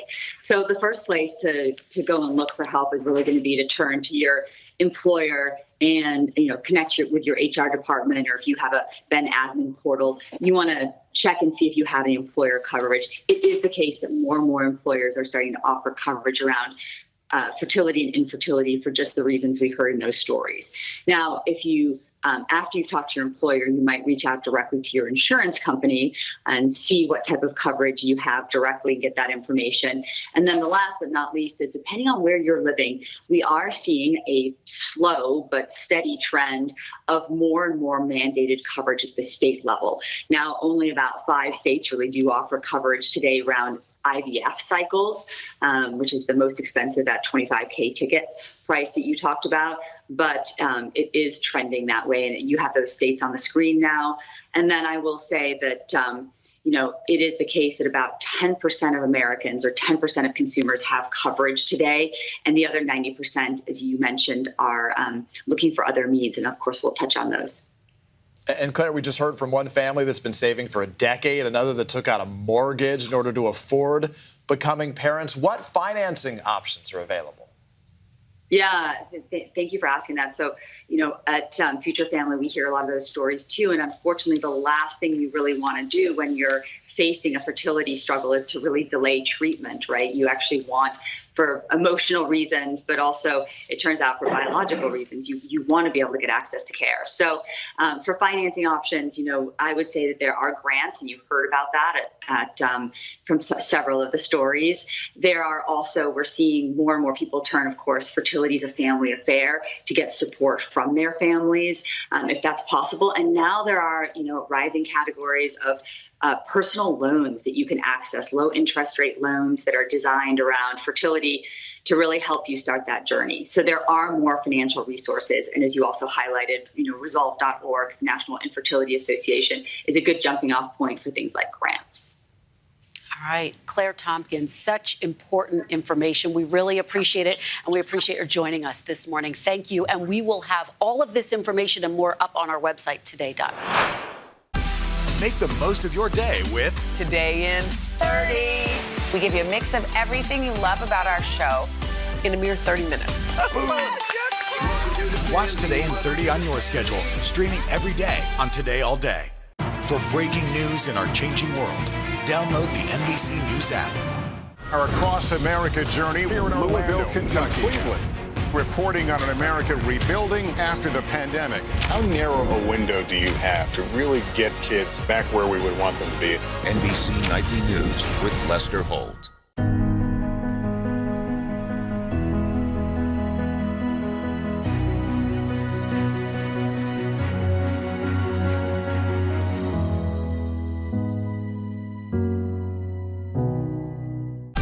Make the most of your day with Today in 30. We give you a mix of everything you love about our show in a mere 30 minutes. Watch Today in 30 on your schedule, streaming every day on Today All Day.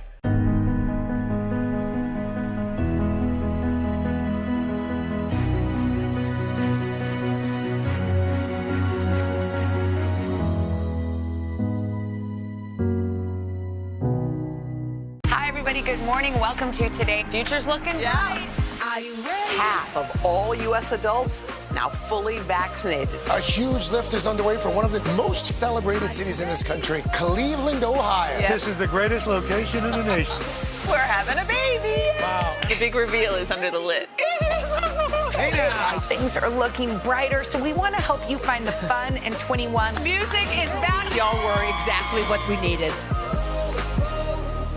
The Meet the Press Chuck Toddcast, free wherever you get your podcasts. For breaking news in our changing world, download the NBC News app. This morning, a closer look at the pandemic's impact on couples struggling with infertility. Yeah, over the last year, the fertility industry has been really hit hard with delays and interruptions and devastating thousands of women and men with hopes of growing a family. NBC's Erin McLaughlin has more on that. Hi, Erin. Good morning.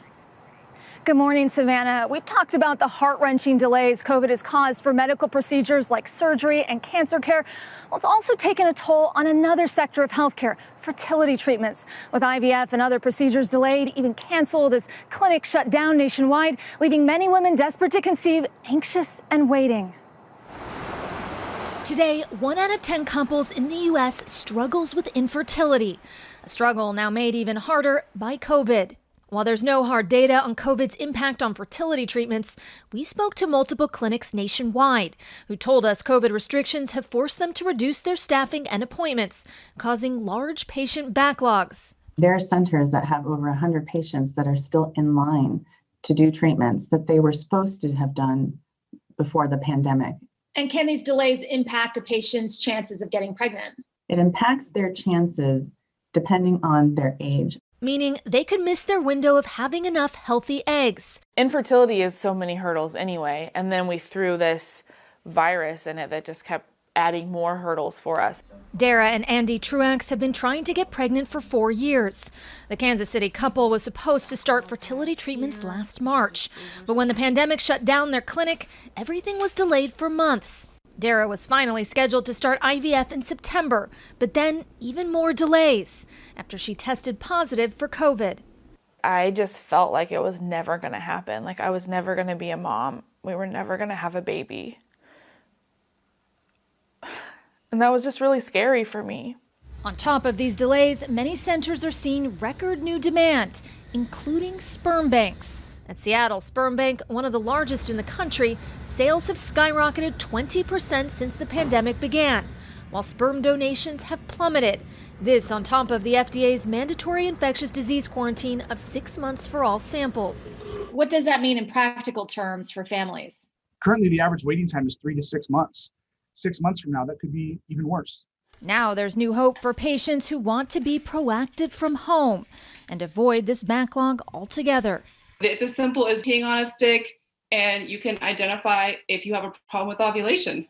After enduring multiple rounds of IVF to have her son, scientist Amy Beckley discovered her fertility was actually caused by ovulation problems, a common issue that's easily treatable and eliminates the need for IVF, but is often missed by doctors. This is where Prove can help. So she designed Prove, the first FDA-cleared home test for ovulation problems. You take it, you get those results, and you have this powerful information that you can share with your doctor over a virtual visit. For the Truax, whose only option was IVF, they say faith and patience have gotten them through. Recently, their first embryos were transferred, bringing them one step closer to achieving their dream. We just want to have a house full of kids. We had to just decide every day that this was worth fighting for. The Truax say because of COVID, getting to this point has taken them over a year, twice the time it would have taken without the delays. Savannah? It is so emotional to go through that whole process. And Erin, for folks who are struggling right now with infertility, do you have any other tips to make this process a little easier during the pandemic? Yeah, because clinics are so busy right now, experts say try to do as many home fertility tests as you can and consult with your doctor virtually. They also recommend men get tested too, since 50% of all fertility issues are related to male infertility. And remember to take care of yourself. Simple things like diet and exercise, getting enough sleep, and decreasing stress all can impact your ability to get pregnant. Guys. Yeah, it's so hard though. I remember people be like, don't stress out about getting pregnant. You're like, that stresses me out. Yeah, exactly. All right, well, it's a really important story. Thank you, Erin.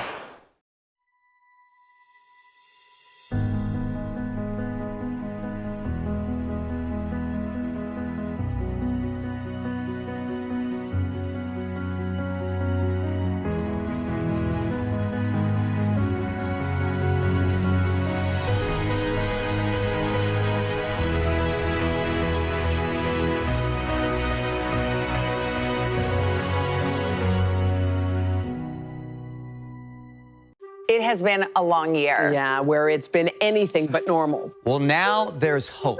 the COVID vaccines. I know. It's been a little confusing. Like really confusing. So it's more important than ever to make a plan. Visit planyourvaccine.com to find out where and when to get your vaccine. What are you waiting for? Roll up your sleeves and plan your vaccine. Plan your vaccine. Plan your vaccine. Hi, everybody. Good morning. Welcome to Today. Future's looking bright. Half of all U.S. adults now fully vaccinated. Al is in Cleveland for our Reopening America series. This is the greatest location in the nation. Music is back. Y'all were exactly what we needed. Our Across America journey here in Louisville, Kentucky. Cleveland.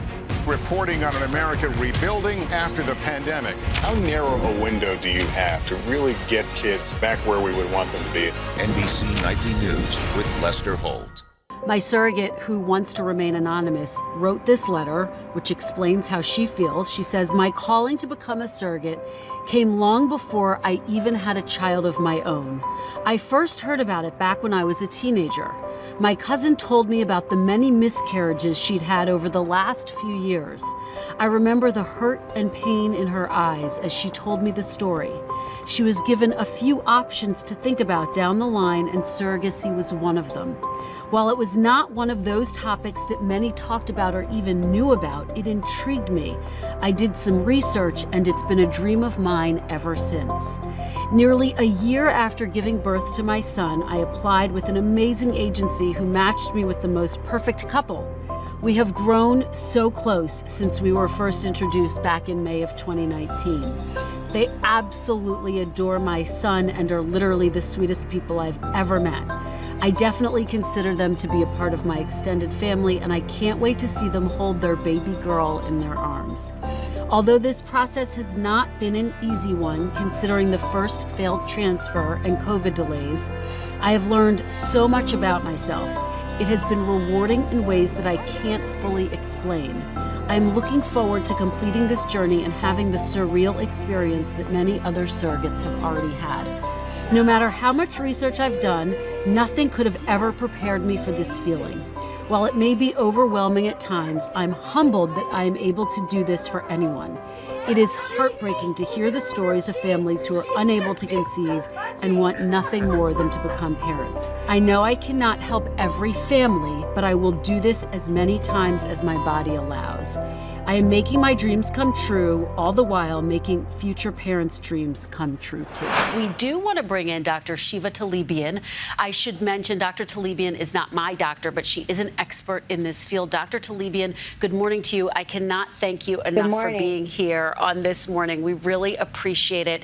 And I want you to just set the stage for folks, for couples who are going through this. 1 in 8 families experience struggles with infertility. So when do you know that it's time to seek a doctor's help? Right. Thank you very much for having me. So really, any women over the age of 35 who've been trying for really more than 6 months without success should seek help. And women who are over 40, maybe even more immediately.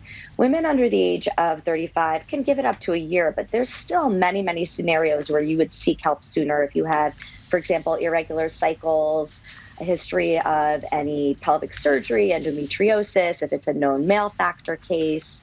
Also, members of the LGBTQ community would seek assistance sooner as well. And Doctor, surrogacy is becoming a more available option to more families now. But how do you decide to go that route? How do you decide that's the right route for you? Right. So it's not usually something that we talk about at the initial visit.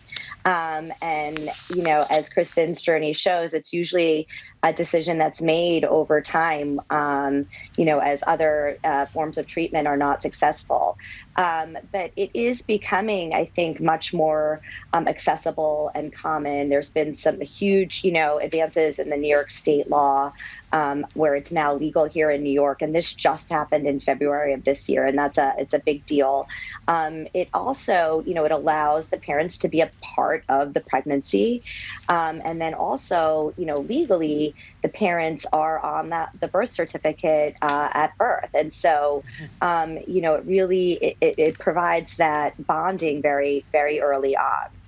And Dr. Talibian, I've seen it with Dylan and Kristen, their efforts to have babies. There are a lot of mental challenges that go with this. The mental toll is significant too. How critical is that you be aware of it?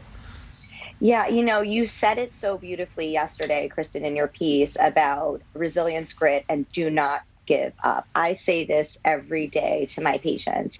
I say you cannot give up in some way, shape, or form. You will be a parent if that's your goal. There are many paths to parenthood, and it takes a village. It's your physician, the nurses at the team, your mental health counselor, your friends, your family, and sometimes even strangers that you might meet on social media, support groups. So, I really, my patients need you, and they need you to hear your stories. It gives them hope.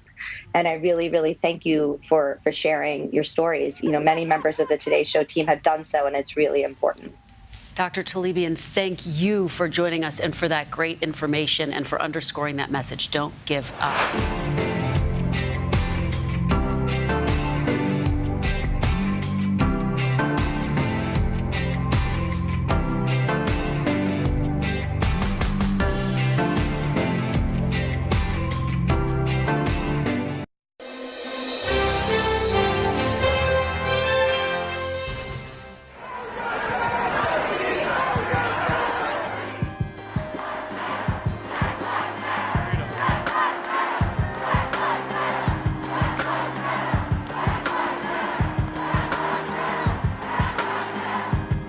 Adults like to characterize Gen Z as an apathetic generation, and we don't care about social issues, and we're just on our phones all day. But in actuality, Gen Zers, especially Black organizers and activists right now, are using social media to organize millions of people all around the world for this cause that we're fighting for, which is Black liberation. And previous generations have failed us and have failed this country, and Gen Z is not going to wait anymore. We don't have the luxury to wait anymore because our lives are depending on our actions. My name is Nupal Kiazolu. I'm 20 years old, and I'm the president of Black Lives Matter Greater New York and founder and CEO of my national campaign, Vote 2000. I've been an activist and organizer since the age of 12 years old. So I've been in the game for 8 years. I like to call myself a young veteran. Sometimes I feel much older than I actually am. But I've been a part of many different activist organizations. And as a child, I was always very intuitive, always super articulate and outspoken. And a lot of times it used to get me in trouble when I was younger because I just did not shut up. And my mom will even tell you, like, I used to read the newspapers and I'd be telling my mom about the current events that's in a newspaper at 5 years old. So I've always been like very political even before I knew what it meant to be political. New details in the investigation into the shooting death of Florida teen Trayvon Martin. The 17-year-old died from a single gunshot wound to the chest, fired from intermediate range, according to an autopsy report reviewed by NBC News. The FBI is gathering information and evidence as part of a civil rights probe to find out whether or not Martin was shot by George Zimmerman because he was Black. So Trayvon Martin's case definitely wasn't the first incidence of police brutality that I've heard of or I saw on camera. But at 12 years old, I was starting to be able to understand what that actually meant. And when I saw Trayvon Martin's case and what George Zimmerman did to him, it was absolutely inhumane, and I was angry. And I couldn't fully articulate how I felt at the time, but I knew that I was angry and I had to do something. And that's when I came up with the idea of holding a silent protest at my middle school. And I came to school with my hoodie on and a message taped to my back, "Do I look suspicious?" And eventually I ended up being written up, ironically, by my history teacher. And the only ally I had throughout that time was my math teacher. And this woman literally risked her job by marching down to the principal's office with me in solidarity with her hoodie on. And we debated back and forth with the principal for a few hours. And instead of suspending me, my principal had me go home and have my case ready for him tomorrow. I looked up my First Amendment rights, and then I came across the case Tinker versus Des Moines, which in short is a Supreme Court case that established the right for students to peacefully organize within school grounds. And that was the focal point of my argument the following day when we went right back to the principal's office in the morning. And I ended up winning the case. And when my teacher and I went to the cafeteria to get lunch, literally every single student in there had their hoodies on with the same exact message. And my teacher and I just stood there and cried. And that's when I knew that being an activist and organizer was my calling. We need to live. We need to live. My brothers need to live. My sisters need to live. The common things that I faced is misogyny and ageism, and obviously racism from other white counterparts that happen to have been a part of those social justice organizations.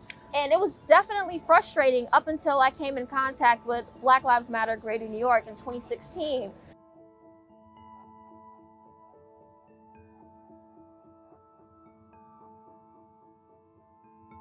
And I definitely didn't walk into the organization looking for any titles. I just wanted to do the work and be respected. And when I met the former president, his name is Hawk Newsom, he immediately saw the potential in me and really helped me amplify my voice in the work that I do.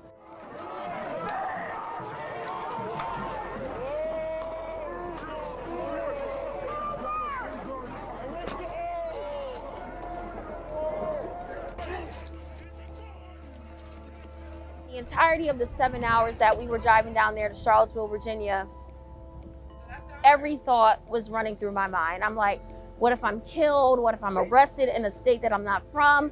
It was just so much anxiety. And a lot of people ask, what did you tell your mother at the time? And what I told my mom is, I was going down to Charlottesville to protest against white supremacy, but I didn't tell her that the KKK or neo-Nazis would be there because I didn't want to scare her, and I'd already made up my mind.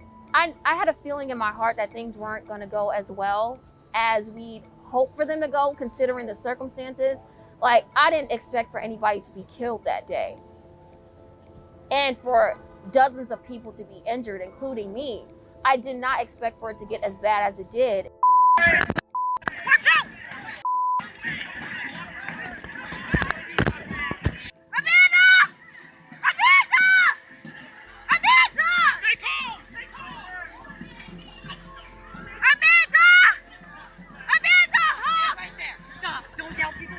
Stay right there. Calm. Breathe. At 17 years old, I never thought that I'd had to come face to face with a neo-Nazi or a KKK member fully robed. But that's the reality of our country. And our country likes to portray itself as this post-racial utopia. But Charlottesville is the perfect modern day example amongst a plethora of other modern examples that we are not where we are supposed to be. We're not even close. And that's because we have not even come to the point where we've acknowledged that. Like, America has literally put a Band-Aid on a gunshot wound. Racism is a gunshot wound that's consistently bleeding out, and the only thing that America is doing is putting a Band-Aid over it. And they're like, oh, this is not who we are as a country, but I would argue this is who we are. This is who this country is, and until we begin to acknowledge that and what racism actually is, then we're not gonna get anywhere, and we're gonna continue to go in this cycle.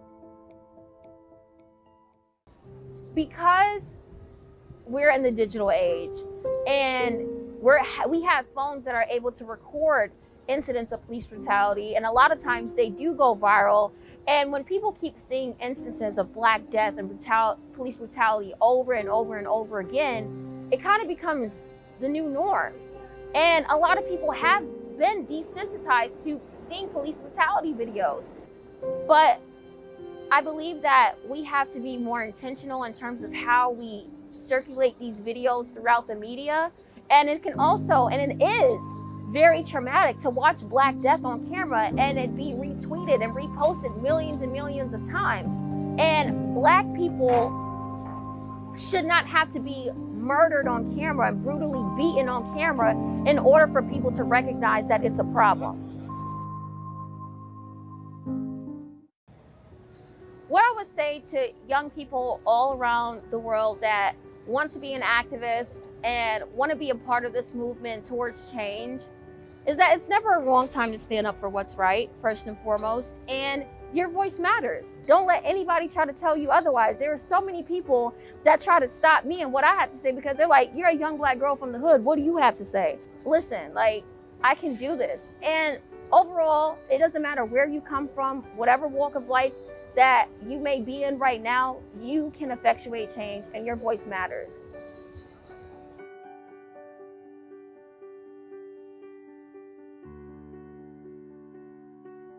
I came up with the idea in 2017 of Vote 2000 when I held a voter registration drive at my campus, and I had to get all 4 schools on board to bring their graduating seniors down to the library to get them registered to vote. And a lot of them were really irritated because they're like, why do we have to do this? And then somebody said something that struck a chord in me. They said, we already voted for the president. And when I heard that, I was like, oh my gosh, people don't really realize how much local politics actually matter. So that's why I was like, I'm gonna come up with this idea, Vote 2000. It appeals to Gen Z. I'm a Gen Zer. I was born in 2000, and we're one of the largest new voting blocks in this country. So in 2018, I was blessed with the opportunity to team up with DoSomething.org. And in partnership with DoSomething.org, we were able to get over 100,000 young people registered to vote. And I was just so proud of that. And right after undergrad, I'm going to law school, and I'm going to run for the 9th Congressional District, which is my district, right in Brownsville, Brooklyn. And then afterwards, I'm going to go run for office in 2036 for president.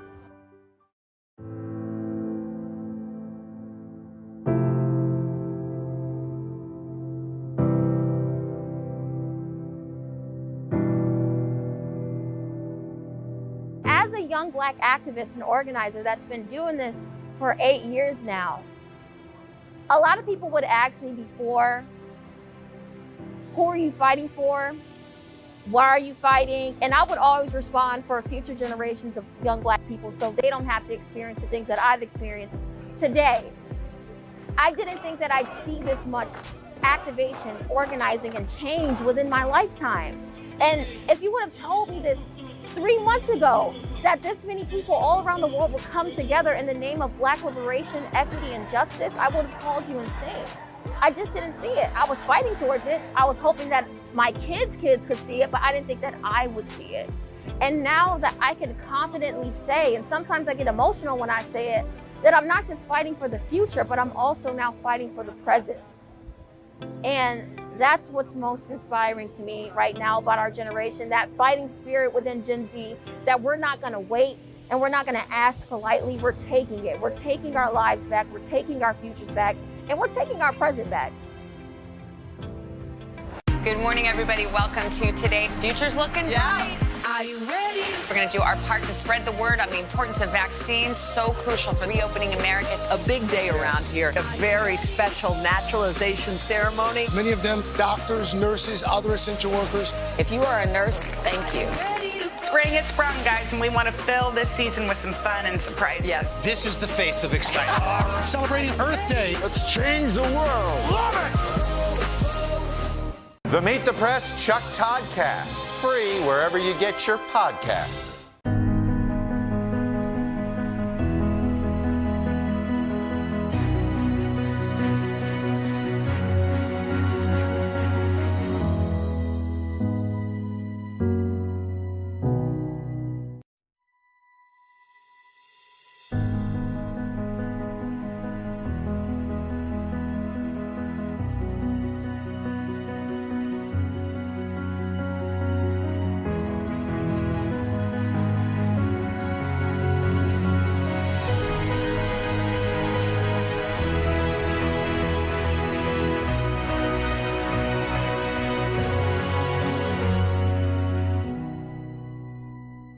The Meet the Press Chuck Toddcast, free wherever you get your podcasts.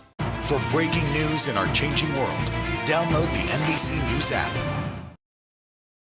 We are back on a Saturday morning with a trendy teenager who's taken his love of styling to new levels. Yep, and he is doing it to help some furry friends. NBC's Rahima Ellis has his story.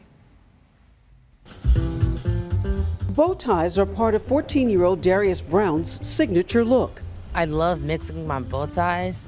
But it's not just about the look for this New Jersey 8th grader, it's a mission.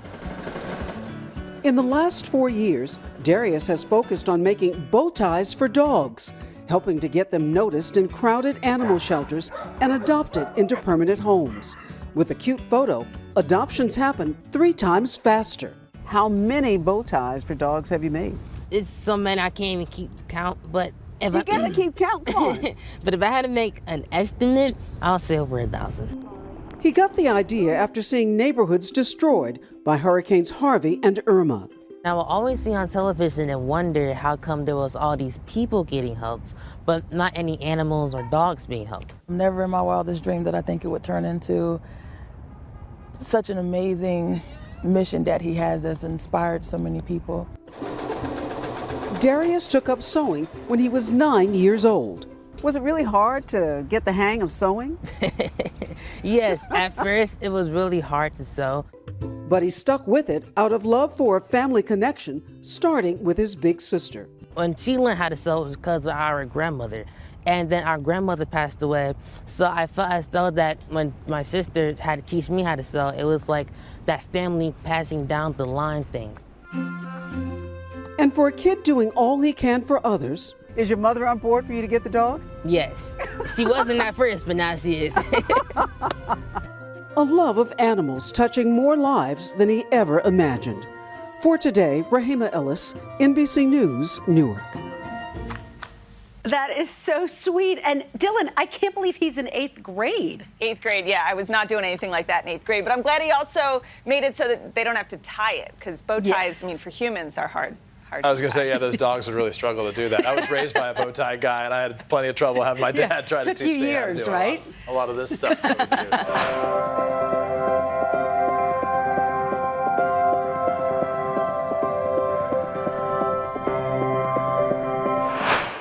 Our Across America journey here in Louisville, Kentucky. Cleveland, reporting on an America rebuilding after the pandemic. How narrow a window do you have to really get kids back where we would want them to be? NBC Nightly News with Lester Holt.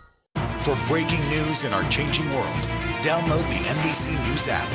Hi, everybody. Good morning. Welcome to Today. Future's looking bright. Half of all U.S. adults now fully vaccinated. Al is in Cleveland for our Reopening America series. This is the greatest location in the nation. Music is back. Y'all were exactly what we needed.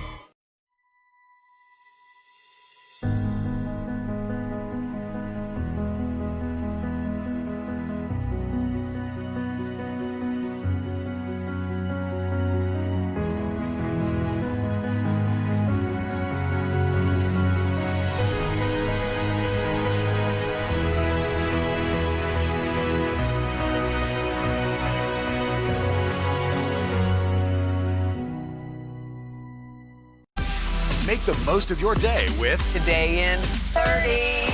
We give you a mix of everything you love about our show in a mere 30 minutes. Savannah and Hoda bring you what you must know. The biggest moments of the morning. One Republic! Exclusive interviews. Why did it work for you? You're right. I am more talented than the rest. And important headlines. Major medical news this morning. Watch Today in 30 on your schedule. Streaming every day on Today All Day. Hi, everybody. Good morning. Welcome to Today. Future's looking bright. Half of all U.S. adults now fully vaccinated. Al is in Cleveland for our Reopening America series. This is the greatest location in the nation. Music is back. Y'all were exactly what we needed. For breaking news in our changing world, download the NBC News app. The Meet the Press Chuck Toddcast, free wherever you get your podcasts. You can be an A, you can be an architect, get a building to kiss the sky. You can be a B, you can be a biochemist, make medicine save lives. Meet 6-year-old Sam White. His ABC rap, with more than 2 million views, teaches kids about future career possibilities. I remember firefighter, I remember architect, and I remember nurse. I remember it because I have a really sharp memory. He's inspired thousands and even caught the attention of a former First Lady. She posted it online and then Mommy showed it to me, and so I felt really good. But Sam isn't the only amazing kid that's caught the eye of someone in the White House. You inspire me. My name is Kavanaugh Bell, and I'm 8 years old. I was dealing with a hard time from some bullies, and just gave a darkness inside me, but I didn't want other kids to feel the same way that I felt. So I made it my mission to make sure that other kids really don't have to feel what I've gone through. Kavanaugh embarked on a journey to end bullying, but also wanted to spread love and positivity to all. He used his own savings and donations from a GoFundMe to create care packages for the elderly and eventually open his own community food pantry. It just made me feel beautiful inside that I was actually able to help people in the first place, and to actually have a bunch of donations to start my own community pantry that help thousands of people. Another young entrepreneur is using her lemonade business to help save the planet. My name is Michaela Ulmer, and I'm 16 years old. At 4 years old, she entered her lemonade recipe in a kids' entrepreneurship competition and was inspired to launch her own business. Since then, she's landed a deal on the show Shark Tank and become the proud owner of Me and the Bees Lemonade. I have a book called Be Fearless, and another part of that title is called Dream Like a Kid. We're really good at dreaming of the possibilities rather than the problems. Like, I came up with a quote when I was going through challenges at Me and the Bees, which is, don't be discouraged by life's little stings, but get back up and spread your wings. I'm quite honored that I have so much support and so many people who are excited to see Black girls thrive. But it's also like I want to make sure that I'm representing like our sisters well. There's pressure on me to make sure that I'm doing well and setting a good role model. I want all kids to know that they can have an impact no matter their age, and don't let anybody tell you that you can't do something. I want all kids to know they can be anything they want to be. What I want all kids to know is that you're never too young to make an impact, so get started now.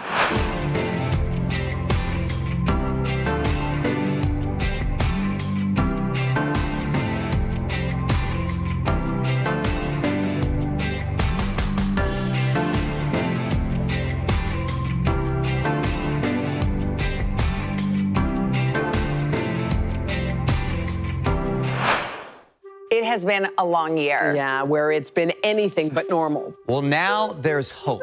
The COVID vaccines. I know. It's been a little confusing. Like, really confusing. So it's more important than ever to make a plan. Visit planyourvaccine.com to find out where and when to get your vaccine. What are you waiting for?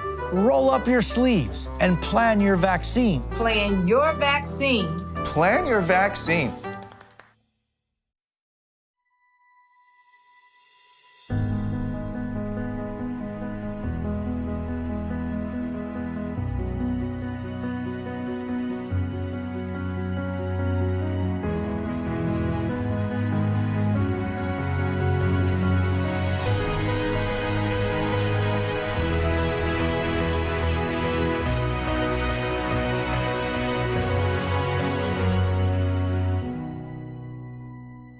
Our week-long journey begins here in Orlando, Louisville, Kentucky, Cleveland. Our Across America journey reporting on an America rebuilding and reimagining a future after the pandemic. Breaking news tonight, the ceasefire in the Middle East after 11 days of deadly violence. Richard Engel is on the ground. Do you think there's a connection between policing and racism? How narrow a window do you have to really get kids back where we would want them to be? NBC Nightly News with Lester Holt. You want some sauce? Yeah, he likes sauce. All right. I know. We thank you, sir. God bless you. Come on down. Sometimes mistakes can turn into the best thing, especially when cooking. Beautiful. All right, give me a good brush on that, my dear. That's what I'm talking about. My name is Stefan DeArmond. My nickname is the Reverend. I like to say Revy Rev. I was living in Mobile, Alabama, when I decided to move back to Charleston. My father had been back and forth in the hospital. And when I came to visit, I really saw how my mom's condition was as far as her sight. She's legally blind, but she cooks and she bakes. It gets a little tough, but you know, it's your parents. You gotta do what you gotta do. I joined the Coast Guard right here in Charleston, and I retired in San Juan, Puerto Rico.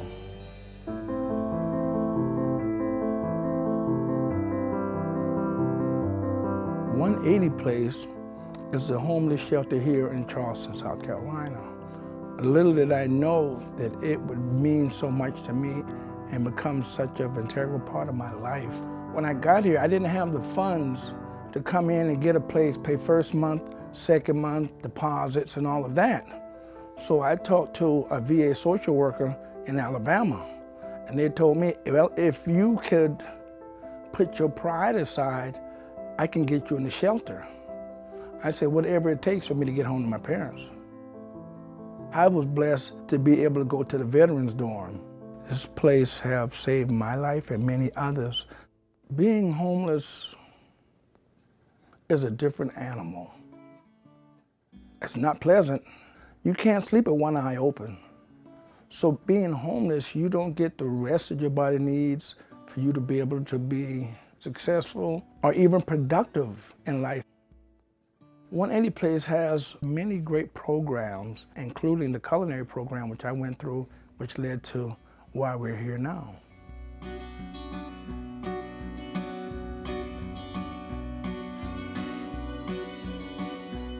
So my job is to take the trainees that come through the program and give them a crash course in how to behave in a kitchen, how to work in a kitchen, how to survive in a kitchen, and turn that into viable income. Chef Angie Dupree, we have a friendship and a bond that'll last a lifetime. Southern hospitality to its truest meaning would be something I would use to describe Stefan. Just making everyone feel special that walks into a room. That's my girl. I've always loved to cook. I used to hang around my mother, my grandmother, and I loved it. He is the reason this program works. He's somebody I talk about at every orientation now. For every new cycle, when I sit down with them, I tell them about Stefan and how he came in and took this opportunity. To him, it was all he needed to really change his life. I was introduced to Charleston Wine and Food just right before I graduated from the program. So it was new and exciting to me. I was looking so forward to it.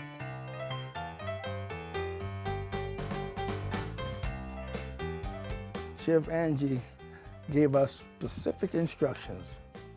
Local, volunteer and work for someone who is local. Here's your opportunity to get yourself a job. And that's what we did. I remember the event was called Toasted, and it was nothing but barbecue. And I walked up, I didn't notice the sign said smoke. I looked at the menu, and I said, I've eaten here before. We were sitting right next to the band, and the band kicked on, and Stefan lit up. He started swaying and clapping, and he had his black chef coat and his white undershirt. And I said, sir, you got the spirit. I'm calling you the Reverend, and you're coming to work at Smoke Barbecue. So we hired Stefan on as a steward, and we don't call people dishwashers here at Smoke. We call them stewards because we expect a lot more out of a person than just washing dishes. After a few months, he worked his way up to sous chef and one of our pit masters, and we've been with him ever since. So one day I was in the kitchen, and I started prepping to do some cornbread. Well, I reached into the walk-in cooler to grab some buttermilk. Little did I know, I grabbed heavy cream. So as soon as I poured it in the mix and started mixing it up, I was like, oh no! Rolling came running. What happened? I said, man, I messed up. And he said, let's go with it, see what it does. Lo and behold, it came out a little bit higher. It came out more moist. It was golden brown. And he was like, wow. We passed the food out so everybody can check it out and say, well or not, we're gonna serve it. And everyone loved it. It really is delicious, moist cornbread, and it's pretty fantastic. That gave Roland the idea of he and I going into business. And now we have the Reverend Cornbread Company. I can honestly say that that mistake in the kitchen turned out to be something that's life-changing.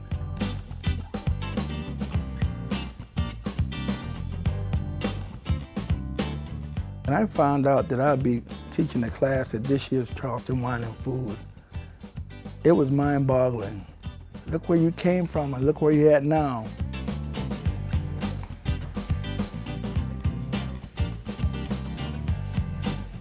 There we go. Go ahead. I want to do the honey. Here you go, honey. Thank you. For the people that attend the Charleston Wine and Food and their events, they're paying good money. And for them to pay money to see me or have me teach them something, it's amazing. I still can't believe it.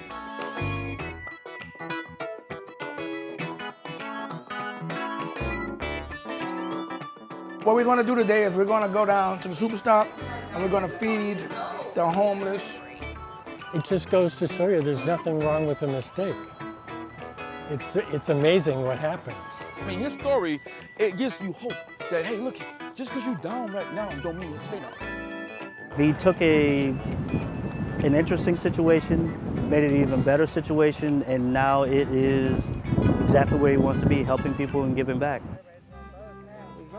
Without hope, you don't have anything. 180 Place gave me hope and an avenue, because dealing with what I had to with my parents, to do something that I really love, which is cooking, it was a relief. You know, it was my safe haven. To see people get satisfaction of something that I've created is one of the best feelings ever. When I reflect on what I'm doing, I think about my parents. Just like any child, they would want their parents to see them succeed. But my mom would say, you keep doing what you're doing. It gives me a sense of pride. I swell with pride just to see the smile on my mother's face. And it was a great feeling. It was a great feeling.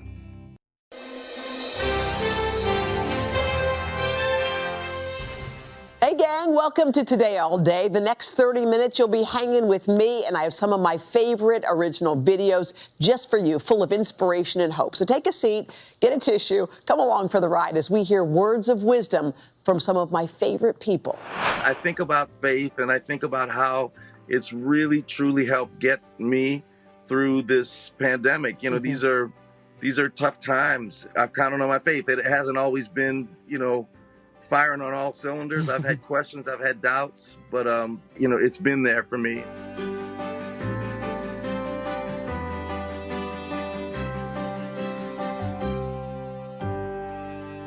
It's my lucky day when Harry Connick Jr. joins Quoted By. Harry is one of my pals. We share the love of New Orleans and the love of many things. But Harry, okay, everyone's got a quote, something that's kind of their guiding light. What's your quote? I thought about this. I knew I was going to be talking to you today, and I don't want it to sound conceited, but I actually have a quote that I wrote, which is from my new album. It's from a song. The song is called Alone with My Faith. The quote is, I don't have all the answers, but I have always known I'm eternally faithful, so I am never alone. That's chills. That's chills right there. Tell me how that gives you that kind of sense of peace.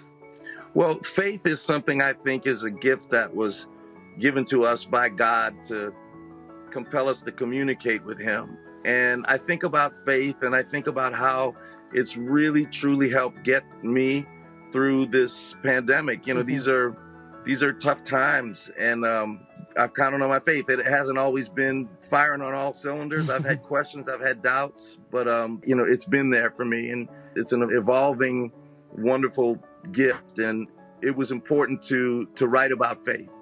Yeah, I think that's so beautiful. And I think, you know, some people call it prayer. Some people just have conversations with God. What is it for you?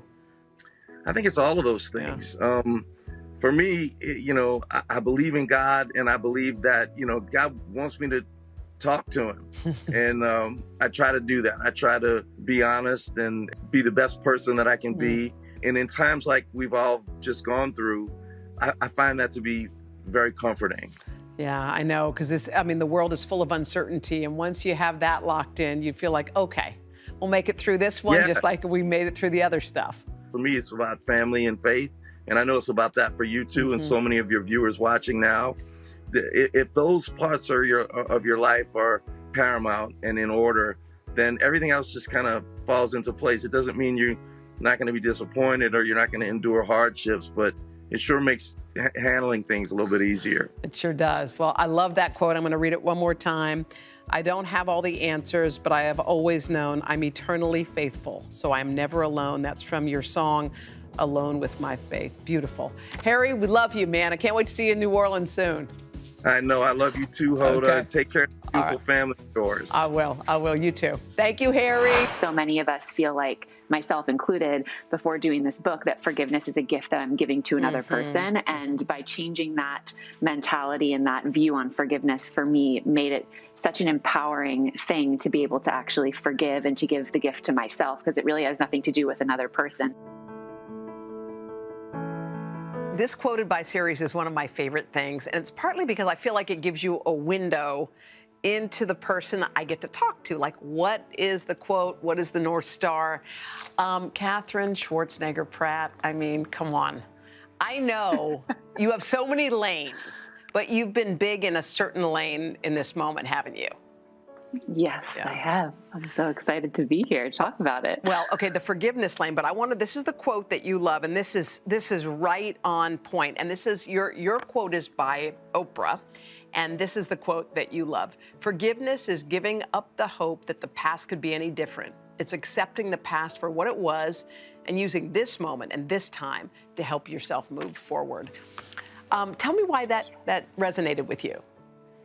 Well, throughout my book, I did a series of quotes at the top of every person's section and chapter, and it's a collection of different people's interviews that I've done, all about their experiences with forgiveness, their challenges, and their struggles with it. And I was able to come across so many incredible different quotes for this book that pertain to forgiveness, and I thought that one spoke really truly to just my overall conclusions on the topic of forgiveness and how challenging it can be to release what has happened in your life and be able to move forward. And I think it speaks to the complexities of forgiveness and also this really confusing part of forgiveness, which is that if we forgive and move on, that it feels like a betrayal of our own hurt and the pain that we experienced. And in order to really be able to forgive and move on, you have to make peace with that and be able to leave that in the past and not carry around that anger or that sadness or that hurt or, that specific situation every single day. And that is really true forgiveness. And it's the gift of freedom that you're giving to yourself. So I felt like that quote really spoke truly to what the book is really about. I mean, the gift of freedom. The gift of freedom you're giving yourself, and that makes you feel lighter. Because sometimes you think by hanging on to something, you're kind of, you're settling a score. You're making sure you don't let them off the hook. They hurt you. They hurt your mother. They hurt your friend. I'm not going to let you go scot-free. But it really has nothing to do with them in the end, right? Exactly. Yeah. I mean, I think that's the biggest, point of forgiveness is really that it is a gift that you give yourself. And so many of us feel like, myself included, before doing this book, that forgiveness is a gift that I'm giving to another person. And by changing that mentality and that view on forgiveness, for me, made it such an empowering thing to be able to actually forgive and to give the gift to myself, because it really has nothing to do with another person. So when we change that perspective and don't look at it as something that we're giving to somebody who hurt us, and you're actually giving something to yourself, then it can be such a much more empowering experience. Well, your book is filled with beautiful stories and wonderful quote. The Gift of Forgiveness is out now. It's in paperback and it's worth the read. Katherine, thank you so much. Thank you so much.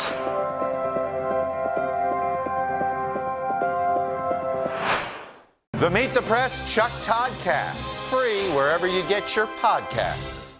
Good morning, everybody. Welcome to Today. Future's looking bright. Are you ready? We're going to do our part to spread the word on the importance of vaccines, so crucial for reopening America. A big day around here, a very special naturalization ceremony. Many of them doctors, nurses, other essential workers. If you are a nurse, thank you. Spring has sprung, guys, and we want to fill this season with some fun and surprises. Yes. This is the face of excitement. Celebrating Earth Day. Let's change the world. Love it!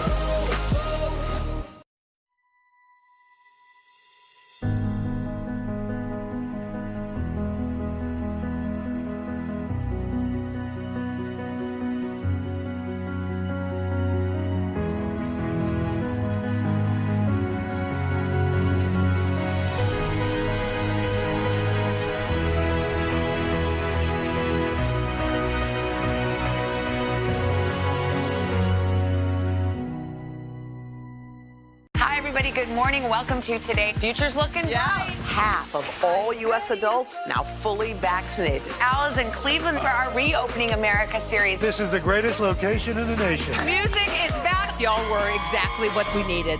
The Meet the Press Chuck Toddcast, free wherever you get your podcasts. For breaking news in our changing world, download the NBC News app. And the truth of the matter is that our lives do hinge on a couple seconds that we don't see coming. And what we do in those seconds ultimately determines the rest of our lives. This is one of my favorite segments to do. It's called Quoted By. So we get to ask the coolest, most amazing people who we know, Jamie Lee Curtis, if there's a quote that is kind of their guiding light, something that they look to. Jamie Lee, what's your favorite quote? So there's a book called Special Topics in Calamity Physics by a woman named Marisha Pessl. And in the middle of the book, there's a line that says, "Life hinges on a couple seconds you never see coming." Oh my gosh. And for me, it really speaks to all of the time I spend in my head about the what ifs and children and health and work and money and creativity and life's purpose. And the truth of the matter is that our lives do hinge on a couple seconds that we don't see coming. And what we do in those seconds ultimately determines the rest of our lives. And so what are we preparing for, really?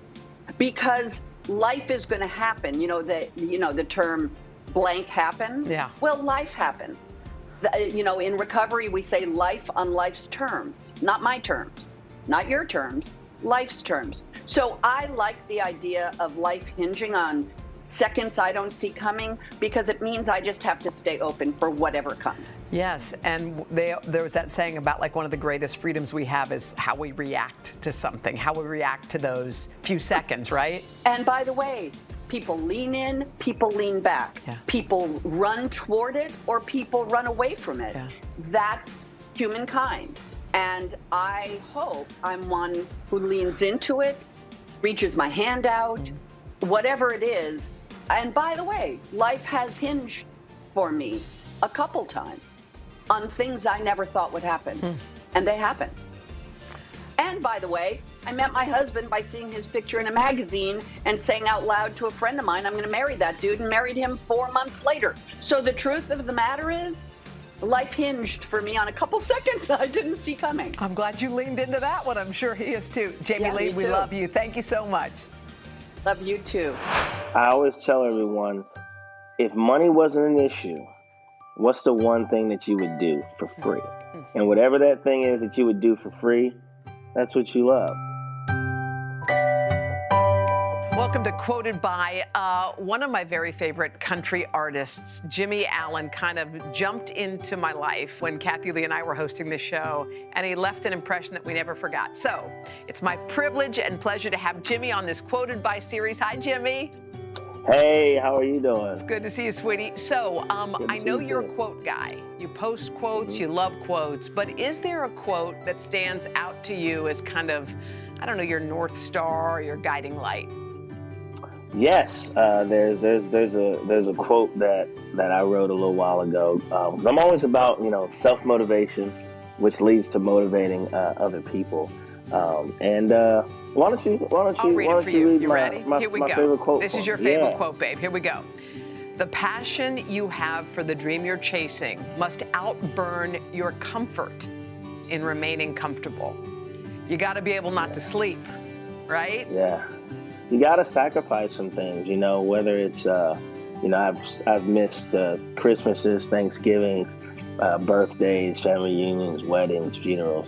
But I always tell myself, and I tell people too, make time to see your family more than just the holidays. That way, if a holiday comes up and you miss them, you've already seen them 4 or 5 days in a year, and that one day, even though you want to be with them, you spent your time with that family. And just, when you're chasing a dream, some things you got to sacrifice. And I'm here to tell you it's definitely worth it. Well, you're living proof that it's worth it. Jimmy, there are people there who don't know what their thing is yet. Do you have any way that, how did you find your thing? And what advice would you give to people who are like, well, I don't quite know what mine is yet? I always tell everyone, if money wasn't an issue, what's the one thing that you would do for free? And whatever that thing is that you would do for free, That's what you love. That's what your path is, and you set goals to make sure you get there eventually, because it's so much joy, so much happiness in chasing what you love. Because see, what you love is about what you love, not the money. Now, eventually, you know, if you work hard, you keep progressing in that said career, the money will come. But at first, you know, it's just fun. Like the days when I was working 3 jobs and just singing down in Nashville on Broadway, like I was singing, you know, for a living. Like I felt successful because my dream was not to be rich, not to be famous, but my dream was to be a singer. Mm-hmm. And no matter the level, you're still doing what you love. You know, it's funny. I just was remembering I interviewed Magic Johnson a while ago, and I asked him, when were you your happiest? And he said, I'll tell you exactly when I was my happiest. He said, I was in my college room with Cookie, who's now his wife. We scraped together money for a pizza and 2 Cokes. And he said, and there we sat on the floor of my dorm room eating that pizza, and he remembered it. And he talked about that really was happiness to him. All the rest of the stuff that came with didn't have anything to do with him being happy. My mom's brother married his sister, Kim. Yeah, his mom's definitely told me a lot of stories about, you know, when he was chasing the NBA dream and things like that. Yeah. So. Well, chasing the dream. Well, Jimmy, we adore you. We can't wait to have you back in studio. And thank you for this beautiful quote again. Let me read it one more time. The passion you have for the dream you're chasing must outburn your comfort in remaining comfortable. You're wise. I'm going to put that in my next quote book. Hey, I'm trying. That's my dream. I'm trying to work on a quote book. Yeah. You know, I got my kids' book coming out next year, and then we got. We should do a quote book. We should do one together. I look forward to that, Jimmy. All right, honey. Thank you so much. Enjoy. All right. Okay. All right. See you. Bye, folks.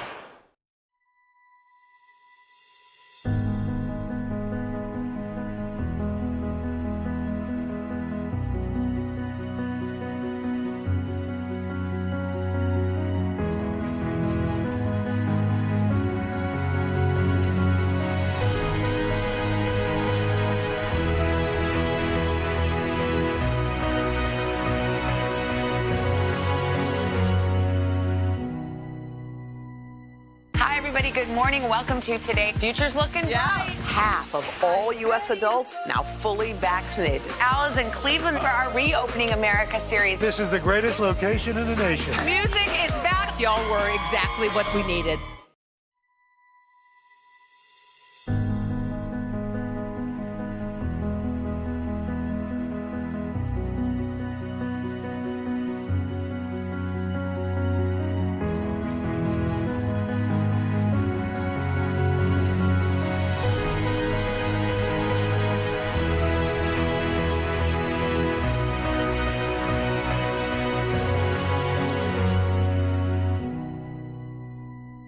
This is about 50 votes. If you can't get bipartisanship here, where are you going to get it? If China decided to cover this up, can we ever actually get a definitive answer? What happens if we don't act on police reform this year? If it's Sunday, it's Meet the Press. Good morning, everybody. Welcome to Today. Future's looking bright. Are you ready? We're going to do our part to spread the word on the importance of vaccines, so crucial for Reopening America. A big day around here. A very special naturalization ceremony. Many of them doctors, nurses, other essential workers. If you are a nurse, thank you. Spring has sprung, guys, and we want to fill this season with some fun and surprises. Yes. This is the face of excitement. Celebrating Earth Day. Let's change the world. Love it! Belonging never asks us, it never demands that we change who we are. It demands that we be who we are. And when I started just being more authentic in myself and taking some of the hits that come with that sometimes, what I realized is I belong everywhere. All right, this is one of my favorite series I do. It's called Quoted By, and one of my favorite people is here, Brene Brown. And Brene, I'll be honest, I mean, I go through your book with a highlighter and a dog ear situation, and I'm stealing your quotes left and right. I mean, I credit you most of the time. But anyway, I just wondered, is there a quote that's kind of your guiding light, your North Star? Yes, and I have it written down. Okay. Because please tell me I know where it's written down. Yes. Because you know it's Dr. Maya Angelou and you don't mess with that. No, so you get those words right. So this was actually the epigraph for one of my books because it was so important to me. It is, you are only free when you realize you belong no place. You belong every place, no place at all. the price is high, the reward is great. Tell me why that speaks to you. Because I never belonged. I just grew up not feeling a sense of belonging. I didn't feel a sense of belonging, at school, but I also didn't really feel a sense of belonging at home. And I think it's been kind of my life's work. And when I came across this quote, "You belong everywhere, you belong nowhere," I was really resentful of it at first and thought, God, Maya Angelou is my idol. How could she be wrong about this one quote? But then as I started studying belonging, what I realized is that the biggest barrier to belonging is actually trying to fit in. Because fitting in is changing who we are for acceptance and being liked, and belonging is knowing who we are and showing up authentically as ourselves. And sometimes there's a connection and sometimes there's not, and that's okay. But even when there's not a connection, it doesn't bring the grief and the shame of changing who you are to fit in and that not working. And so what I realized from my own research is that belonging never asks us, it never demands that we change who we are. It demands that we be who we are. And when I started just being more authentic in myself and taking some of the hits that come with that sometimes, what I realized is I belong everywhere. As long as I belong in my own heart and don't betray myself, belonging is not an affirmation from the outside, it's something inside of me. And so that quote has been really meaningful in my life. It just became meaningful in my life too. Brene Brown, thank you so much. Thanks for joining us. Thanks, Hoda. All right, love you. We need people to get into good trouble. All of us really need to be doing something good to make this country better. In this particular Quoted by series, you're about to meet an extraordinary woman who I had the privilege of interviewing 20 plus years ago when I was a reporter in New Orleans. Her name is Ruby Bridges, and Ruby was the first African American to be integrated into New Orleans public schools. And Ruby, I remember the day you walked through the door and I got to meet you, and I was looking at you, and I was so just inspired by how you were. You seemed so like someone who was unfazed by all the history that you had changed. First of all, how are you? I'm good. As a matter of fact, I have to say that we just went through a hurricane, and so I'm sitting here with no power and some trees down, but that's typical New Orleans. Well, Ruby, if anyone can withstand a storm, man, it's you. You've withstood many different kinds of storms, and I was curious if you had a quote, something that sort of moved you and that you live your life by. I think about John Lewis, and I think about how he, would say that we all have to get in trouble. We have to get into good trouble. And I think lived my life by that because of that experience at 6 years old. I've always felt like, Hoda, if we were going to get past our racial differences, that it was going to come from our young people and that they needed to get involved. And so hearing him say, go out and get into good trouble, I think that was something that, stuck with me. And, something that I tell young people all the time. Get in good trouble. I do love that, Ruby. And I love that that you were just sort of this model. And there's another John Lewis quote that I know that is also one of your favorites. Don't get lost in a sea of despair. Be hopeful, be optimistic. Our struggle is not the struggle of a day, a week, a month, or a year. It is the struggle of a lifetime. Never be afraid to make some noise and get in good trouble, necessary trouble. That's kind of the full context. How does that make you feel hearing those words again? It is so meaningful right now at this moment that we're in. Because we need people to get into good trouble. All of us really need to be doing something good to make this country better, especially now. And, my work is with young people, and I think that, what John Lewis, what his life stood for, and just that whole quote, inspires young people. And it's just so timely right now to think that he said that, so long ago, and thinking about his own life and, the advice that his parents gave him, and here it is, so meaningful right now at this particular moment. So. Ruby, you are a walking, talking inspiration. I've had the privilege of knowing you for 20 plus years, and it has been my privilege. Thank you for everything that you're doing to make the world better every day. You're helping young people, you're helping grown-ups like us. So I want to say thank you, okay? Make the most of your day with Today in 30. We give you a mix of everything you love about our show in a mere 30 minutes. Savannah and Hoda bring you what you must know. The biggest moments of the morning. One Republic! Exclusive interviews. Why did it work for you? You're right. I am more talented than the rest. And important headlines. Major medical news this morning. Watch Today in 30 on your schedule. Streaming every day on Today All Day. Hi, everybody. Good morning. Welcome to Today. Future's looking bright. Half of all U.S. adults now fully vaccinated. Al is in Cleveland for our Reopening America series. This is the greatest location in the nation. Music is back. Y'all were exactly what we needed. Our Across America journey here in Louisville, Kentucky. Cleveland, reporting on an America rebuilding after the pandemic. How narrow a window do you have to really get kids back where we would want them to be? NBC Nightly News with Lester Holt. Make the most of your day with Today All Day.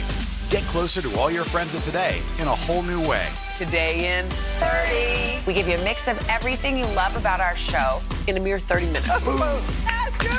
Shop today with Jill Martin. We're helping you shop like never before. The latest styles and biggest names. Today Food. Things are heating up in the Today All Day kitchen. Cooking essentials and recipe inspiration. Get ready. Are you ready? Oh, I'm so ready. Only on Today All Day. We're all worried because we don't know what's going to happen. We don't. And I think the unknown is the scariest for all of us. I am so happy today because Candace Cameron Bure is one of our favorite guests that we have on our show, and she is joining me on my Quoted By series, and it's so good to see your face. Especially, you know what, Candace, I'm so happy we're doing your quotes during this time because I gotta say, people are looking for hope and for light, and I think they want to know, like, what's your North Star when it comes to quotes? And you have two totally different kinds of quotes, which I love. What's the first one? Well, I'm going to start with kind of the one that's not so warm and fuzzy. And it's excuses are for losers. Excuses are for losers? Excuses are for losers. This has been our family motto. My husband's been saying this since I've known him, so for 25 years. I think probably a coach had told him or his dad. But I love this because it's not about being the winner. It's a character builder. It's saying there's no excuses. Just try. Go for it. It is like the best parenting advice I've ever given to my kids. I say it constantly. It's like, excuses are for losers. Like, don't be a loser. Just go for it. So if your child comes to you with an excuse, and no matter what it is, how does that remedy? Does it work? Do they take the advice? It does, because we've been telling them for 20 years. So we're like, no. Wait, how old is your oldest again? I forgot. She's 21. Oh my word. Look at you. Yeah. Okay, I'm still shocked about that. All right, now, your second one is obviously more warm and fuzzy. Yeah, it is. So this is from a song from Matt Maher, who wrote it in 2013, and it's called Lord, I Need You. And it's like my everything. It encompasses, I mean, Hoda, you know how important my Christian faith is, and it's the foundation of who I am. And I could pick a Bible verse, and there's a billion that I could give you, but when I need to feel and when I need a reminder, this song and the lyrics in it are everything. It's, Lord, I need you. I need you every day, every hour. I need you. And how important has that been during this time, Candace? So important. We're all worried. because we don't know what's going to happen. We don't. And I think the unknown is the scariest for all of us. We don't know. We don't necessarily have job security. Some people don't know where their next meal is coming from. Schools are out and parents are like, I'm homeschooling for the first time. Is this going to continue into next year? I mean, there's so many unknown questions, and I can always go back to the Bible and go back to the Lord, who gives all of us not only grace, but hope and promises, and tells us not to worry. He's like, I know every hair that's numbered on your head. I provide for the birds in the air and every animal. Don't you think that you're even more valuable than them? So I love this, and I love sharing my faith, and it's what I've been trying to do during this time the most on social media. Well, I appreciate you sharing it today with us. Candace Cameron Bure, again, thank you so much. Wish Godspeed to you and your family. Thanks, Hoda. You got it, honey. Have a good one. You too. Bye.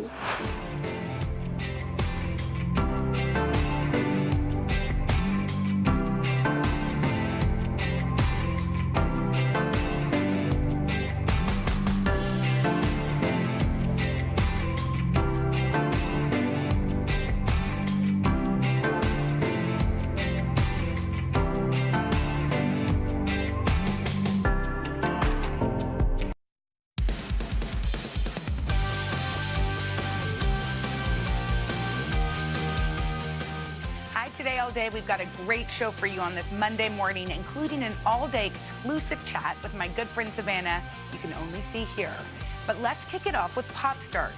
Big casting news for NBC's upcoming live production of Annie. Carson exclusively reveals who will play Daddy Warbucks later this year. Check it out. Best time of the morning. Come on.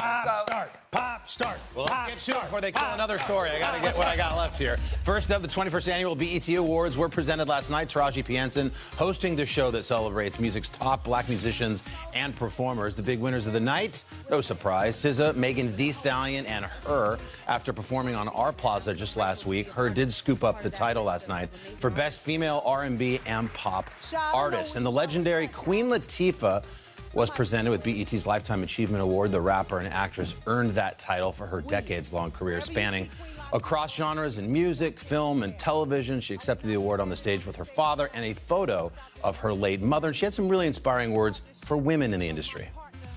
I've always celebrated the woman because I was raised by a strong black woman and raised by a father who loves women. We can't live without each other. I wanted to celebrate us because I know together we stand stronger than when we tear each other apart. And I've seen enough of that. Good seeing Pops on stage there. I love that. That's not all. One moment that's got a lot of people talking this morning is Cardi B's big reveal that she's expecting baby number 2. The rapper showing off her belly during a performance on stage with her husband, Offset, from the group Migos.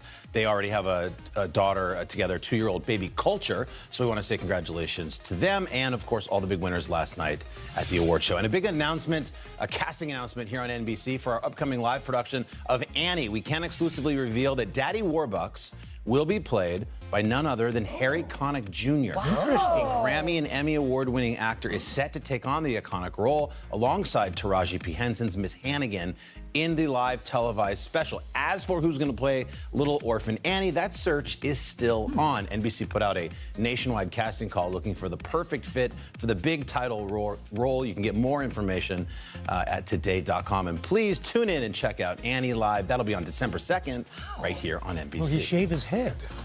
I don't know. Oh, maybe he will. Love that. Cool. So we've got a funny one. This is a Georgia dad having a little fun impersonating his wife. He starts out just playing the role of himself, and then he switches to the passenger seat to imitate his wife when she's getting into the car. Ready, babe? In GPS. Yeah. Hold on. Do you know where you're going? No, hold on. Hold this. I hate when you rush me. Time. Riley, stop! Oh. don't know if I'll need this, but I brought it just in case. Babe, come on, help me. Come on. Hold on. That is amazing. Oh, boy. Like looking in a mirror, you know? Okay, he nailed it. Obviously, she's got a great sense of humor. Yeah. Because this is out in the world, but that is hilarious. I mean, that's Lindsay Melvin. Getting in the car every trip. Yep. Up next on Today Talks, Carson shares the latest inspiring story from his digital series, Mind Matters. Stay with us. The Meet the Press Chuck Toddcast, free wherever you get your podcasts. Make the most of your day with Today in 30. We give you a mix of everything you love about our show in a mere 30 minutes. Watch Today in 30 on your schedule, streaming every day on Today All Day. Our Across America journey here in Louisville, Kentucky. Cleveland.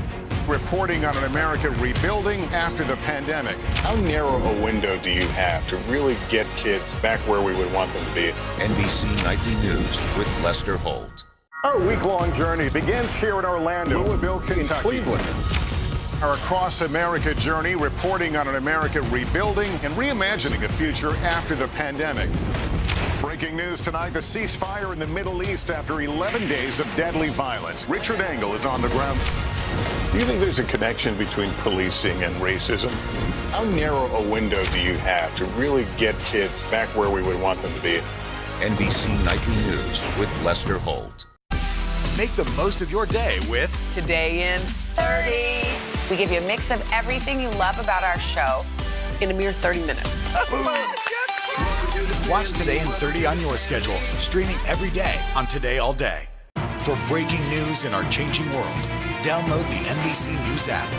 The Meet the Press Chuck Toddcast, free wherever you get your podcasts. Welcome back. Today in the third hour, Carson spotlights two people in Seattle who are trying to make a difference by changing the stigma surrounding mental health and homelessness. Take a look.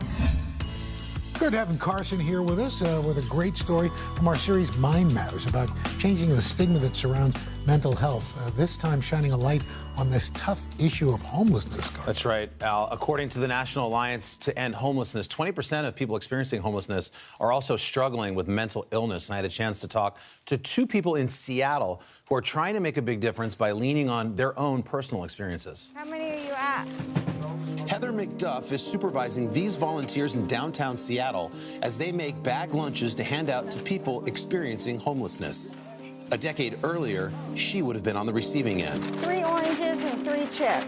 When did you first start living on your own, and how did that happen? My family life was pretty crummy, and so I moved out on my own when I was about 14.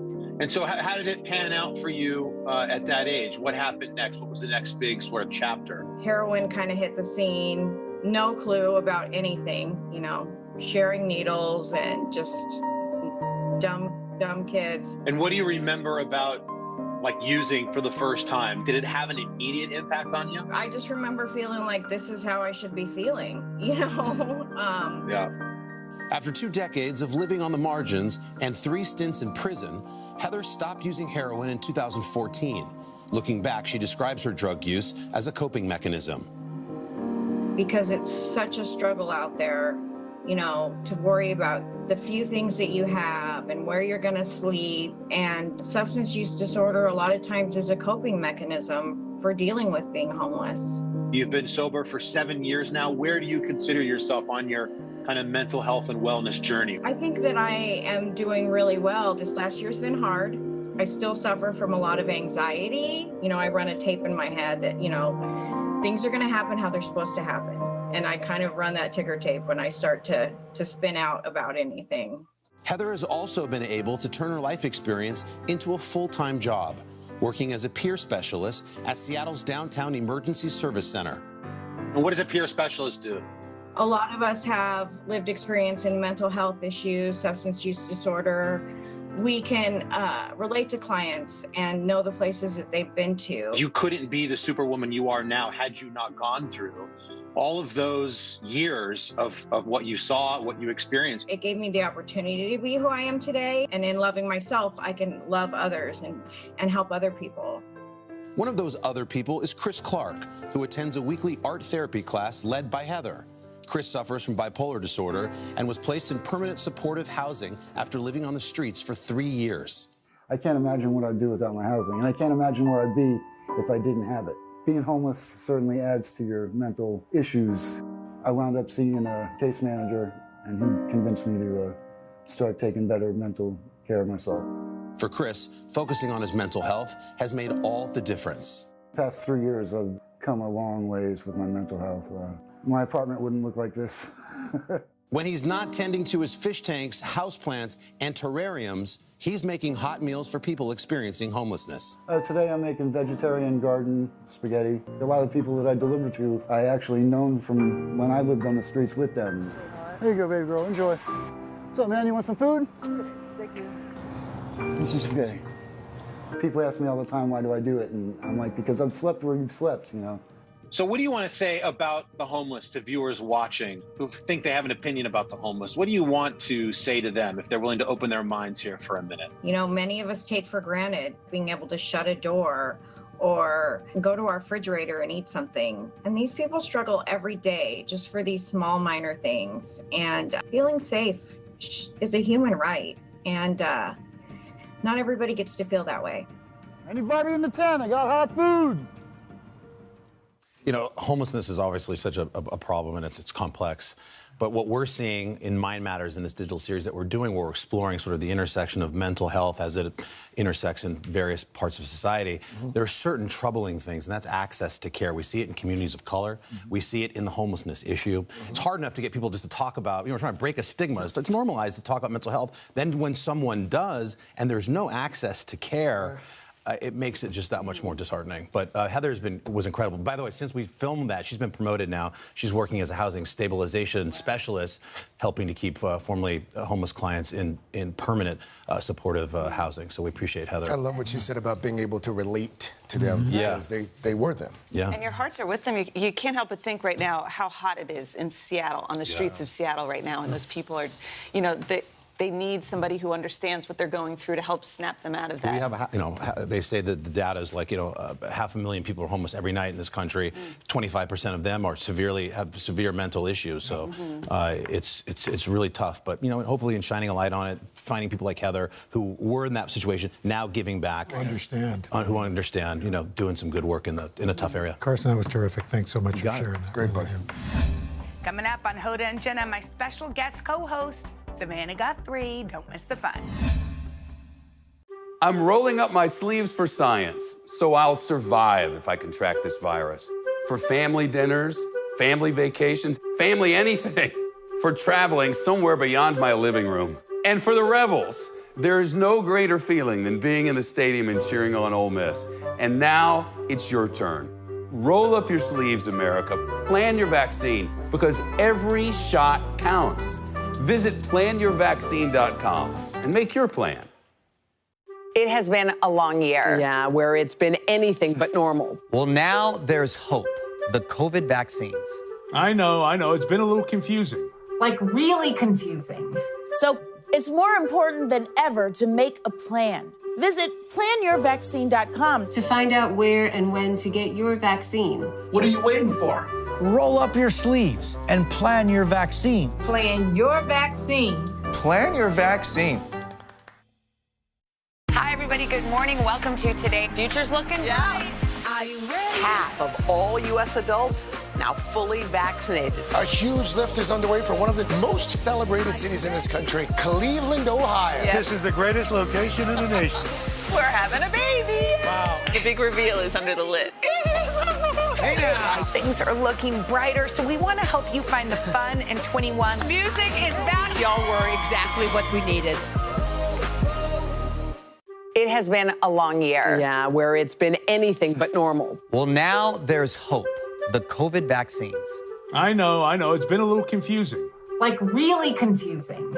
So it's more important than ever to make a plan. Visit planyourvaccine.com to find out where and when to get your vaccine. What are you waiting for? Roll up your sleeves and plan your vaccine. Plan your vaccine. Plan your vaccine.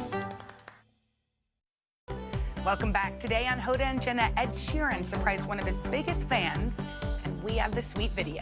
Take a look. Thank you you so much for hanging out with us today. It's so fun to be here. I always have such a good time here when there's wine, which there isn't today, but it's coming. They're we're working on it. I think they're running down to the corner liquor store for you. But I thought the producers were like a little bit nervous that we were together. Like they were? Don't you think? Well, they said they were going to put on a delay, but it's not necessary. First of all, you were like the good student. I'm not sure why they think that. Because they know about when I come on the 10 o'clock show, I let my hair down, except for not today. Today I did it. I put it up, but she has a double bun. Oh, yeah. Y'all. I didn't know a double bun was a thing, but I guess all the young people are doing this. I know, double bun with my honey bunny. I told her I too have a double bun, but just on the lower half of my body. So how about Hodes? She's in St. Louis. She's having the time of her life. Like, she's in her glee. She's the one-woman cheerleader for the U.S. women's gymnastics team. How much fun was it watching her watch them? The enthusiasm. I wrote her and I was like, okay, now I'm ready for Tokyo. She got us pumped. I know. I can't wait. Look at her. And she's like their mom. She's like the Den mom. She's gonna cover those girls. It's gonna be so much fun to watch. Are you getting ready? Yeah. Oh yeah. We have. I mean, it's soon. Yes. I think I leave 2 weeks from Friday. Then we have the opening ceremony, and then the show will be there for the Olympics. And what about the opening ceremony? You know, that to me would be the hardest possible job, particularly for me, because I have a problem with pronunciation. Oh, I'm living in fear. They give you these briefing books. So there's 206 delegations. So most of them are countries that you have to learn. You're like Burkina Faso, like famous for whatever, and you have to learn it. So I'm like cramming. It's like Olympic athlete training. Oh my gosh. I'm carbo loading and reading briefing books, like to get ready for my competition. That's what Hoda was doing last night. I mean, you're actually carbo loading facts, but she was carbo loading because she was nervous. She sent us a little video from her shoot. Let's take a look. Hey guys, guess who I'm with? One guess. Team USA! Hey yo! Oh, this is the best. Oh my God. Their dreams came true, and so did mine, because I got to interview them. All right, we'll see y'all in Tokyo. I just can't get over her excitement. I know. I was like, is it possible that Hoda's happier than they are about making the Olympic team? Should we do a little cheer to them? This is for you. Oh, yay! It's a really beautiful blush. The fact that Sal got that rosé so quickly. I know. Thank looks you, almost like a Sal. sparkling rosé. Wow, cheers. Do you want to sniff it like you do when we get together? You know I don't. She swirls. You know I don't. Sniffs. You know I don't. No, she just guzzles. Tomorrow, y'all, will bring you that full conversation. We're so looking forward to it. Okay, we have That's a sparkling rosé. It's very tasty. Good. I'm glad Thank you like it. We have this really great Ed Sheeran clip that I want to show you. Okay, so Ed Sheeran is finally back with new music. His new single called Bad Habits is racing up the charts. Over the weekend, this is so sweet, Ed actually surprised one of his biggest fans. Oh. This is a 10-year-old, Rafa and his grandfather Norman. They were in studio and they talked about how Rafa played Ed Sheeran songs over Zoom for his grandpa, while Norman actually recently battled cancer. Wow. Isn't that so sweet? Okay, so then they asked him to play a little Thinking Out Loud. Let's take a look. Darling, I will be loving you till we're 70. Baby, my heart can still feel as hard at 23. I'm thinking about how people fall in love in mysterious ways. Maybe just the touch of a hand. For me, I fall in love with you every single day. And I just wanna tell you I am. Baby, now.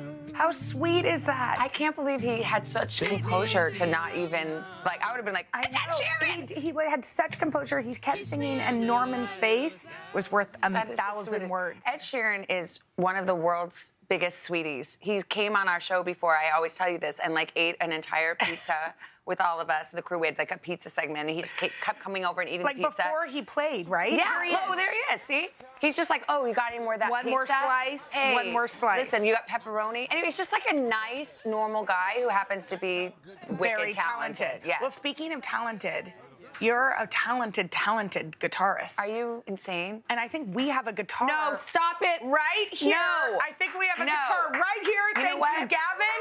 I'm not, you know what? It'll take about 10 more rosés before. What am I supposed to do with this? I don't even know how to hold this anymore. Yes, you do. I don't. Sal, wait, get Sal. He's the singer. I'm not playing. I've not played a guitar in Okay, forever.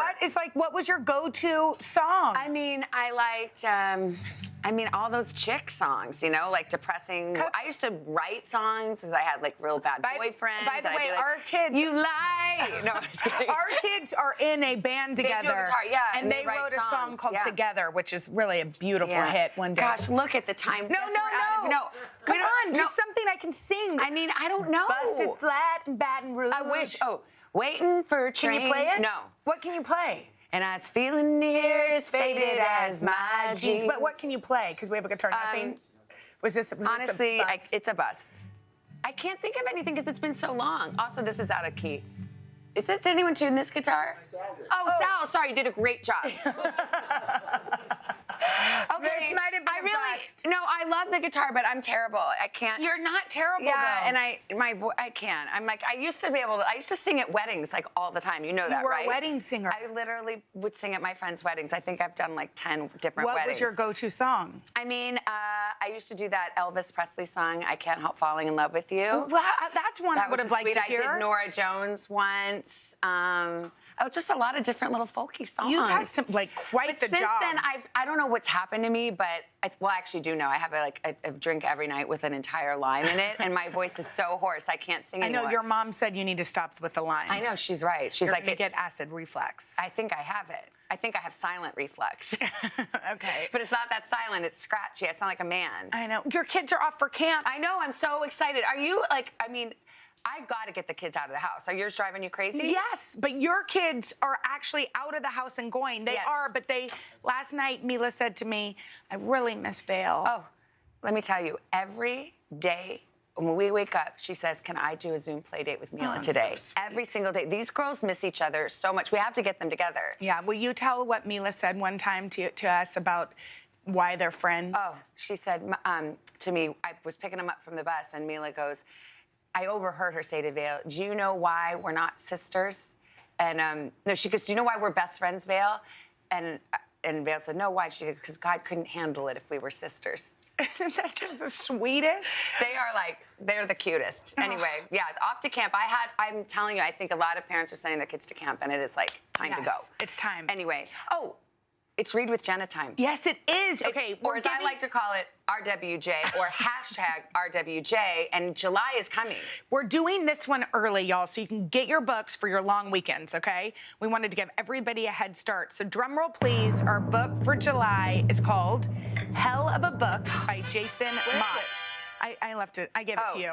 Oh, you did, actually. It is about a Black author going on a book tour through America, and it also has a parallel story of a young Black boy living in a rural town in the recent past. The plot is beautiful. They come together, these two plots, and you're kind of wondering who is who, and it is a story about race, family, love, justice, and it really is a hell of a book. If you want to read something that's going to leave you weepy and then also have you laugh out loud. I mean, Henry goes, I've never seen so many emotions in 1 minute because I cried, I laughed. So original. It's original. Very unique. Jason Mott is a talent. So anyway, I also have some. Oh my gosh, I know. And I wanted to tell everyone this. I was reading The Week Junior. Were you reading? Yes, because when I'm done with The Week, I turn to The Week Junior. Yes. And looky, JBH, her top childhood books. Now, what was on your list? The BFG was definitely on my list. Wait, what's the BFG? The BFG by Roald Dahl. Oh, I don't know that one, and I love Roald Dahl. The BFG, the Big Friendly Giant? I can't believe. No, I was a James and Giant Peach person. Oh, well, I mean, I like James too, but the Big Friendly Giant is a wonderful character. Anyway, I pick it up. The Week Junior, you can see some other It's ones. so cute. I want to find out what your picks are. Okay, it's time for Unscripted.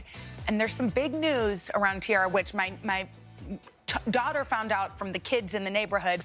Hoda and I are on TikTok. I can't believe it. You guys are so, young and cool. We are so What young and is cool. so actually are you guys Do you know posting? we're actually chuggies? What does chuggies mean? This is our TikTok.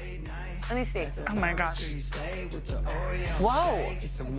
It's very embarrassing. No, it's great. But you're kind of out of sync. 100%. But it's cute. What is the dance?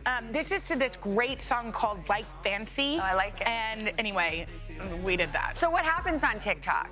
Like we do dances. You and I just We did just did a TikTok. I know. That was my first TikTok. I've never TikToked before. Well, it was really fun. Well, actually, that's not true. We did a whole story on TikTok. Why did I just say that? I don't know. We did a whole TikTok. I mean, it says TikTok don't flop.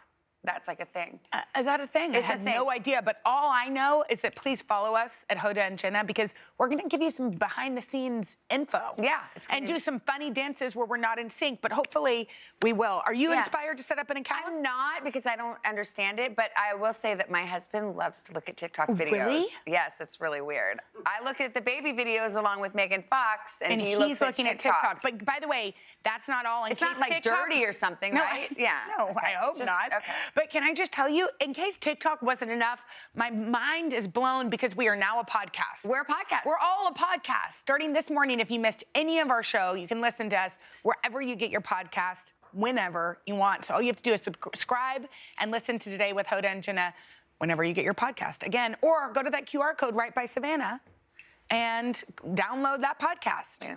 Can you imagine listening to this show on a podcast? I don't know. Like any of our 4 hours? It Like would sounds be crazy. intense. Today Talks continues after the break. My exclusive chat with Savannah you can only see here on Today All Day.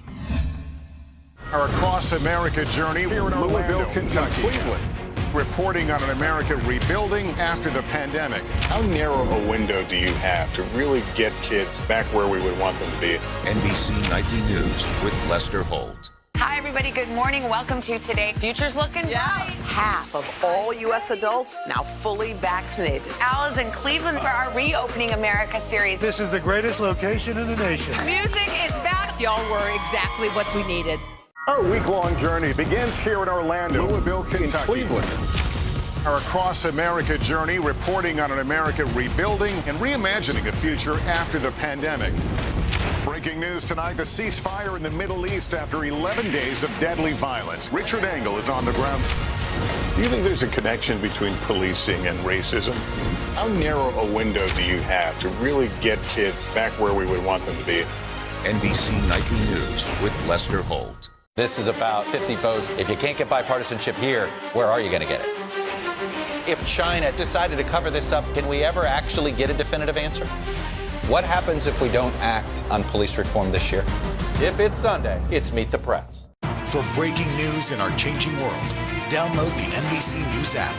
The Meet the Press Chuck Toddcast, free wherever you get your podcasts.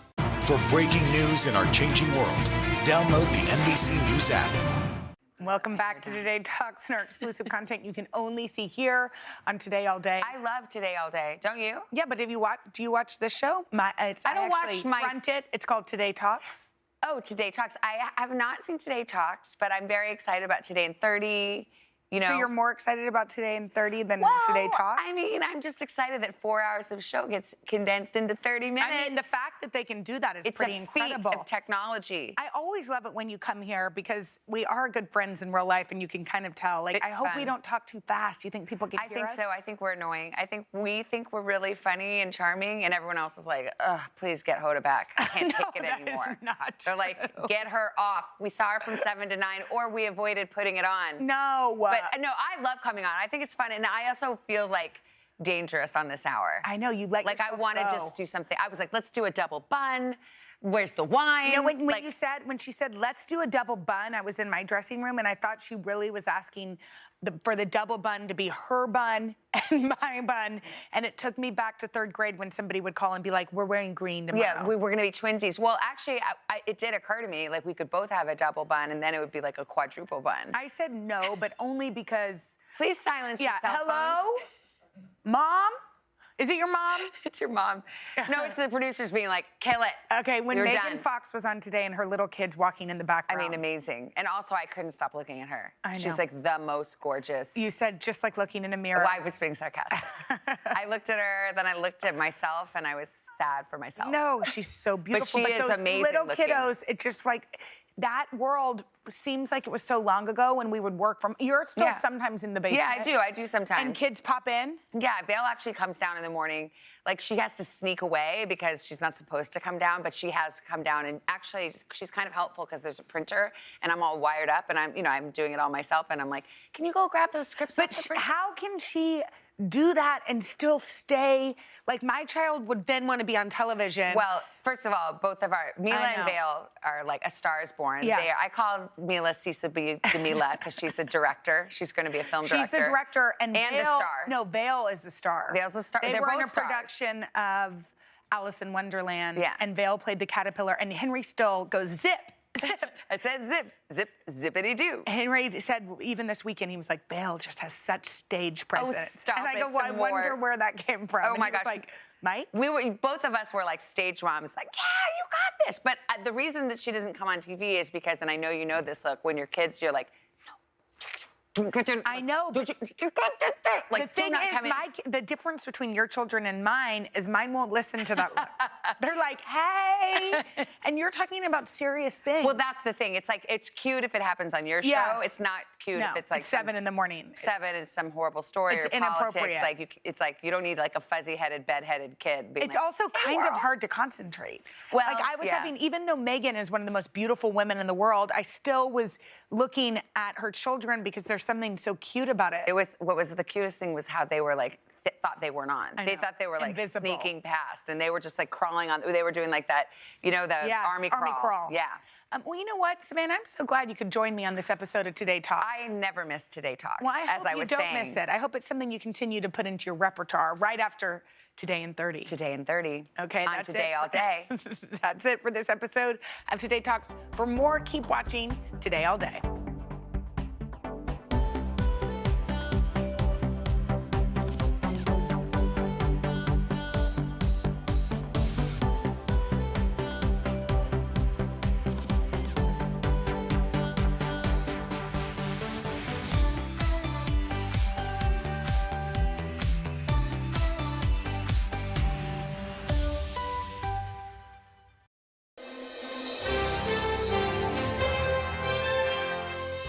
We start with a That's right, cheers. son. Cheers. And congratulations to the author on the new Yes, book. the new book. It's a heck of a Congratulations. book, man. Really? Congratulations. Thank you. Just in time for Father's Day. Thank you. Smart. What prompted it? Because it's a pretty honest, raw look at a situation that a lot of people might not be willing to share. It was cheaper than therapy during the pandemic. No, it was a couple of things. I mean, when I started doing the series for the show on dads, I started to meet a lot of guys like us who were extraordinary in terms of the way they parent, but otherwise ordinary folks. And I think that led me to start to really look at the relationship I have with my dad, which, you've met Dad and we've come a long way, but growing up it was hard. There was the addiction, and then, there were multiple addictions, but for a long time, I sort of blamed him. I was angry, and then. Was he around much? Yeah, he was there. He was there physically, but when he worked third shift, which didn't help, obviously. He was sleeping during the day, working at night, and so I grew up, and the older we got, the worse the drinking got, and by the time I left for college, we were. Almost estranged in some ways. He wouldn't show up for, Little League. We're all there for our... Dad didn't Too much. I'm there too much. Well, but what do you think it might also be, in a sense, generational and cultural? Yes. That, growing up, he was a black man in the South that at a tough time, Yeah. a different time. Yes. He, and this is something I found out during the course of the book. My dad didn't know who his father was until he was almost a teenager. And I think it's wholly unrealistic to expect someone to be something that they haven't seen. Right. So my dad didn't, he didn't have a dad. And so he did, exponentially better than his father had done. And so, yeah, that, and as you know, sometimes, especially in the black community, especially back then, if you were just there, if you were in the house and you were working, that was enough. That was it. The first line of your book gets me, the very first line, right? You remember the opening line? Yeah, he was born in a West Virginia prison. That's how the book opens. Whoa. And fun fact, also the same prison that Billie Holiday served her time in. Martha Stewart did her time there. Back then, by standards of the 30s, it was very progressive for women in terms of teaching like skills and trades. And but it's funny because by the time I come along, like the only grandma I knew like was the grandma that knew the Lord. Like she was at the church 4 or 5 days a week. She was an usher, and you know that was the grandma that I knew.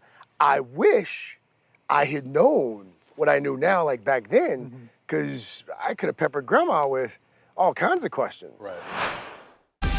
Make the most of your day with Today All Day.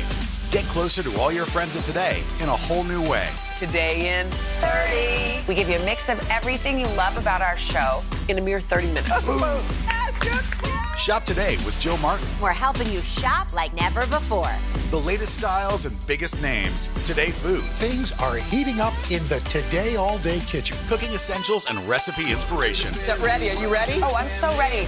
Only on Today All Day.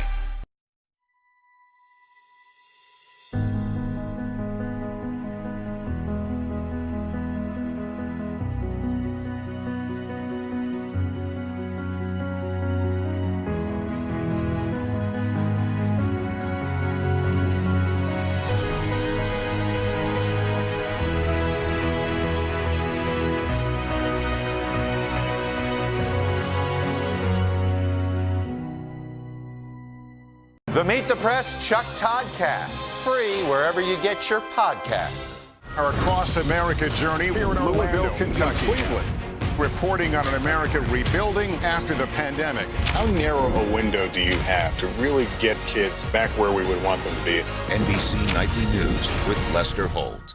For breaking news in our changing world, download the NBC News app. The Meet the Press Chuck Todd Cast, free wherever you get your podcasts. But here's the thing, you know, you talk about you parent the way you were raised, and I've seen you as a parent, as a dad. You're a terrific dad. How did you make the jump? I mean, fortunately, along the way, I've always had men in my life who I could look at and emulate their behavior, personally, professionally, like you two. I consider both of you mentors. You for different reasons than Carson. Age. Yeah, well, I mean, longevity. Yes. Although, hell, I guess the same could be said for you. I mean, Carson Daly's been in the game a long time. I have 4 kids. So, no, it's but what's been cool is my dad was just up here 2 weeks ago. And he was up here for 6 days. What is your relationship with him now? It's the best it's ever been. Like, he'll call now and just random, middle of the day, hey, just come check on you. Has he read the book? Oh, he was the first person to read it. What did he say about it? It's probably the most nervous I've been, minus when I proposed to my wife. Said, it's all there. It's good. It's good. Yeah. That was it. That's all he said. I said, any changes? Anything I got wrong? He's like, no. It's all there. Didn't change a word. You think he recalls the past as you do? There are parts of the book that he did not remember. I'm sure, yeah. There are parts of the book, there are good chunks of the book where he didn't know that I felt the way that I did at the time. Because we just didn't talk like that. Right. Like that's not I've heard you talk about the relationship you had with your dad. I mean, you had sounds like a pretty solid relationship with your dad. Yeah. I have one now. I'm thankful for it now. Right. I wish I'd had it, 20 years ago, but what can you do? But, I see these pictures of your dad with your kids, and it makes me smile. I think about it now, and what a great gift.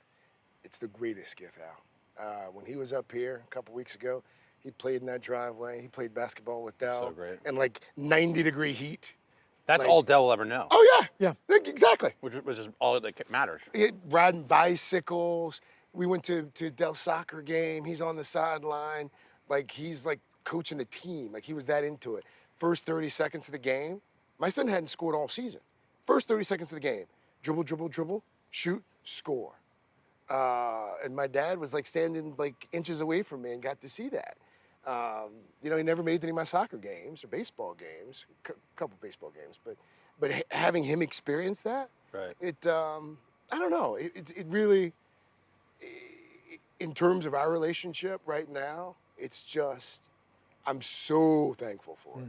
So thankful Because, you know, like it could have gone another way. What has the reaction been from people who thought that they knew you and didn't realize you have this story to tell? I think the reaction is akin to what you just said. I don't think there are a lot of people that really know me, and that's not a good thing, probably. But my dad was always walled off. I've never been a fan of emoting or sharing, and with Well, this, what does it feel like to get it? It's out there now. People are reading about it. I've never been more nervous or frightened or scared or anxious. Don't you feel about it. relieved? No. That's not a I don't thing? think I do relief. Wow. I was relieved. Scratch that. I was relieved when my dad read it. Right. And my dad signed off on it. And I was like, okay. Halfway through, I realized I wasn't writing this book for like strangers. I was writing it for me. I wrote it for my dad. I wrote it for my kids. That's why it's a good book. Yeah. And once I realized that, that helped frame everything. The highlight was I would go down to the basement and I'd pour myself a little bourbon and I would interview Dad. And so I've got like hours of his voice. I'd never heard my grandfather's voice, either one of them. So I've got hours of his voice on tape. That's cool. Like answering questions. Like there's stuff not in the book, like that's on tape, that the great grandkids are here one day and they're like, oh, my great grandfather, he was a piece. He was a piece of work. I will tell you the gift that you've given your children without even realizing it. And Carson, I don't know, you've lost your dad. Yeah. One of the things I've always dealt with is, I remember what he looks like. I know what but I've had to like play back some video recordings because I can't remember his voice. Your dad? Yeah. Wow. I mean, I know his voice, but Can't just so I can hear it, I have to go and put in the VHS and watch it. At least just you have to his hear it. videos. Yeah. And he was on the show once, Yeah. too. Yeah, you know. You don't have recordings, Carson? I do, actually. It's on a medium that I don't even know what it is. It's the smallest little cassette tapes. Yeah. But Those yeah, dictaphone tapes. Dictaphone tapes, yes, I do have them. And on the heels of this, I'll go back and listen because when my dad died when I was 5, I remember feeling tremendously guilty, even though my mom married Dick, my stepdad, who I credit for being, I always say God bless me with 2 incredible dads. But I used to feel guilty as a kid because I was so young when my dad passed that I forgot what he looked like and what he sounded like, and I thought that was my fault. I remember that. I remember working through that as a kid. But then it was so quickly replaced by such a great dad that it all fell into place. You said something a moment ago, jokingly. You said this is cheaper than therapy, but you said you talk with your therapist. Oh yeah. Again, something that a lot of men don't want to admit to or admit that. By the they way, need to build on that, I mean, I've been doing so much work in the mental health space, as you both know. Fathers and sons going there and having a conversation. How are you feeling today? What's in your feelings? That's something else that is. Just doesn't happen, especially in communities of color. No. And I think about your book being out and you being so willing to talk about this. Have you thought about the impact that you're having for young men who look like you? That's the hope. That's the hope. Like I have a number of friends who are either estranged from their dad or have these terrible relationships with their fathers. And I wrote it in part for them and for that reason. Like there's a part in the book I write about where I knew that my dad was a changed man when I went to his rehab facility. And part of the rehab was you have to sort of, you make amends and you write these letters and you talk face to face with the people that you've wronged. And I get down to Statesboro, Georgia, and see my dad, and he gives me this big hug. And we're not big huggers. Right. We're not a hugging family. I was like, oh, Dad's hugging. And he gives me this hug, and I'm crying. He's crying. He gives me this letter that he's written. 40 years, my dad's never written me a letter, but he's written me this letter. And we sat and we had breakfast, and it was just like, it's one of those, like, I know on my deathbed, I'll remember that day. And in that moment, like, I knew it had worked. But a large part of what he did in rehab was therapy. Like every day, individual sessions, group sessions, it is work, but it worked. Yeah. And then after that, he did 90 days of AA meetings, 90 straight days every day. But no, like we don't talk about it as fathers and sons. and especially in our community, Al. Like it's just not. But it's getting better. It's never too late for your dad to be a hero, though, right? Like as sons, you look up to your dad. Yes. It's never too late. Like we love our dads so much. As a dad, we think, oh, I blew it, man. Like I can't go back and make a. You can't have a. There's not a first impression after. There's not a second impression after the first or whatever. You can't go back in time. But as a son, we're like that breakfast. Yes. That was everything. That's all you needed. Yep. Like you're good now. You remember it on your deathbed. Yep. Yeah. As a son, we think that, but as dads, we probably bear that burden that we have to be good for their entire lives. I was really fortunate. My dad was more the nurturer than my mother was. Really? My dad was a hugger, Yeah. a kisser. I didn't know that men weren't supposed to kiss until I'd go to some family reunions, and I'd go to. I remember my Uncle Champ. Hey, Uncle Champ. Whoa, hey, now. Hey, how you doing? Not how we do it and, here. and that's right. What's going on there? This is a different kind of movie, So meanwhile, we hug and kiss. I mean, of course, you're probably the same way. And I know you are. Hug and kiss the kids all the time. Every second I go. Yeah. All the time. Every second. It's but it's interesting because, Carson, you just said something. Like it's never too late for dad to be a superhero, and that's part of what I wanted people to take away. Like it's not a story of like addiction and absenteeism and. It's a story of resilience, story of overcoming. It's a story of how when there's someone that you love, you don't write them off. Like it's, there are a lot of folks that have people in their lives that struggle with addiction and they just get to a point, it's like, I've done all I can do. Yeah. I've done all I can do. And we got to that point, and this was sort of our last ditch effort, and we tried before, and lo and behold, this time, he went into rehab and it changed. Now, granted, he was drunk at the time he went to rehab, didn't remember the intervention. Right. But once he got in, that's why he was there. There you go. For breaking news in our changing world, download the NBC News app. Make the most of your day with Today All Day. Get closer to all your friends at Today in a whole new way. Today in 30. We give you a mix of everything you love about our show in a mere 30 minutes. Shop today with Jill Martin. We're helping you shop like never before. The latest styles and biggest names. Today food. Things are heating up in the Today All Day kitchen. Cooking essentials and recipe inspiration. Get ready. Are you ready? Oh, I'm so ready. Only on Today All Day. Our week-long journey begins here in Orlando, Louisville, Kentucky, Cleveland. Our Across America journey reporting on an America rebuilding and reimagining a future after the pandemic. Breaking news tonight, the ceasefire in the Middle East after 11 days of deadly violence. Richard Engel is on the ground. Do you think there's a connection between policing and racism? How narrow a window do you have to really get kids back where we would want them to be? NBC Nightly News with Lester Holt. It has been a long year. Yeah, where it's been anything but normal. Well, now there's hope. The COVID vaccines. I know. It's been a little confusing. Like really confusing. So it's more important than ever to make a plan. Visit planyourvaccine.com to find out where and when to get your vaccine. What are you waiting for? Roll up your sleeves and plan your vaccine. Plan your vaccine. Plan your vaccine. Make the most of your day with Today in 30. We give you a mix of everything you love about our show in a mere 30 minutes. Watch Today in 30 on your schedule, streaming every day on Today All Day. For breaking news in our changing world, download the NBC News app. The Meet the Press Chuck Toddcast, free wherever you get your podcasts. Thank y'all for reading the book, by the way. It's a great book. It's terrific. That means Congratulations on it. Yeah. Another thing that sticks out for me about the book is to be a great father, it takes great women in your life. And I've been lucky enough, my mom, who you both knew, was such a powerful force in my life, losing her husband and her mother in the same year in 1979, her raising us. She was so important. And then my sister, who's my older sister, who basically raised me. I wondered about the women in both of your lives that you attribute some of your successful fathering to. My mother.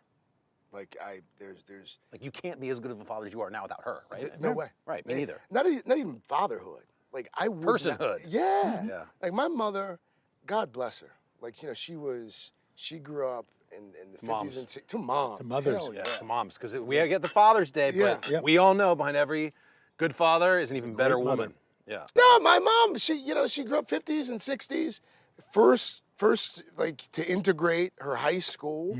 Grew up in the projects and got kicked out of the projects because they couldn't pay rent. Moved to some new projects. Like, her dad wasn't around. Like, dealt with addiction. Then she had to practically help rear her 3 siblings. She was the first in the family to go to college. First in the family to get a master's degree. And when my father started to struggle mightily in the 80s and 90s especially, first with booze, then with gambling, my mom had to go out and get a second job. Like, she was a school teacher. She would teach, come home, make sure that we hadn't killed each other, my younger brother and I, and then she would go work at this pharmacy to And make what little ends money meet. she was making teaching, Yes. he'd gamble it away? Yes. Oh, it was. Gosh. It was like, and so, obviously, when you're 12, 13, you don't appreciate that. Right. But as I've gotten older, Right. like mom, like she put the family on her back for like a decade, Right. and carried us, and Right. and all the while made certain that we Didn't feel it? No, we didn't feel it. No. And there was never, like, we could never use anything as an excuse. Like, it's not like, oh, you know, my dad's got these addiction issues, I'm struggling in high school, or oh, I can't. No, Mom, there was no, like, if you complained, you did not, it was just, and looking back on it, because at the time, all we did was complain. Sure. Like, oh, Mom's gotta go to violin. Oh, she signed me up for oratorical contests. Like, that was my high school activity. Right. Which is what made you who you are today. Well, and now you realize it, but back then I was like, dude, Mom is just, and now, I love my father, you know, and we've come to a good place. But let me tell you, I would walk across hot coals. Right. Now, that being said, Carson, Al, I gave her a copy of the book. The book is called Pops. So it's a book about my father, naturally. So I give her a copy just to make sure it was all accurate. I mean, just factually accurate. Yeah. Right. Typos and stuff. Things like that. Yeah, I just want to make sure my memory Enough mentions of Betty Lou. Got Well, uncle's name's correct and dates and times. She used it as an opportunity to make notes. What did she say? What were her notes? What didn't she say, Carson? Oh. I got a series Like of pages notes. of notes? Conversations of notes. And she would say things like, because I love my mother, but she can be a little passive aggressive. She'd say, well, you know, I mean, that's how you and your father remember it. Oh, well, I mean, well, that's how you remember it. I mean, there were some, Right. And then so I had to get to a point where I realized, oh, I know what this is about. Like, she carried the family, but I wrote a book about, you know, Dad. So the next book will have to be Moms. It'll have to be. Right. It'll have to be Betty Joe. There you go. Got it. Have you ever thought about writing a book about, like, your mom and dad and Well, I've included them in some of the past books. You know, and like I said, you know, my mom was, you know, one of those people who, like she was the first black cheerleader at John Adams High School in Queens, you know, back in the 40s. And that's you a know, big deal. Like that's the 40s. Yeah, That's- and yeah, my dad was a black man who was an artist, couldn't get a job as a commercial artist, so he got a job as a bus driver to support his family. And she went out and worked as a you know, a nursing assistant when we were younger, and eventually ended up staying home. But you know, they were partners, Al and Izzy. You didn't see one without the other. And in fact, after he passed, I couldn't quite put my head around just dealing with her by herself because they were a package. Yeah. They were a package deal. You know, but she was honest. She was one of these.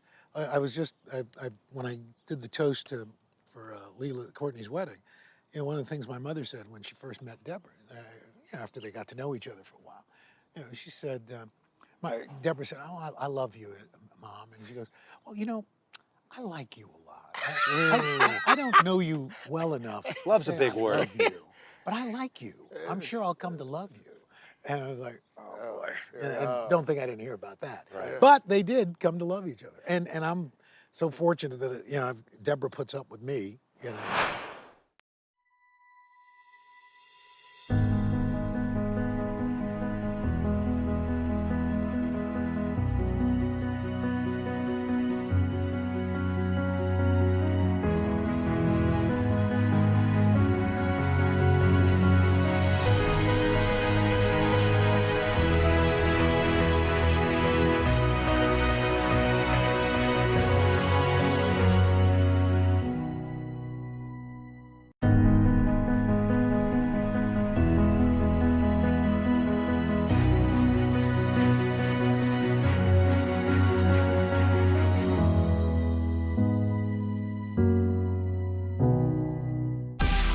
Make the most of your day with Today All Day.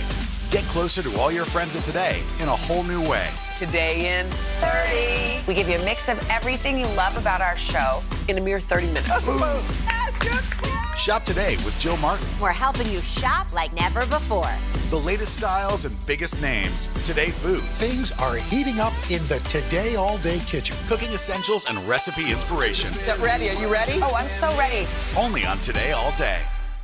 For breaking news in our changing world, download the NBC News app.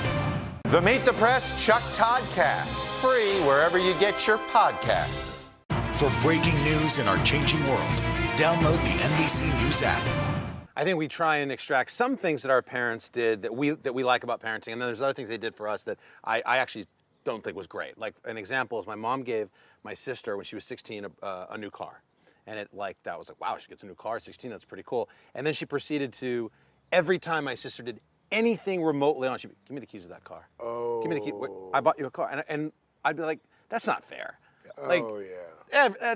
Just take the car. I don't even want the car if you're going to use it against me. So, like, that's something I probably wouldn't do. But, you know, in our generation, there's so much helicopter parenting. Every parent wants to be their kid's best friend. So I find it hard, and I'm always looking to strike the balance of being very close with my kids and being on the level with them. I play Fortnite with Jackson, or I get on TikTok. I want to know what they're seeing and doing and be on their level, but also not be their best friend, still be dad. And I will be that bad guy, and I want to teach them right from wrong. And tell them the hard truths of life. You know, I'm not afraid to go there. I try and make everything a teachable moment. It is tricky. It's tricky to find that balance. How did you, I mean, in terms of not spoiling the kids, you know, how do you? I'm proud. I mean, Nick actually has a little after school job, but all of my kids have a job. They always have had a job. Really? High school, in college. I had that. My parents had to get a job. Yeah. Did you work? Oh yeah. Oh yeah. My parents were always like, "Got to get a job." 15. And so that was expected of me. And did you make that a thing for them? Did they know? What I guess I was kind of proud of, and they've seen Dad and Mom work hard. They just wanted it. They liked earning their own money. Right. So again, we couldn't say, well, lord it over them. They had their own spending cash. Yeah, right. So I really do. I remember my dad said, I said, why can't you be more like my friend? He goes, I'm not your friend. I'm your father. Right. And there was this is not a democracy. No. Right. No. But the truth can be somewhere in the middle there. I Yes, say to have absolutely. that. I want to rule with an iron fist too. I always say, I brought you into this world. I can take you out. Yeah. There That are doesn't rules work. in this house. That doesn't work. It used But to. you can't do that all the Everything's way. changed. It has changed. It's changed. And listen, like I said, I mean, my oldest is 34. I've seen it change. I've seen it change between Nick and Leela. Oh, for sure. You've got to adapt because I text with my 6-year-old. My 6-year-old she can texts me. text? She can text from her little iPad. Wow. That's And impressive. emote, and she can spell because she can speak into the thing. So it's like I'm having a conversation with like an 18-year-old. Holy But she's 6. smokes. It's crazy. Technology has just changed the way parenting. And I don't think it's changed it necessarily for the better. no, but I do except think, knowing where they are. I love knowing where they are. That's true. But one of the things I think my mother drilled into me was certain etiquette, which I think is important to this day. I mean, I'm very proud of my son. He's got his issues, but when he gets a gift or whatever, he Handwrites a letter. Handwrites a letter. We do He that. does. I've gotten a Nick Roker note before. And that's, I think those things And you that shake are, someone hand, you look them in the Yeah, eye. yeah, Yes, exactly. sir. No, sir. Our parents pass certain things on that, to me, I think are timeless, and it's our job to pass those on. Let me tell you the biggest issue we've had recently in terms of perspective. Like, you remember, it was dinner time when we were growing up. Like, you ate what you ate. Like, whatever mom cooked, This that is was a great dinner. point. I like where you're going with this. Whatever, that was it. Right. Like, there were It could dinner. be a fish. It could be some sort of Right, meat you you're like, didn't recognize, here's but you food. ate it because it was on your plate. Yes. Well, now we sit down for dinner. Oh, gosh. And it's like they think this is like some sort of 4-star restaurant. Well, that's your own fault. I'm not eating I know. this. I know. No. My daughter will say to me, "Oh, I can't eat that." I'm like, No, "What are you no, talking- no, That's no. a No, we a make hamburger." I make one I meal. don't like fish today. Yeah. No. I was like, I don't like fish today. Yeah. It's Well, one the fish meal, likes and you that's today it. and every day. Yes. One meal. You're eating what we Well- look. We're fortunate because the kids. We don't. We make mac and cheese. No.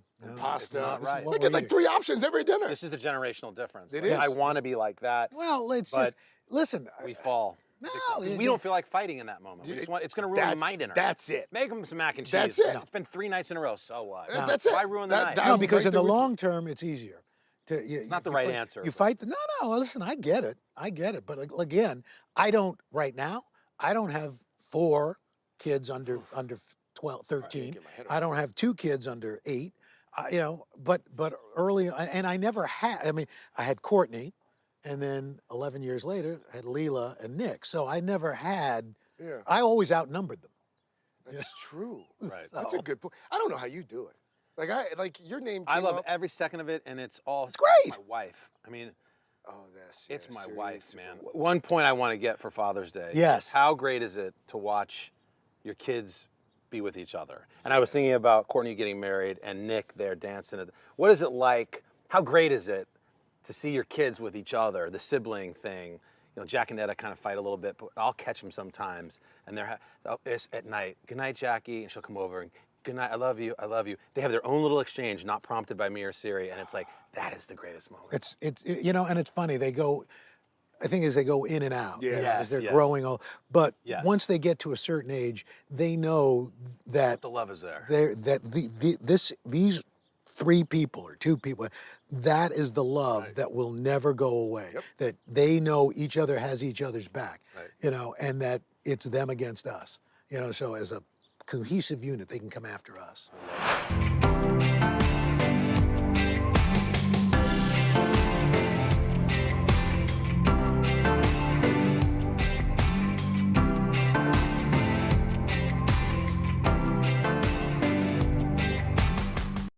Oh, today all day, summer's officially here, so get outside, do something fun. Up next, Sama Dada is sharing the ultimate menu for a perfect picnic party in the park. This is sort of like playing with Play-Doh, but it tastes good and it's edible. Play-Doh is not edible, I don't think. Play-Doh is edible? No. Why? There's no way. I just learned that Play-Doh is edible. Don't eat it though. That's disgusting. Just eat these instead.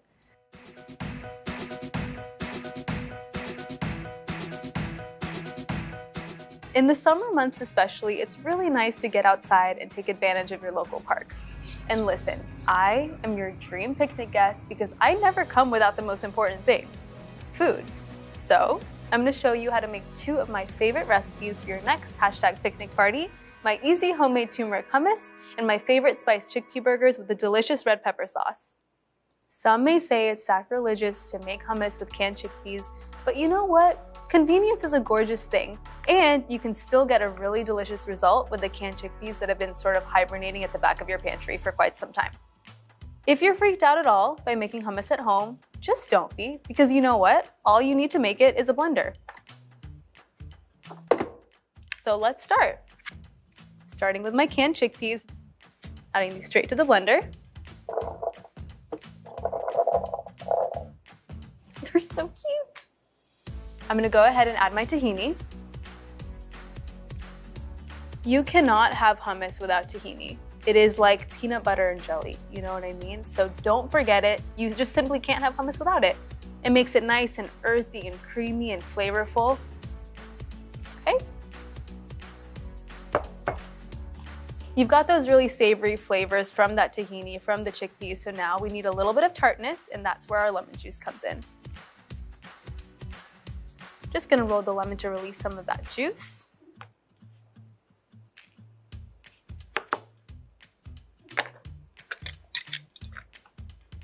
Lemon juice going straight in my blender. It's gonna make this hummus really bright and zingy. I will warn you, once you learn how to make this hummus at home, you may never go back to store-bought. I'm sorry, but I'm just not sorry. Perfect. Lemon is done. Now I'm gonna add in my garlic. I like using raw garlic here because it has a really punchy, flavorful taste, and we want all of that flavor in this hummus. Here's where we really spice it up, okay? We're gonna add my 3 favorite spices. I'm adding some cumin.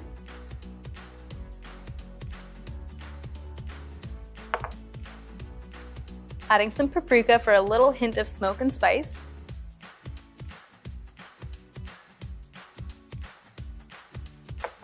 And what would this turmeric hummus be without turmeric? It doesn't make sense. So I'm adding my turmeric in. Another reason I wanted to make a turmeric hummus is because of that gorgeous yellow color. So that's really gonna give that hummus that bright pop. It's gonna look really good on your table, I promise. Now I'm gonna add a little bit of salt and some freshly ground black pepper.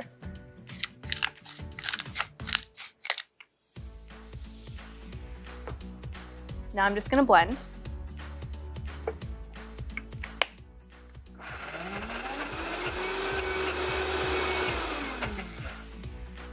In order to get this hummus super smooth, we're gonna add a little bit of water, tablespoon by tablespoon, until it reaches our desired consistency. For me, that's very smooth and velvety and luxurious.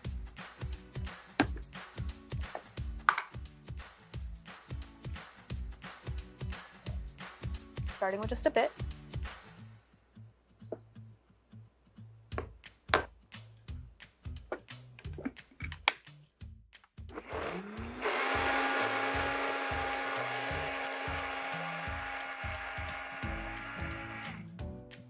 The trick with this hummus to get it super velvety smooth is when you reach your desired consistency, blend it for an extra 3 or 4 more times. That's gonna make it even more smooth.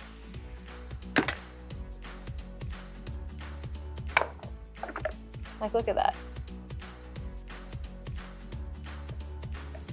I really cannot wait. Let me just adjust to taste.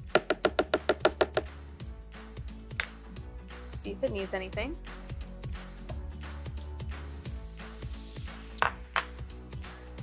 I mean, come on. It's perfect. I'm gonna add the hummus into my bowl. Have you ever seen anything this smooth in your life? No, right?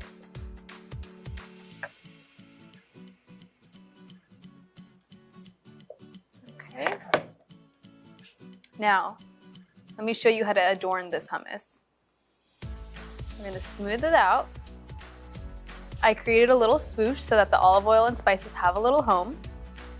Drizzle some olive oil on top. Sprinkling with a little bit of za'atar. If you don't know what za'atar is, it's a Middle Eastern spice blend with sumac, sesame seeds, and another host of spices. It's so good. If you don't have za'atar, don't worry, you can totally omit it, but I think it tastes amazing with it.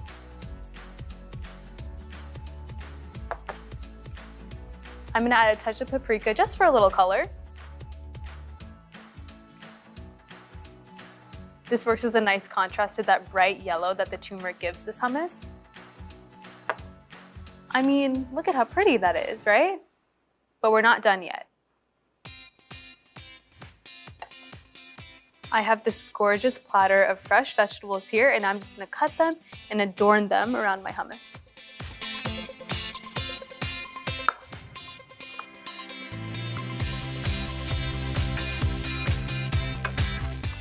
If you don't feel like slicing your veggies yourself, no worries. You can buy it pre-cut. I've got some time on my hands. I mean, this is art. Monet? Is that you? It's me.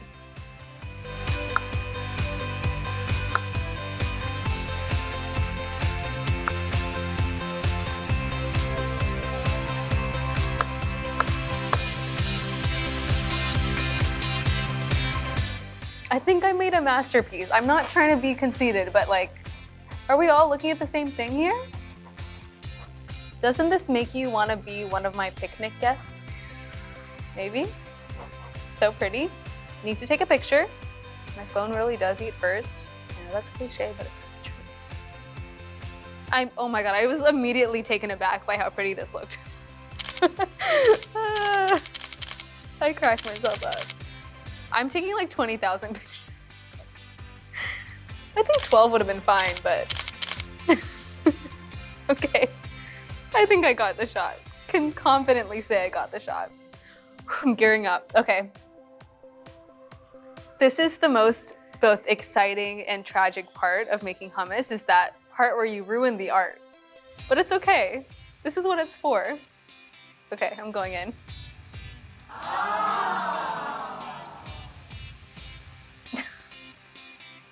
Did that make you all feel things? Because I just felt really emotional. Okay, ready to taste.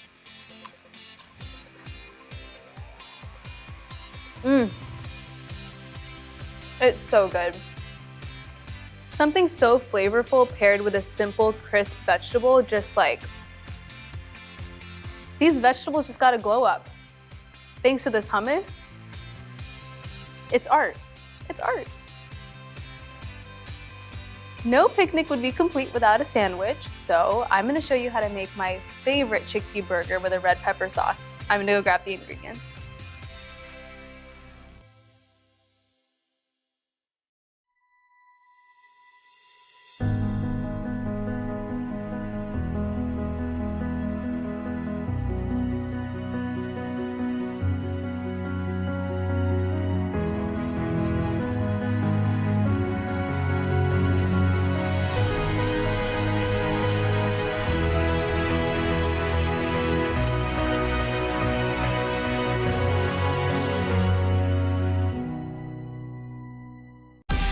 Make the most of your day with Today All Day. Get closer to all your friends at Today in a whole new way. Today in 30. We give you a mix of everything you love about our show in a mere 30 minutes. Shop today with Jill Martin. We're helping you shop like never before. The latest styles and biggest names. Today food. Things are heating up in the Today All Day kitchen. Cooking essentials and recipe inspiration. Get ready. Are you ready? Oh, I'm so ready. Only on Today All Day.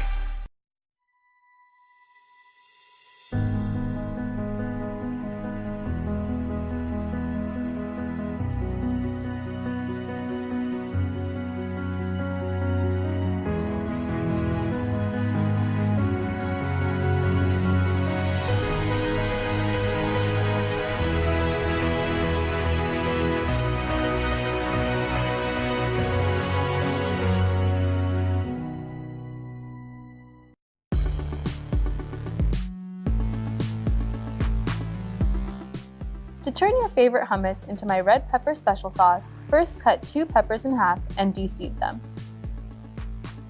Then roast the red peppers at 450 degrees for about 25 minutes. After removing the peppers from the oven, they'll need to be steamed for 10 to 15 minutes. You can do this by inverting a glass bowl over the peppers onto a cutting board. Sealing the peppers creates steam, making it easier for the skins to peel right off. Remove the pepper peels and discard. Yep, they're a little slippery. Roughly chop the red peppers into large pieces.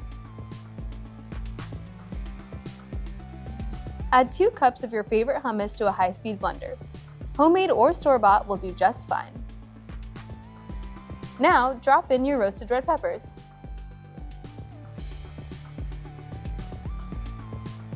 Blend the mixture until it's well combined and super smooth. Now, this special sauce is ready to be spread on anything your heart desires.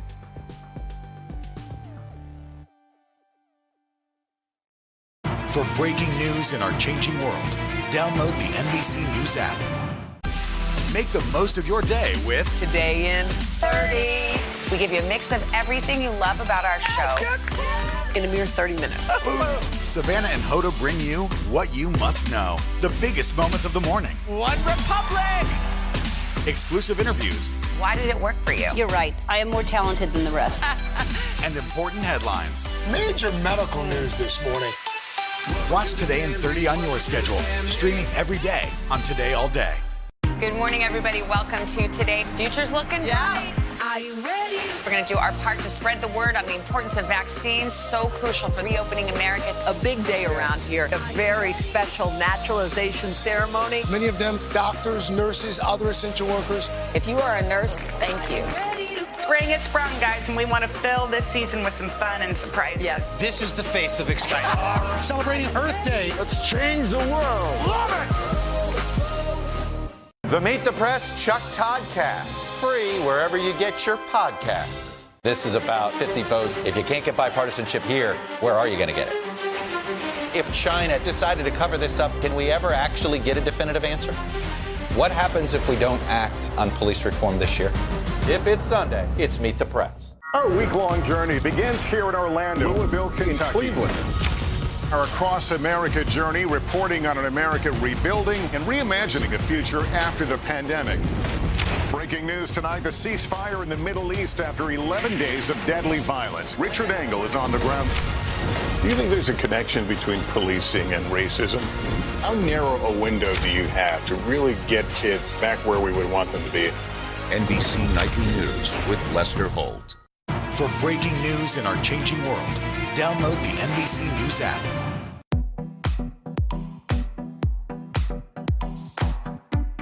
Having a good veggie burger recipe in your back pocket is sort of like having your best friend on speed dial. It's pretty useful.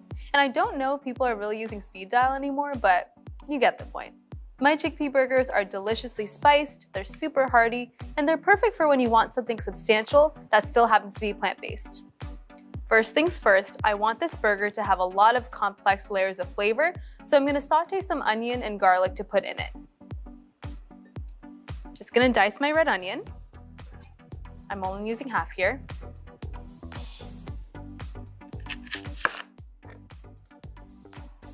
I'm using a red onion here because I really like that it adds that nice sweetness. It's gonna be so good in this veggie burger.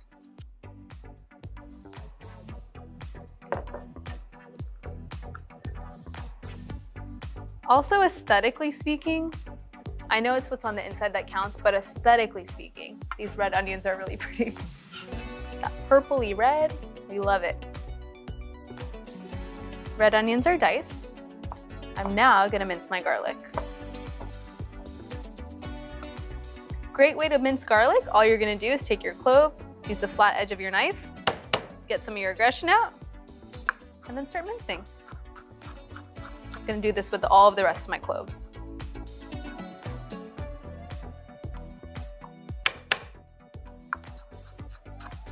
Garlic, it's our friend, okay? You may smell like garlic for 3 days after cooking with it, but it's worth it. It's worth the price you have to pay.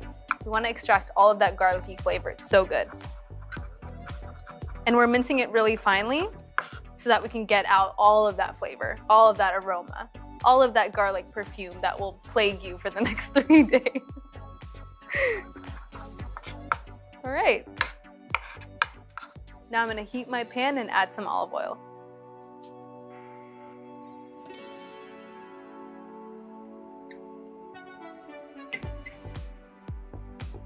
My oil is shimmering, and now I'm gonna go ahead and add my onions. Got some resistant ones in here. Don't worry, you're gonna become a burger. Something to celebrate. All right. We want these onions to be tender, translucent, starting to brown around the edges. When we get a little bit of that caramelization, it's gonna impart so much flavor onto these burgers. And you might be wondering, why didn't we add the garlic with the onions? But we can't do that because the garlic takes a lot less time to cook, so if we added with the onions, it would burn. And that's not cute. My onions look perfect. They're nice and golden brown around the edges. They're tender, translucent, which means it's time for the garlic.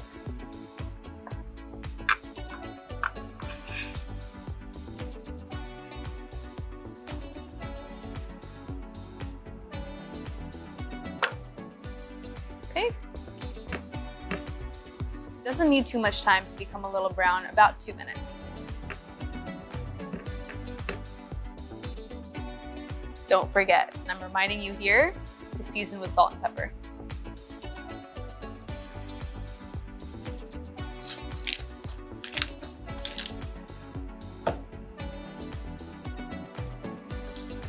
Flavor is our friend. We always want more of it.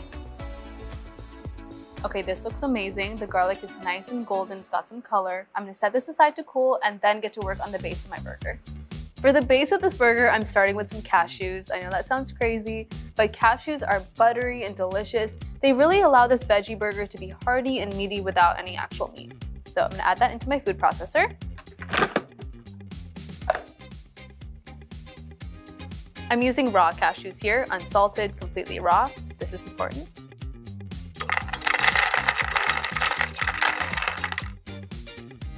All I'm gonna do is process these cashews into a nice fine powder, kind of like a flour.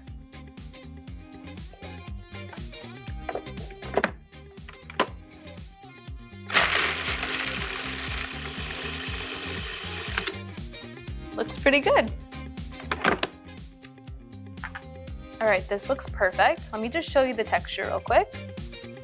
It's sort of like this nice flour, you can see. It's gonna be a really hearty base for this burger. Okay, cashews are done. Now we're gonna move on to the rest of my ingredients. Now I'm gonna add some flaxseed meal. This is gonna be really great as a binder for these burgers. It's sort of like a vegan replacement for an egg.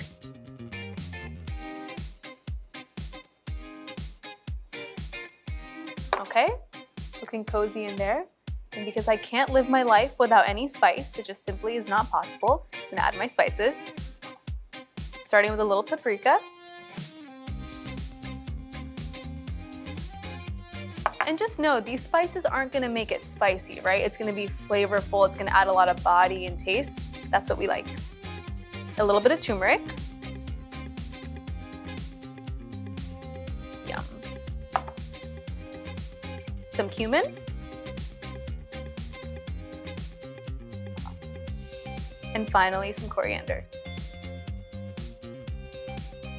This is a chickpea burger, so we gotta add our chickpeas. These are just drained.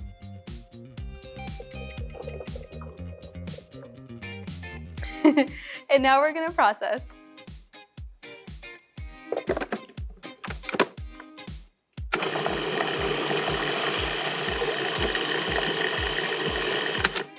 It's okay if this mixture isn't fully pulverized. It's kind of nice to have a little bit of that chickpea texture, so don't sweat it if you've got a little chickpea hanging out in there.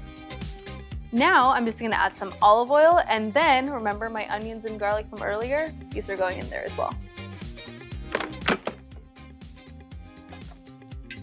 A little olive oil. And then my onions and garlic.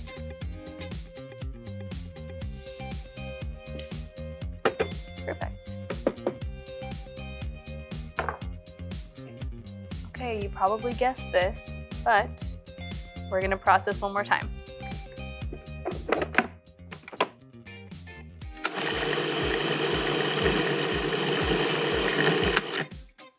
My mixture is looking amazing. Gonna transfer it to a bowl. Just transferred my patty mixture into my bowl, and you'll notice it's kind of thick and sticky, which is great because then we'll be able to form it into patties really nicely. Because I want this to have a little bit of zest, a little bit of something herby, I'm just gonna add some cilantro in here. You can totally use parsley if cilantro freaks you out. I won't judge you. I'm just gonna roughly tear them. I like those big pieces of herbs, but if you want it smaller, you can totally chop it. Okay. Mix that in. And now we're ready to form them into patties. A couple of things I want to do before I form these into patties. First, remove all my rings, because I wear like 12,000. And now I'm going to oil my hands just to make sure that nothing sticks to them. Just a little on here, just a little. Using extra virgin olive oil. I think you're moisturizing your hands, but you're really just prepping to make your burgers. Okay, here we go. It's very fun, very therapeutic, and look how well this sticks together. So I'm gonna form these into like a little ball at first, and then I'll flatten them out into patties. You can really make these as big or as small as you'd like. I'm going for like a major burger situation, but you can also make little small burgers as well if you want little bite-sized snacks, if you want to throw them on a salad. They're very versatile.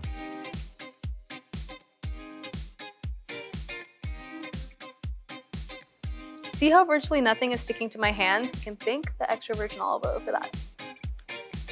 You've got a lot of really hearty elements in this burger, the cashews, the chickpeas. It allows it to stick together, but also allows you to feel really satiated. It's really delicious and just a really great way to eat a veggie burger that's exciting.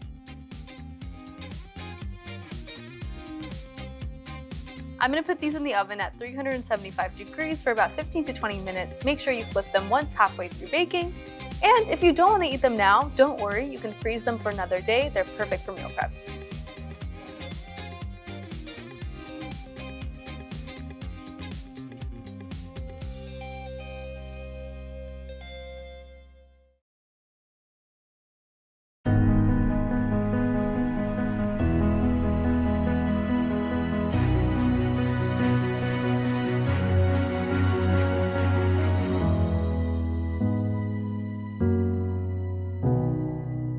I'm rolling up my sleeves for science, so I'll survive if I contract this virus.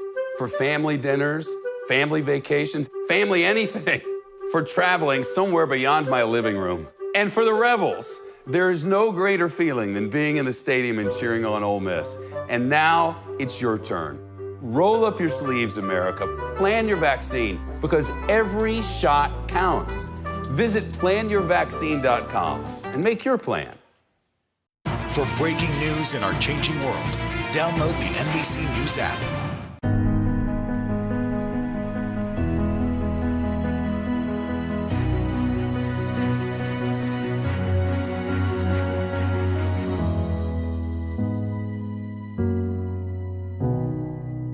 For breaking news in our changing world, download the NBC News app.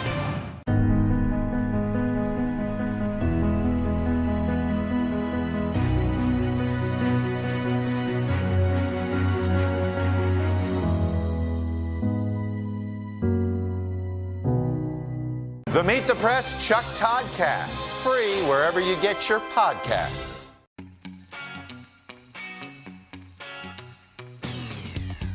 I mean, is this a joke? Look at this. That crisp golden exterior? It looks so beautiful. If you did want it to be a little more crisp on the outside, feel free to sear them. But to me, this looks perfect. It's time to assemble my burger. I'm very excited. I've got my bun, got my tomatoes, my lettuce, and I have a little red pepper special sauce to go in the burger as well. So I'm gonna go for it. Got my bun. I like a lot of sauce, so I'm gonna go ahead and be generous here. This is gonna add more flavor, a little bite, and some nice color too.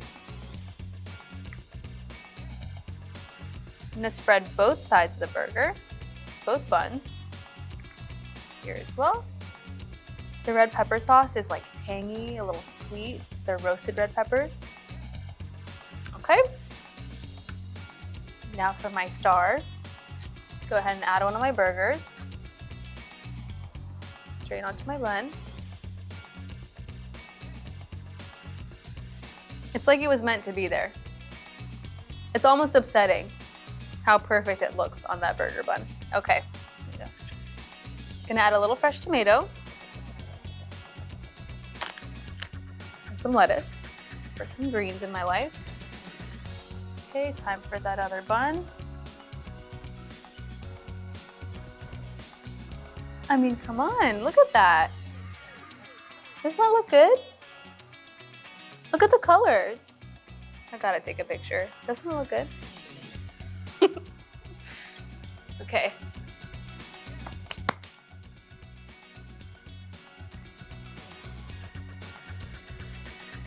Oh my God, look at that. All of those layers of flavor. That looks really good. Okay, is it time? I'm nervous I'm not gonna eat this in a cute way at all, but I guess it really doesn't matter. Okay, here I go. I'm gonna go from this side. This seems more approachable to me. Okay, here we go.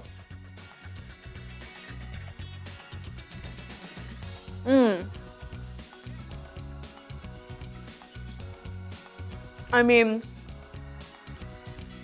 this chickpea burger is so well spiced, so well seasoned. I think I need another bite. It seems like I must take another bite. Okay. It's just simply not right. It's simply not right how good it is. That red pepper special sauce though, ties everything together. See, this is why I'm everyone's favorite picnic guest. I do stuff like this, and then they always invite me again. You can be that person too. I'm speechless. I'm speechless. I'm speechless. Okay, I'm going in. Someone has to stop me. Someone has to stop me. I'm gonna keep eating this. No one's gonna stop me? Okay. All right.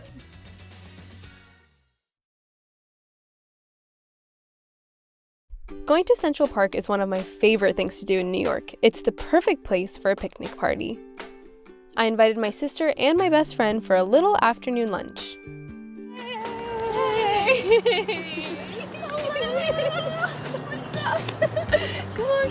on. Okay, guys, look at my crudité prata. I'm eyeballing it. I cannot live my life without hummus, and I love bringing it to a picnic because it's easy to pack and snack on.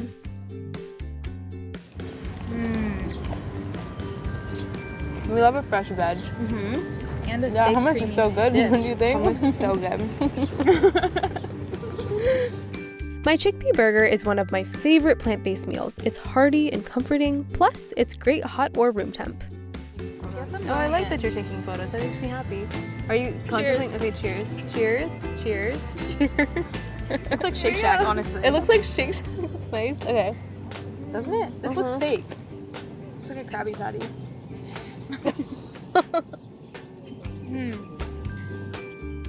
There's nothing I love more than sharing my food with the people that I love, and a picnic is a great place to do it. Let's do it. Okay.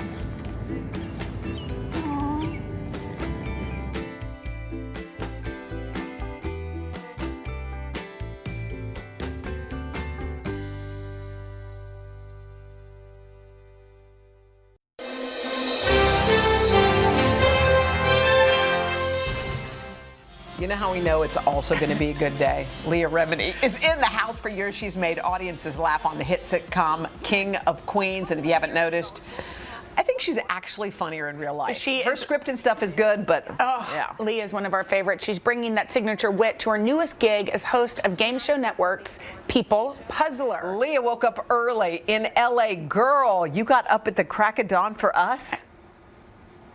Yes, that's how much I love you too. We love you. In fact, we couldn't wait for you to be here because we just had to ask what has still been happening in your house during quarantine. What's happening? Yes. What's been going on? Lots of weight gain. Lots of rethinking relationships.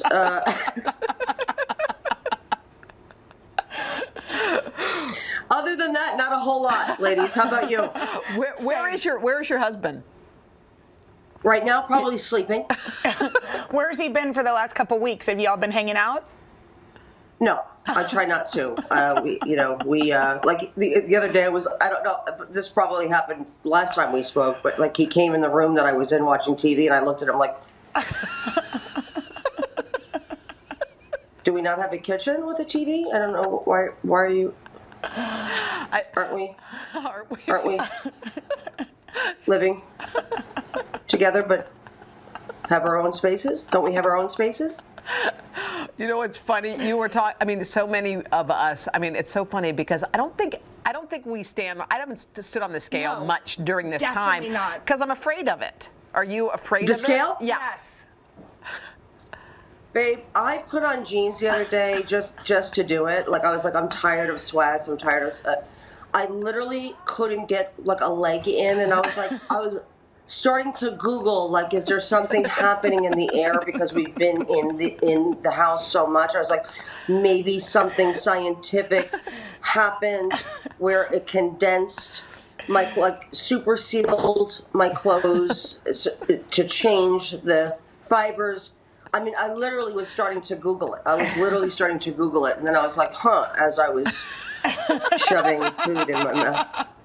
You also, is it true you watched Bridgerton? Oh, yes. with your daughter? You binge watched it? I'm sorry, it's so hard to hear you because my internet went out, so we're like, I'm talking to you. Bridgerton. Sorry, say it again. Did you watch Bridgerton? Bridgerton? Did you watch it with your daughter? Okay, so my daughter tells me what shows that we should be watching, right? So she goes, okay, so we're going to watch Bridgerton. I'm like, great. So we settle in, we get our blankets, we get our food, watch the whole show. And I was like, okay, so let's get going on season 2. There's no season 2. And I'm like, okay. What kind of animal producers puts a show on the air with one season? Like, we're not doing that. We're not doing one season of shows. This is not torture. Like who does one season of a show? I did that in a few hours. That wasn't enough for you. Like, move on. There have been, Leah, some other big highlights. Yes. One was your girl at the inauguration going up to that, when she was getting ready, when she was going up to sing to that mic, and it was just the Army band behind her, when you were watching it, was your heart pounding? Like, what were you thinking when she was starting? I was thinking, I'm really so proud of her to be part of this moment for little girls, for people who have dreams, to know her backstory, our vice president's backstory. Like, it was so, I was just so proud of her. Yeah. And of course, I wrote her right away thinking I wasn't going to hear for a few hours, and I heard from her right away going, yeah, baby. And I was like, yeah, baby. And then I wrote like a whole thing, like, do you understand what this means? Like, for your daughter, for my daughter. Like, it just was such a beautiful, the whole day was just such a beautiful thing to watch. I was glued to the TV. I don't think I've ever watched as much as I did. And I was just so, I was touched by it. I was just so proud. And how about that Let's Get Loud right there in the middle, babe? Yes. Wow. Like, that's Jennifer, and I love that. It was just, she's from the Bronx, and it was like, there you are, and it was just like that piece of her that makes her, Your manicure is so on point. I know, we can't stop staring at those your manicure. kisses. By the way, so I get these lips, right, on my nail with a grill, and I think I'm like the coolest mom ever, right? Cool mom. All right, stand. So, of course, like, I show my daughter, and I'm like, what's up? What's up? You know what I mean? What'd she think? And, of course, she responds with her 16-year-old, not great, Mom. She said not great. She said another word, but I don't know if I can say it on. All right, Leah, don't go anywhere. You're about to kick off our game show week. Yeah, we've got two players are ready to go. Greg and Cheryl. They're going to all play along. Set the bar very low. Very low. It is. It's real low. We got you. Coming up after this. It has been a long year. Yeah, where it's been anything but normal. Well, now there's hope. The COVID vaccines. I know. It's been a little confusing. Like, really confusing. So it's more important than ever to make a plan. Visit planyourvaccine.com To find out where and when to get your vaccine. What are you waiting for? Roll up your sleeves and plan your vaccine. Plan your vaccine. Plan your vaccine. I'm rolling up my sleeves for science, so I'll survive if I contract this virus. For family dinners, family vacations, family anything. For traveling somewhere beyond my living room. And for the Rebels, there is no greater feeling than being in the stadium and cheering on Ole Miss. And now it's your turn. Roll up your sleeves, America. Plan your vaccine, because every shot counts. Visit planyourvaccine.com and make your plan. For breaking news in our changing world, download the NBC News app.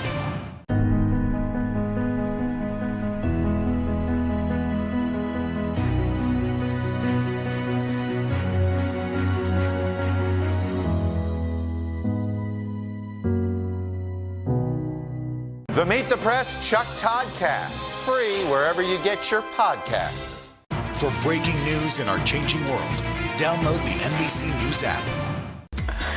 We are back with Leah Remini, who's kicking off our Game Show Week series we're doing with the help of Game Show Network. Yeah, Leah's the host of the brand new People Puzzler. It puts contestants' pop culture knowledge to the test with crossword clues. So we're going to give it a try today. So we are going to meet our teammates. I am playing with my friend Cheryl Pickett from Brooklyn. Hi, Cheryl. And on my team is Greg Beer from Arlington, Texas. Hey, Greg. Hey. All right, Leah. Leah's going to tell us how this game works. So, Leah, how does it work?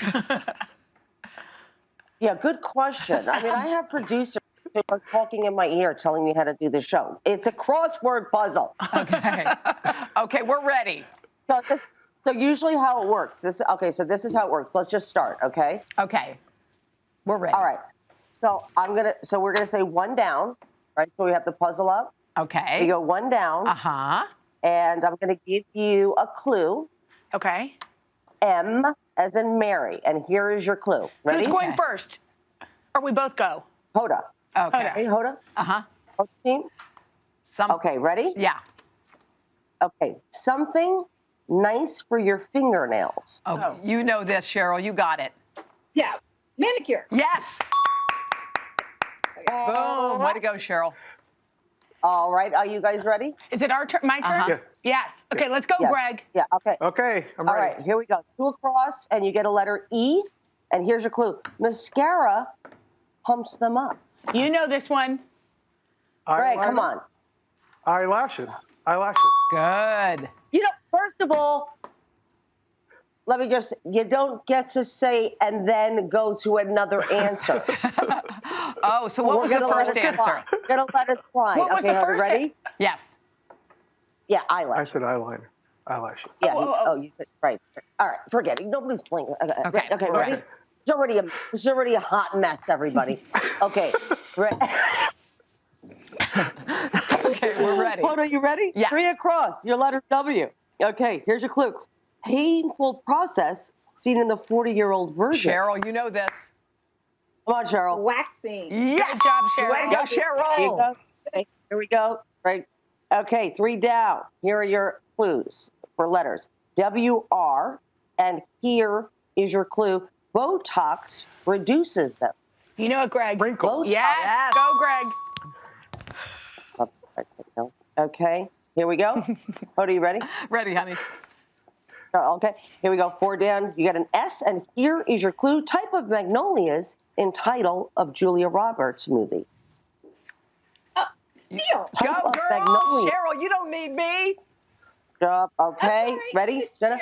Yeah, Greg? we're ready. Come on, Greg. You got it. All right, 5 across. DR. Here are your letters. Okay, Grease song, Beauty School blank. Beauty School blank. You know it. Do you know it, Greg? Draw. Don't be. You know what? I can't tell. Are we not on the same team? Absolutely not. So sad. Are we not on the same team? Yeah. Drop out. No, you're right. You're right. You're right. You're right. This is a new game. This is all right. Yes, okay. you should help. You should. Okay. Okay. Should I Ready? help? Here we go. Hold on. Yeah, ready. I don't. Do I freaking know? Do I know how to do this? No, I don't. Ready, Hoda? You ready, honey? Okay. 6 down. PR. Those are your letters. Here's your clue. Partner of Primp. Partner of Primp. Do you know Cheryl? Hoda. I don't know. Hoda. Primp and I don't know. Priss? I don't know. That's What your is answer? it? Primp and That's a big no. What was it? Let's What was it? go over. No, I got to give them a chance. Oh, to you steal. got it. Oh, we can guess it. Do you know it, Greg? Partner of Primp. Partner of Primp. First 2 letters are PR. It's not Priss. Partner of Primp. Primpin'. Oh, sad. Nobody got it. What was it? Preen. Primp and preen. Oh. I didn't know that. That's a hard one. Okay. Wouldn't know it. By the No, way, I didn't know. Wouldn't know it. And I have the answer here. Still wouldn't have guessed it. Okay. 7 across. We have 7 across. Okay. We're just gonna go to. Okay, 7 across. Here are the letters. J-E. What's that What does sound? that Oh, mean? it's the end of What the does that mean round. exactly? It's the end of the round. So we're going to take a break. It looks and like we're then in a we're in a tie. tie. So we're going to have a tie, okay. tiebreaker question. And Cheryl and Greg, you are going to go out on your own. So grab a piece of paper, a marker. You're going to have 10 seconds to write down this answer. And whoever comes closest to the correct answer will go on to round 2. So here's the question. Great. And somebody will let me know that. Or Okay, do you guys here we have go. it? 'Cause I don't. According to Mint.com, Hold on, here's the question. You guys ready? Go. the average woman will spend how much on cosmetics in her lifetime? How much money? 10 seconds on the clock. Go. Okay, just write down whatever you think. Okay, show me your answers, please. Hold on, we've got 85%. Oh, you didn't get the question. Okay, and what do you have? 10,000. It looks like Cheryl might have it. Sorry, Greg. Cheryl won that round. Because the answer is $15,000. Cheryl, you're getting 1,000. But Greg, don't you worry. Yes, you are, girl, and everyone's winner. Greg, you get $500. Yes, good job, Greg. Oh, that's awesome. All right, don't go anywhere because Leah and our winner Cheryl are sticking around for round 2 of People Puzzler for the chance to double. You might double prize your money. Don't Right go after away. For breaking news in our changing world, download the NBC News app.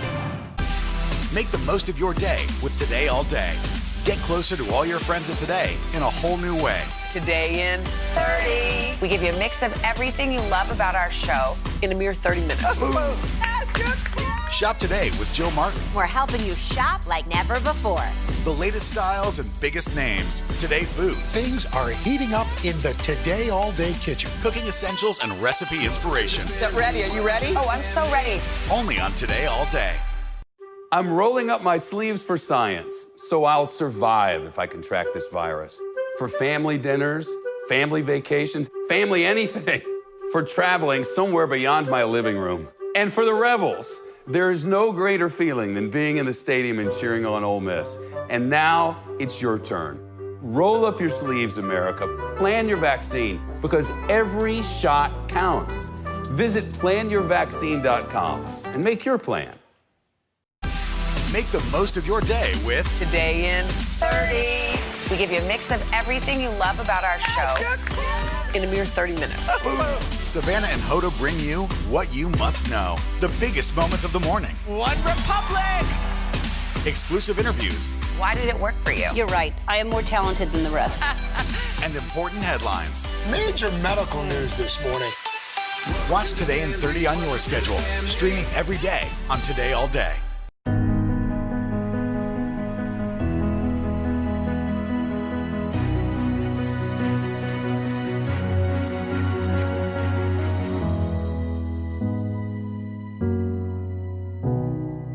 The Meet the Press Chuck Toddcast, free wherever you get your podcasts.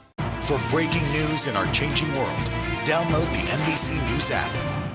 Okay, and we are back with our round 2 of People Puzzler, hosted by our favorite Leah Remini. We love her. Okay, before the break, you can see why. I'm doing an amazing job. You rock, babe. Cheryl from Brooklyn, New York. She won a grand. Here we go. She's going to try to double her money in this bonus round. All right, Leah, take it away. Ready. Okay, here we go. Okay, so one down. Here's your letter M. Prolific actress with 21 Oscar noms. First name? Is that a first name? Or first and last? Meryl. Yep. Meryl Streep. She Good. got it. Yep. 2 down. Your letter is T. A preview of things to come. Trailer. Good. The movies. Good. 3 across. D. Person calling the shots on set. Director. Yep. Yes. Good. 4 across. Here's your letters L-O, and here's your clue. Partner in crime for Thelma. Louise. Yes. 4 down. Your letters L-I. Here's your clue. Thing for an actor to memorize. Lines. What do actors memorize? Got it. 5 across. J. A blockbuster with a lot of teeth. Oh, I think Is that grab the that time? one. Yes. And you know what we're going to do, Cheryl? What? Because we had to cut the time down just because of our segment planning. You got every single one right. So you are going to go home with a total of $1,500. Thanks to the Game Show Network. Yeah, and Leah, thank you too. Thank you. Thank you. We love you. Come back and see us soon, okay? It was my pleasure. Sorry I screwed all You this did up. it. but You God did a bless great the job. Queen. All right, don't forget to Love check you out guys. Leah You too. and People Puzzler weeknights on Game Show Network. If there's one person we can always count on to lift our spirits, it's our friend Leah Remini. Her comedic timing was impeccable season after season in The King of Queens. Her star has shined along real life bestie J-Lo in the rom-com second act. And more recently, Leah has been making the most of quarantine. She was just nominated for an Emmy. She's launched a new podcast, and she has a new gig. She's done everything. You're depressing us. As the host of People Puzzler on the Game Show Network, Leah, we've missed you. What are you doing being so busy? Stop. Yeah, right. And you too. And by the way, I thought you were going to be at home, Jenna. And I didn't know this was like official today. I came back. Like you were. I came back because I heard you were going to be on the show. I love you. All right, tell us, man. You got so much going on. How are you doing everything from home? You've got your show. You won your Emmy. Your Emmy nomination. You've got a new series. And by the way, you guys, I didn't even know that we were eligible for an Emmy this year. So it was really a shock when I got a text from a friend that said, By the way, do I look weird? I look like I'm leaning. Is my You phone look weird? good. I'm not technically. You look good. You look real good. It's always Got confusing it. which way to go, isn't it? Because it's like a mirror. Yeah, it's weird, and I don't know like how to do the phone for this. Like last time I did it on my computer, but I look like I'm. Anyway, so we didn't even know. I didn't even know that we were eligible to be nominated for an Emmy. So I got a text from a friend that said, "Congratulations!" And this just shows you how much I listen. I was like, "Thanks." And she was like, "Are you excited?" Like I didn't even go like, "What do you mean?" I was like, "I don't know what you're talking about." I just thought she was like congratulating me for being alive, and I was like, acceptable text. And I was like, thanks, you too. And she was like, me too what? And I was like, oh, what are you talking about? You too. You too. The last time you were here, you made us laugh so hard. Yeah. You said that one of the reasons you were just happy to be here. Remember, you put on that white suit. Yes, I remember the white suit. With no shoes, yeah. Yeah. You're, first of all, But today I wore shoes for you ladies. Whoa, I don't careful. want you to see my strengths.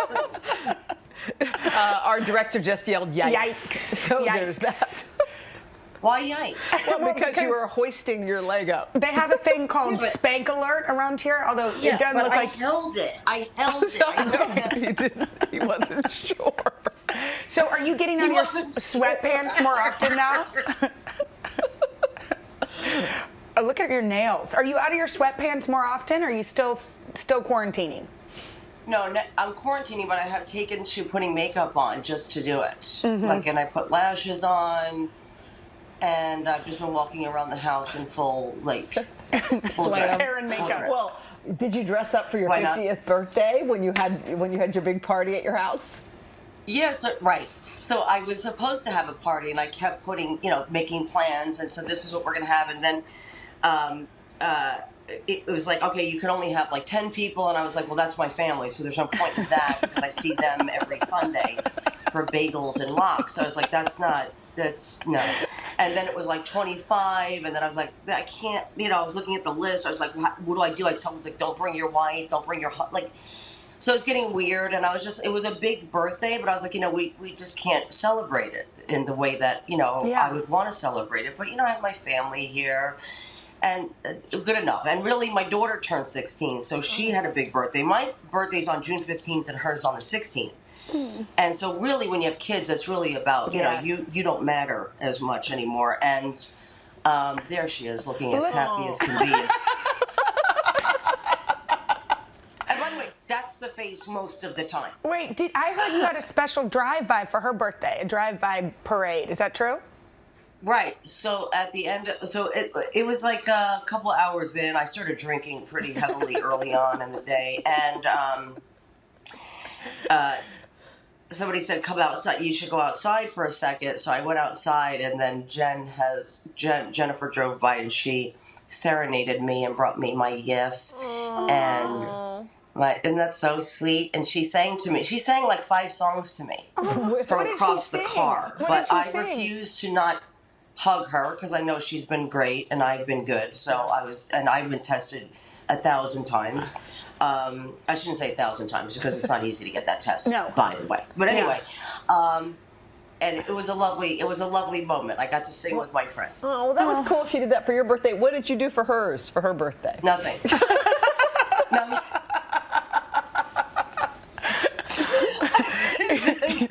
You didn't.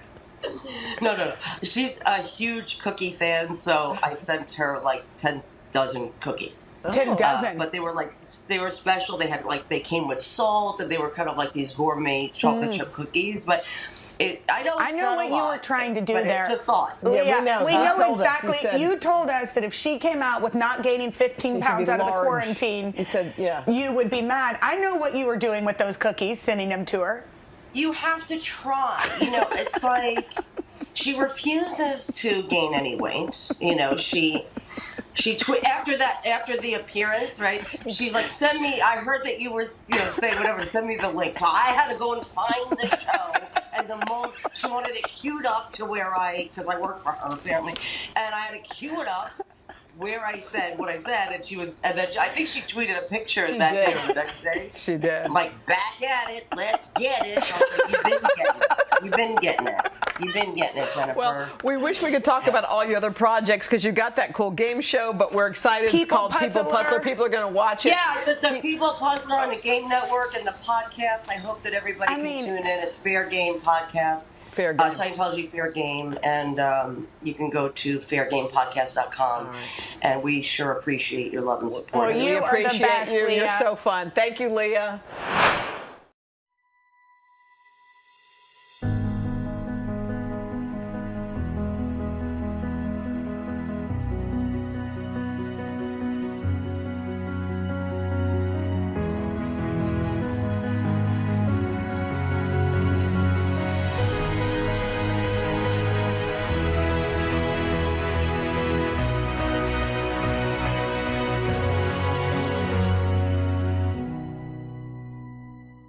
For breaking news in our changing world, download the NBC News app. Make the most of your day with Today in 30. We give you a mix of everything you love about our show in a mere 30 minutes. Watch Today in 30 on your schedule, streaming every day on Today All Day. For breaking news in our changing world, download the NBC News app.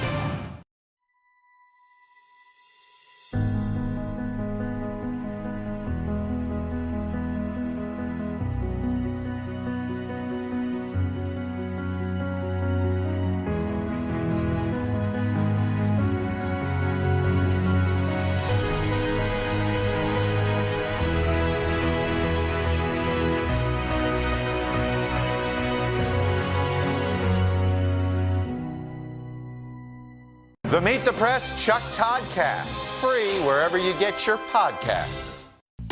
All right, if there was ever a woman who's never at a loss for words, it is actress, mom, all-around awesome person, Leah Remini. Yes, that is with us today from home in California. She always keeps it real and honest, and we're so happy that you're here with us today. Well, I don't know how real I'm keeping it today because I put lashes on, I got my hair clipped in, because I was so excited to get up to do something, to talk to you ladies. So I put a suit on because I was like, I've been wearing my sweatpants, my pajama pants, my, hair up in a bun, sometimes not even bothering washing. I'm like, why? And today I was so excited. I got up. It was, of course, 4 a.m. here, right? But I'm I had coffee. I have a white linen suit on. I spilled it all over myself. I'm sitting here completely wet. This linen suit, as you know, when it gets water on it, not great anymore. But I did try, and I might have some stains here. Do you see it? You can see it. You look great. I can.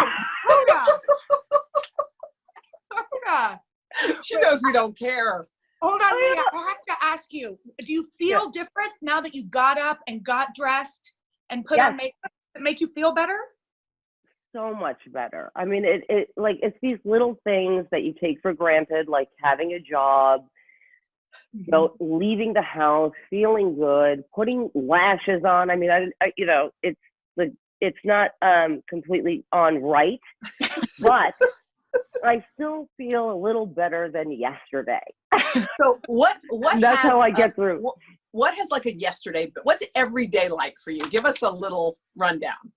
I roll out of bed with good intentions. Today I'm going to start a diet because eventually we'll have to leave the house. And then that quickly dissipates. And I go, I think I need a cinnamon bun because that'll make things better. So I throw in a thing of cinnamon buns and I have coffee and I kind of shuffle. I've noticed I've done the old lady shuffle where I shuffle around my house in my slippers and I'm like, should I do something about that? Maybe I'll clean that. Maybe I won't. I really should deal with that. Let me go to the garage. I walk into my garage. I go, I should clean out this shelf. Who needs 50,000 of these? And then I just kind of look at it. I pull it out. And then I tell my husband, you really should do something with that. I got out the leaf blower the other day because I thought that would be fun. So I took out the leaf blower, didn't realize it needed to be charged. So got depressed about that. And I was like, what's my husband doing that he couldn't plug in the charger to the leaf blower? So then I decided, like, we should get divorced. And then I started making a list of all the things that he's doing that annoys me, like breathing. Wait, Leah. Have you guys noticed, seriously, hold up. Have you noticed like how super like sensitive your senses are right now? Like about it. Like I've never noticed how like loud he breathes. And I was like, do you know what I'm saying? Like little things like that. You're like, wow, you really breathe. You really breathe. He's like, yeah, I'm sorry, I'm breathing. Should I die? Would you like me to die and stop breathing? What? Hoda, I said that exact thing. I said, I noticed Henry like makes these really loud breaths. And she was like, what? Goes like.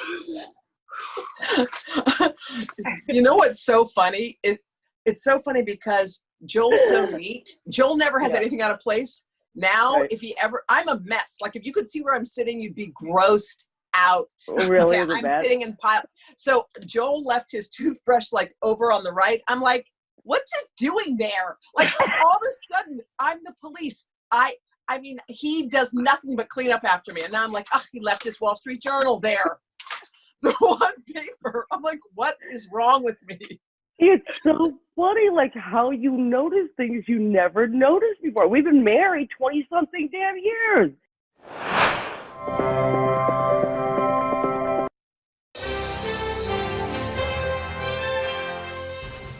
Hello and welcome to Consumer Confidential on Today All Day. I'm NBC News investigative and consumer correspondent Vicki Nguyen. This week, we are shining a light on the wellness industry and evaluating diet programs and personal training certifications. Also, why increased workload for pharmacists has them concerned for patient safety. Just ahead. The diet industry is seeing a big summer boost as people try to lose those unwanted pandemic pounds. I gained about 100 pounds, which was like very upsetting to me. Quarantine has been a roller coaster ride for Sanaya Dubose, a high school junior from New York. It was like, this is taking a turn for the worse. I would just snack because I was bored. According to one study, Americans gained an average of half a pound every 10 days while in quarantine. That's roughly 20 pounds a year. As a result, the weight loss industry is seeing its own growth. Noom, which features customized health plans on its app, was downloaded nearly 4 million times in the U.S. in the past year.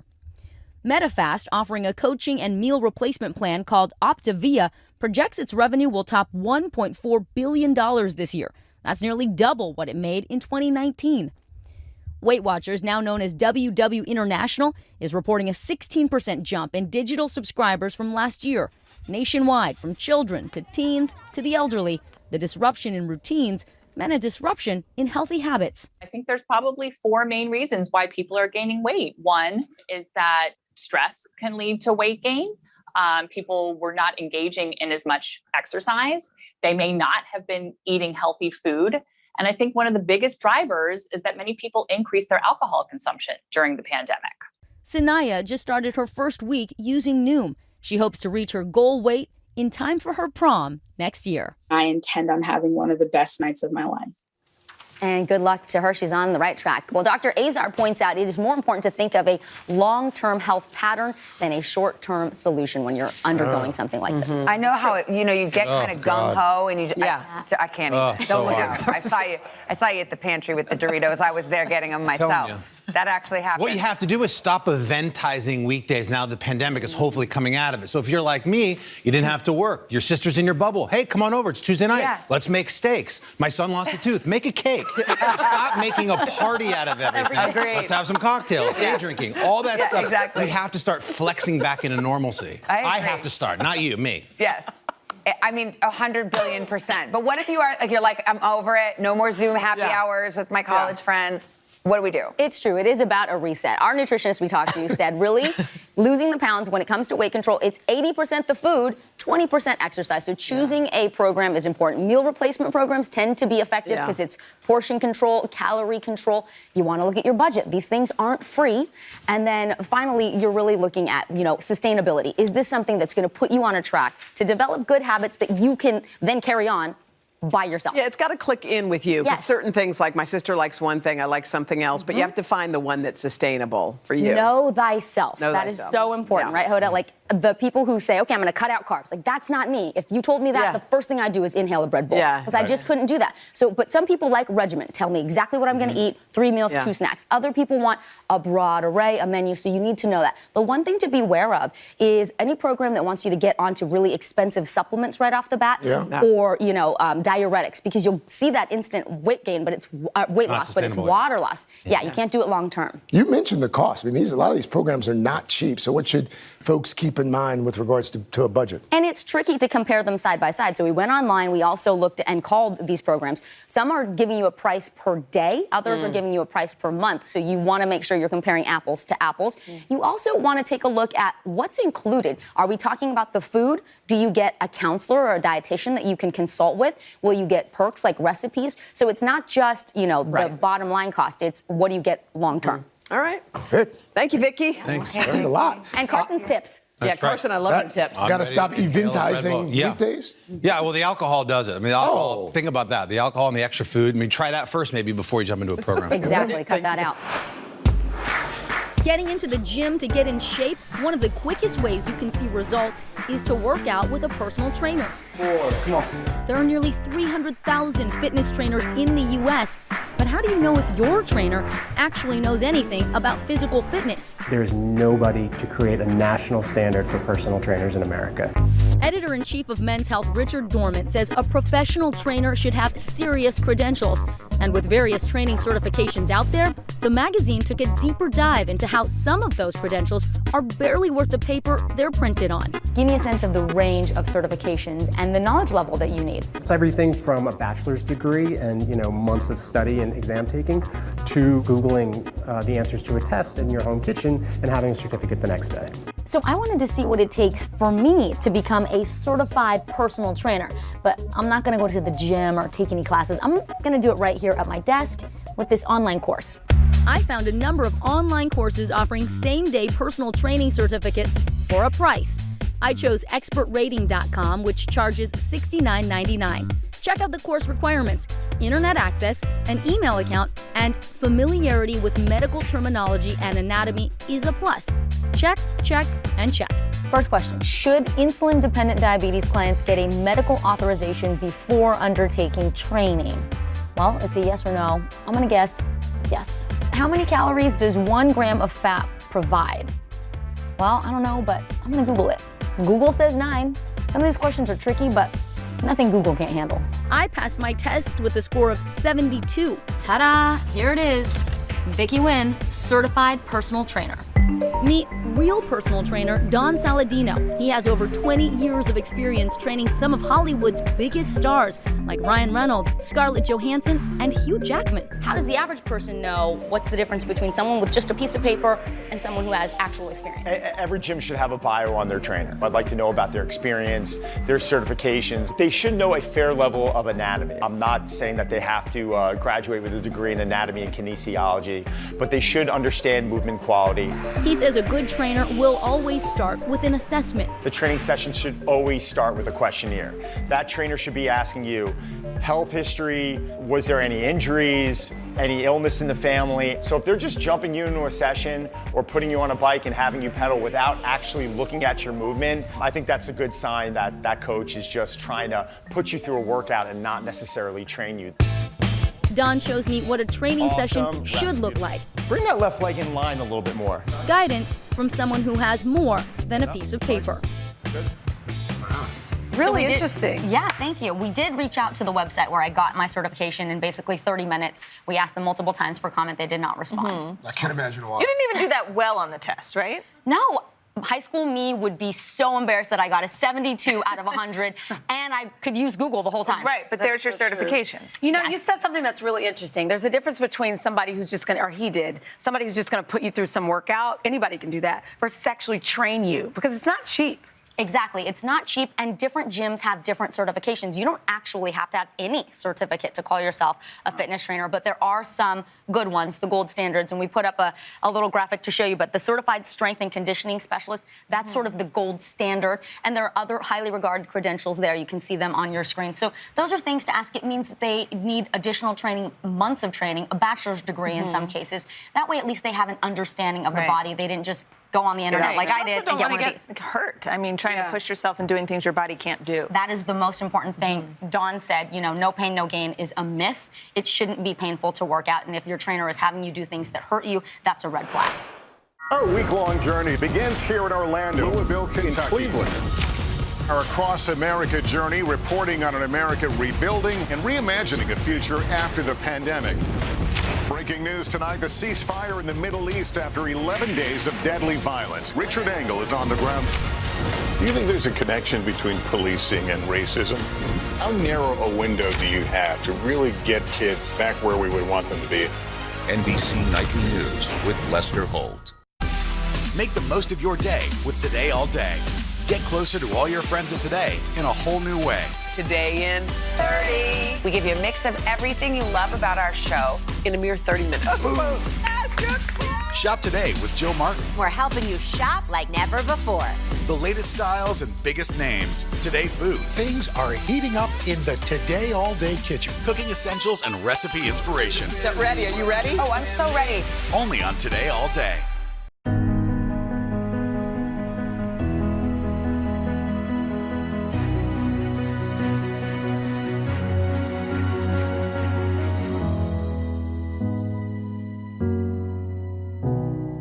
This is about 50 votes. If you can't get bipartisanship here, where are you going to get it? If China decided to cover this up, can we ever actually get a definitive answer? What happens if we don't act on police reform this year? If it's Sunday, it's Meet the Press. Shane Jerominski has been a pharmacist for 14 years. Pharmacists are the bluest white-collar workers in America. But he says in addition to filling prescriptions, checking drug interactions, and counseling patients, pharmacists now also answer phones, do health screenings, work drive-thrus, and give shots, including now the COVID-19 vaccine. We have pharmacists working 14, 15-hour shifts. So many of them are afraid to even come forward because they know they can easily be replaced. He runs a Facebook page for those in the industry with more than 86,000 members. When I asked them, if you could get in front of a national audience and tell them what's wrong right now, almost everybody unanimously said understaffing and safety concerns. NBC News spoke with 31 retail pharmacists and technicians across 15 states. All say pressures to be profitable have resulted in harried working conditions that can potentially affect patient safety. Shane's wife, Marilyn, is a pharmacy manager at a retail chain. I've done 14 COVID vaccines since this morning. It's been a great first day. She began administering them in late February. I am the only pharmacist right now giving the vaccines. I have over 180 prescriptions that still need to be filled. All we do is we just get yelled at. I'm exhausted. I'm tired.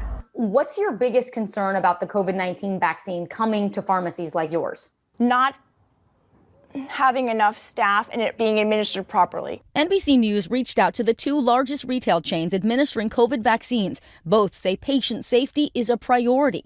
Walgreens tells NBC News it's focused on hiring thousands of additional team members, adding it also provides immunization certification courses. CVS says it's doing everything possible to support its 100,000 healthcare professionals working in pharmacies, telling NBC that in most stores, there is a completely separate team dedicated to administering the vaccines. A national survey found 91% of pharmacists at retail chains rated their workload as high or excessively high. But it's difficult to quantify how that impacts patient care because there's no national mandate on reporting medication errors to regulators. But pharmacists say even one error could mean life or death. Do you worry about putting your job on the line by speaking out? I feel like it's necessary because I have addressed so many concerns so many times, and I feel like it just goes on deaf ears. And pharmacists are pushing for national reform. In the meantime, about a third of states now have rules limiting work hours and mandating safe staffing levels and meal breaks. But that means 2/3 of states don't.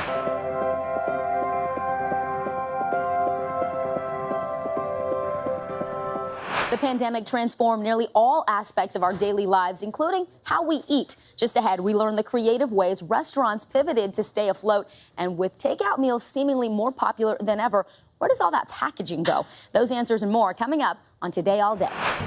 Not going out last year meant a lot more deliveries. Ordered a lot more Uber Eats and DoorDash during the pandemic, and that means a lot of containers like these guys. Our recycle bin has never been as consistently full. I have amassed quite a collection. 2020 saw unprecedented demand for shipping and cardboard. Shippers delivered almost 20 billion parcels, up 30%. It's led to a dramatic increase in the amount of recycling we're dropping in these bins. But what happens once these items get picked up? To find out, I'm here in Morrisville, North Carolina, at a recycling facility that takes in more than 300 tons of recycling every day. Chances are something you put in a recycling bin has ended up at a place like this. With me now is Brent Bell. He's the Vice President for Recycling at Waste Management. Consumers created a lot more waste during the pandemic from staying home. That's right. We saw about a 20% increase in cardboard boxes and about a 15% increase in plastic packaging. We head upstairs to the sorting station, what Bell calls the front lines of the recycling process. Brent, what's happening up here? So they're taking all the materials that don't belong in paper, plastic, bottles, tin, aluminum. That's all going through these other chutes so that clean paper comes across this line. An important job because about 1 in 5 items that comes here can't be recycled and contaminates the mix. Garden hoses, propane tanks, batteries, stuff that's really dangerous. Once items get sorted, they're turned into these bales. We're looking at these big bales of cardboard and paper products. Where does this ultimately end up? A lot of our fiber material, the cardboard, goes to paper mills here in the U.S. There's some cardboard that's still exported to countries like Southeast Asia, Mexico, South America. What can I, as a consumer, do if I want to help the environment? First thing, recycle as much paper, bottles, cans, cardboard as you can. Make sure they're clean and dry. And then the second thing is actually support the brands that are using that material. We can't expect to just use things once and throw them away. Martin Bork is the executive director of the Ecology Center in Berkeley, California. They run the city's curbside recycling program. We asked him for a little recycling refresher. So Martin, I got my gloves on. Let's play a game I like to call, is it recyclable? Okay, you can start with that bag. Is not recyclable. Not recyclable. It gums up all the machinery at the recycling plant. Item by item, the verdict came. This is a very common packing material. Is this recyclable? No. Paper towels. It's good in the compost bin. Pizza box. And this is how we found it in the recycling bin. If they're heavily contaminated with grease or food, should go in the compost or the garbage. Plastic bottle. In the blue bin. But if a bottle is fully covered in shrink wrap, remove the label before recycling. And that's a legislation thing, like we should be designing for recycling. Bork says laws can set a standard when it comes to package design, requiring companies to make it easier on us to recycle. Coffee cup with the lid on it. You know, there's great paper fiber in there, but they're typically coated with plastic on the inside. We don't want that in the recycling bin. What about this envelope? It gives you the arrow, which makes you think it's recyclable, but if you look closer, it says store drop-off. Not in the recycling bin. This is some tissue paper. Sure. This plastic takeout container. It says Eco Packs on it, but there's a 5 in the triangle. Yeah, so that is not recyclable in most programs. All these things we found in the recycling bin, almost none of them are recyclable. And they're all things that you would think would be because they have a chasing arrow on them or they have a little label that says how to recycle. And then there was this. Looks like a Brita water filter. It's a great example of wish cycling. Somebody really wants that plastic to be recycled. This is trash. Yes. Bork says wish cycling is when someone wishes an item will be recycled because they put it in the bin. Most recycling programs around the country are fighting contamination every day. As much as 30% of what they collect that ends up going to the landfill. A reminder that recycling starts with consumers making the right choices at home. Now, experts say legislation makes a big difference. For example, the Break Free from Plastic Pollution Act has been reintroduced in Congress. It calls for all companies to phase out certain single-use plastics that cannot be recycled. You know, this is not just on consumers. It's hard to do it all if these products are being made and they're destined for the landfill. And we talked about it. It's sort of confusing. Yeah. It is confusing. Habits can be hard to break. I think wish cycling, we've Yeah, all we've been doing guilty of that. You think, oh, well, hopefully they can recycle this. Yes. Yeah. So what can you do if you really want to turn over a new leaf and be better about it? Yeah, we hear a lot about the 3 R's, right? Reduce, reuse, recycle. But really, you want to start with the 4th R, which is refuse. Just don't accept the waste in the first place. And for example, it's refusing those plastic utensils or sauce packets. If you're getting food delivered to your home, you've got that at home already. Or you keep a reusable bottle or cup with you. A simple thing like reusing our coffee cups. could literally save billions of cups a year. Billions. Yeah. And so it's just cutting it down in the first place. I cannot believe you said that people were trying to recycle bowling balls. Yes. I mean, they that's get like insane. thousands of bowling balls Oh my a gosh. year at Waste Management, and car Wow. batteries too. So it's one of those like, why would you think that's recycling? Yeah, let's not do that. Right. Okay. Well, I'm glad we're shining a light on this. Hi, everybody. Good morning. Welcome to Today. Future's looking bright. Half of all U.S. adults now fully vaccinated. Al is in Cleveland for our Reopening America series. This is the greatest location in the nation. Music is back. Y'all were exactly what we needed.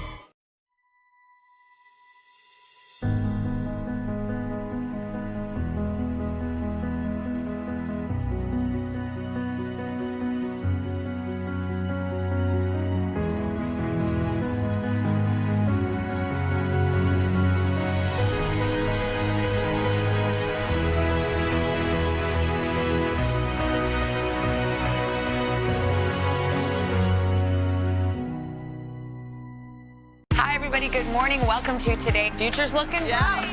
Are you ready? Half of all U.S. adults now fully vaccinated. A huge lift is underway for one of the most celebrated cities in this country, Cleveland, Ohio. This is the greatest location in the nation.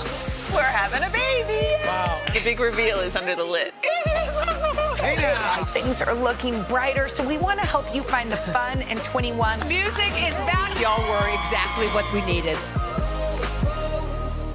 Good morning, everybody. Welcome to Today. Future's looking bright. Are you ready? We're going to do our part to spread the word on the importance of vaccines, so crucial for Reopening America. A big day around here. A very special naturalization ceremony. Many of them doctors, nurses, other essential workers. If you are a nurse, thank you. Spring has sprung, guys, and we want to fill this season with some fun and surprises. Yes, this is the face of excitement. Celebrating Earth Day. Let's change the world. Love it.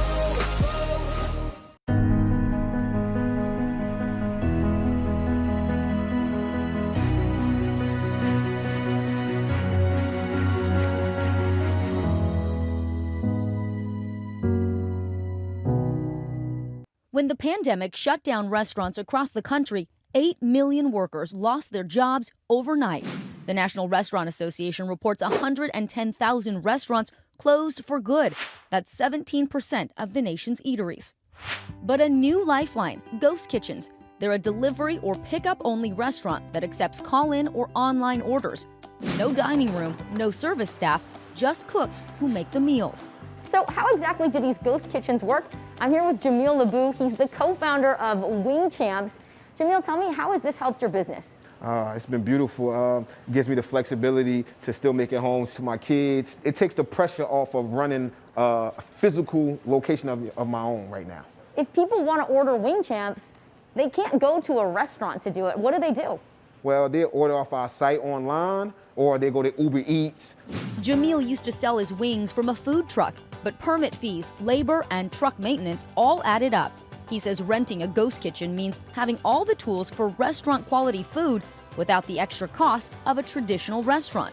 And when the coronavirus hit, your business actually picked up during the pandemic? Yes. I skyrocketed, to be honest. Wow. And how's the food? Okay, so which one is my order? This is your order right here. Can't wait to try it. I'm gonna take a step back so I can Okay. try it and take off my mask. It looks amazing. So good. Wing Champs is one of 12 ghost kitchens operating out of the Garden State Kitchen in Orange, New Jersey, open 24/7. Co-founder Chris Olef says many are stirring up success in a second career. We are seeing many more people who are unemployed from losing their job in the restaurant business, and for the first time having the time, energy, and motivation to start a dream. And there's a community aspect to ghost kitchens too. One space like this in Orange, New Jersey can host multiple kitchens, which means for you, the diner, multiple food choices. That steak looks amazing. And here we have Indira Sturdivant. She's launching a new Latin fusion concept. What made you decide to go with this kitchen route? I would say overhead cost is very expensive on a brick and mortar restaurant. So it's actually, a brand new way to facilitate those that don't have $500,000 to start a restaurant. Indira graduated from culinary school but chose consulting for her career. She fed her craving for the kitchen by catering music festivals. With the COVID-19 crisis, she lost her job and the music stopped. And then I found out about this kitchen last year. So this is a brand new experience on all points for us. And so far? It's exciting. So can't wait to try it. Yes, Thank hope you you. liked it. I'm gonna get one of the shrimp. So good. That's gonna be a big hit. Consumers win. Not only are new mom and pops opening up, but established chains like Chipotle, Wow Bao, and Famous Dave's can also open ghost kitchens to serve new neighborhoods. It means that the consumer has more choices and options than ever before. The National Restaurant Association says pre-pandemic, 5% of restaurant orders were digital. Now that's increased to 20%. Are ghost kitchens helping to save the restaurant industry? In this environment, yes. And over the longer term, they will be a mainstay. We'll never say goodbye to dining out, but technology, the pandemic, and demand for good food cooked up a kitchen concept here to stay. Yeah, and consider this. 1 in 10 working people in America work for a restaurant in the food industry. So it is vital to our economy. 2.5 million restaurant workers are still unemployed. But these ghost kitchens are helping to bring a small number of workers back. And many businesses have found success starting out this way. So it's a fantastic concept, great for startup businesses. And if you're wondering about safety, ghost kitchens are inspected just like restaurants are. So local health department inspectors go in to make sure the food is safe and that everything's up to code. I think it's a fantastic idea. You think of people you grew up with who were great cooks, right? And they didn't have a restaurant or what have you, or the money to have that. But if you could have something like this, the food speaks for itself. Exactly. Yeah, this is a way to build a following, and people don't need to know that you're a brick and mortar restaurant. They just order the food, they get it, they like it, and then maybe that transitions to a real restaurant. That's a great Thank you, Vicky. I think that's here to stay. Opened our eyes. Ghost kitchens. Hi, everybody. Good morning. Welcome to Today. Future's looking bright. Half of all U.S. adults now fully vaccinated. Al is in Cleveland for our Reopening America series. This is the greatest location in the nation. Music is back. Y'all were exactly what we needed. Our week-long journey begins here in Orlando, Louisville, Kentucky, Cleveland. Our Across America journey reporting on an America rebuilding and reimagining a future after the pandemic. Breaking news tonight, the ceasefire in the Middle East after 11 days of deadly violence. Richard Engel is on the ground. Do you think there's a connection between policing and racism? How narrow a window do you have to really get kids back where we would want them to be? NBC Nightly News with Lester Holt.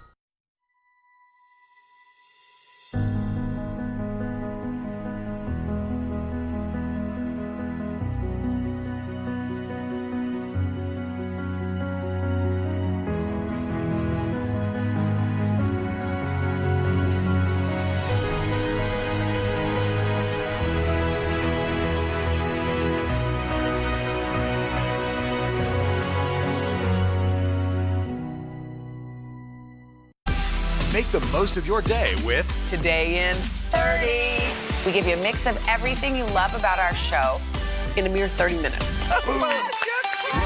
Watch Today in 30 on your schedule, streaming every day on Today All Day. In one word, what does it take to be a woman restaurateur? Guts. I think a sense of humor. Resilience. Flexibility. For these 4 women, the COVID crisis crippled their livelihoods. They struggled to keep their dining rooms open as restaurants shut down in cities across the country. 7 of the 10 restaurants on my block are closed. Rohini Day, mother of 2 and owner of Vermilion Restaurant in Chicago, thought COVID might shatter 18 years of work she put into her restaurant. 4 months was a complete abyss of trying to figure out, do I even want to be in this industry, given the safety issues, given the trauma to our staff, all laid off, trying our best to support them. But she took action, creating Let's Talk. What is Let's Talk? Let's Talk is an action-led movement of women business owners who own restaurants, and our goal is to help each other survive this crisis and to grow in the long term. What started as a small group of women restaurant owners in the Windy City now includes more than 350 female restaurant owners nationwide. I'm just blown away at what we've done in this small little time. I spoke with Rohini and Let's Talk members in Boston, Atlanta, and Oakland. How many of you at any point thought you might lose your restaurants? Everybody? It's just, I never thought this could happen, where we would be in this type of position. And to be honest, I still am not out of the woods. I just keep moving forward and hoping for the best. During the pandemic, an estimated 110,000 restaurants closed for good. That's 17% of the nation's eateries. And according to the National Restaurant Association, some 2.4 million restaurant employees are still out of work. I had no idea if it was going to reopen again. May German and her husband Nelson had opened a new restaurant in Oakland just days before the pandemic hit. Hitting our 1-year anniversary, but our dining room has only been open for 14 days. We were really thrilled to join Let's Talk. For these women, Let's Talk serves as a resource and a sisterhood to share ideas for how to keep going. That learning from each other is such a core part of Let's Talk. So every call that we have, we walk away with 10 to 15 different ideas. We also tried everything under the sun. You know, we sold meal kits, we did virtual cooking demos and cocktail classes. How important is it to have other people that you can lean on? The restaurant industry for years has been male dominated. So to be a woman in this industry, you're already coming in knowing that you're going to be fighting an uphill battle. The camaraderie that we have together has only helped to, I think, position us and make us stronger. For women like Deborah and Jen, this organization has been a lifeline. It was a new village for me, and a village surrounded around women restaurateurs, which I have never had. We have cross-color lines, diversity is everywhere, cultures from all over the world are in existence. Going to make sure each other gets out of this okay.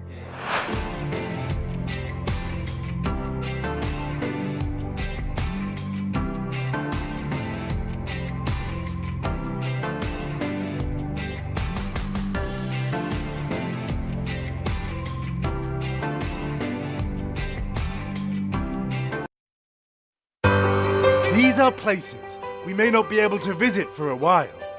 Come with us as we take you there, into our incredible world. Woo!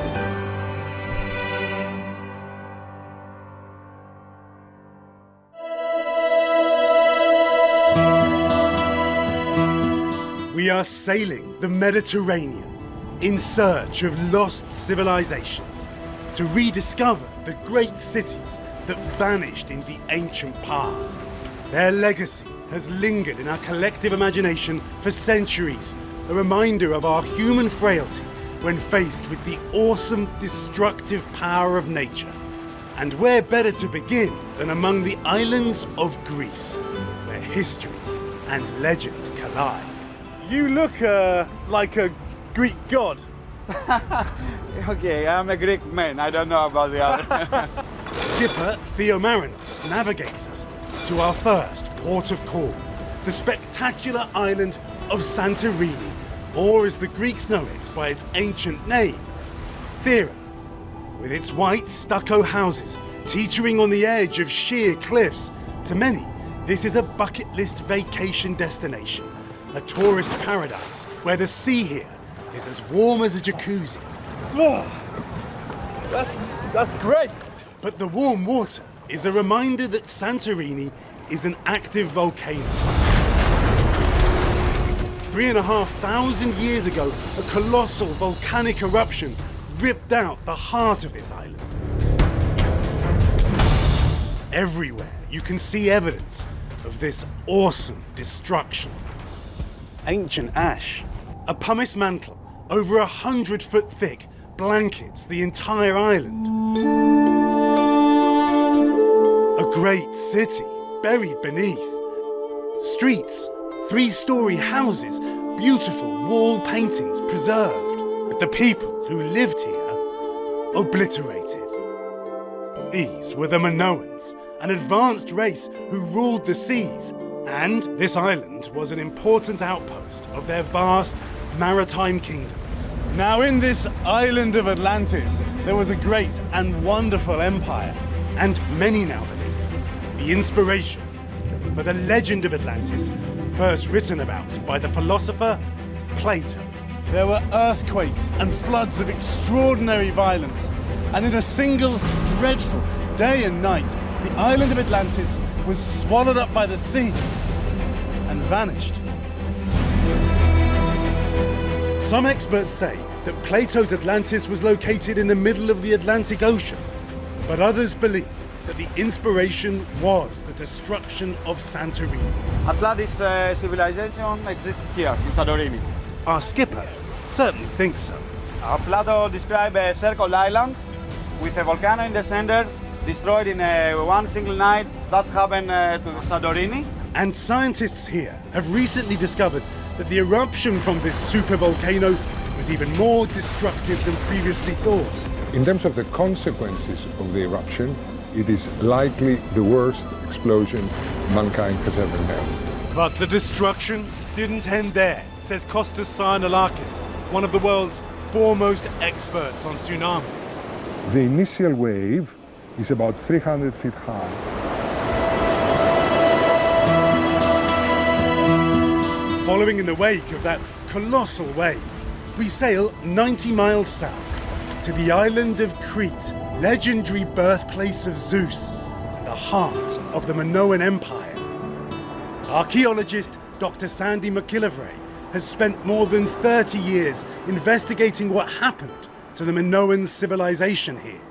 The sea comes up over all these buildings, knocking all these buildings down, goes as far as that yellow field that you see up there at the end of the olive trees. Way back there. Way back there. This was one of its major towns. This was Main Street, separating these huge town blocks that were on either side. The whole town is completely wiped out, 25,000 people.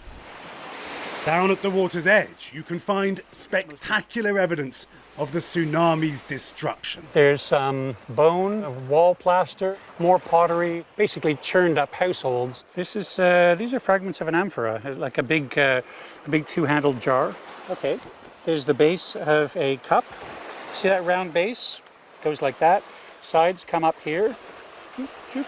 Put a handle on there. Wow. So someone might have been drinking from that as the wave came in. Yeah. As they came to the end of their life. Entirely possible. Isn't it amazing to just find this stuff here like this? I just can't believe that I'm holding maybe pieces of Atlantis in my hand. Like the people described in Plato's Atlantis, the Minoans were advanced, and their palaces, like here in the ruined Minoan capital, Knossos, were magnificent. This was like the Washington, D.C. of its era, a center of power and civilization. They're the first culture in Europe that has running water coming down into their buildings. One of the things that we get from Minoan art, you see that men and women are equal. If anything, the women were more powerful. They just have this almost miraculous civilization. Miraculous, yes, but Atlantis? I really suspect that the Minoan civilization and Santorini is where Atlantis is. Amazingly, and despite the similarities to Atlantis, Dr. McIlvray is not so sure. Where is Atlantis? If it's not here, go west through the Pillars of Hercules into the Atlantic Ocean. He believes that when Plato wrote that Atlantis was beyond the Pillars of Hercules, he meant outside the Mediterranean. You think it's in the Atlantic? Well, I mean, I read Plato as an undergraduate. I did classics and developed a fairly high opinion, and I really don't think it's fiction. So, was Plato's inspiration the destruction of Santorini?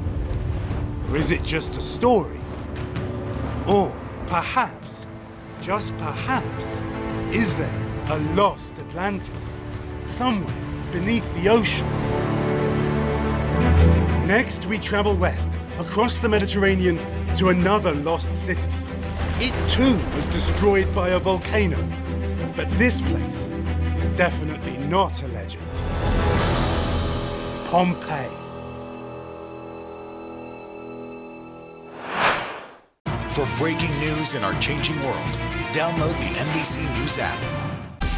Make the most of your day with Today in 30. We give you a mix of everything you love about our show in a mere 30 minutes. Watch Today in 30 on your schedule, streaming every day on Today All Day.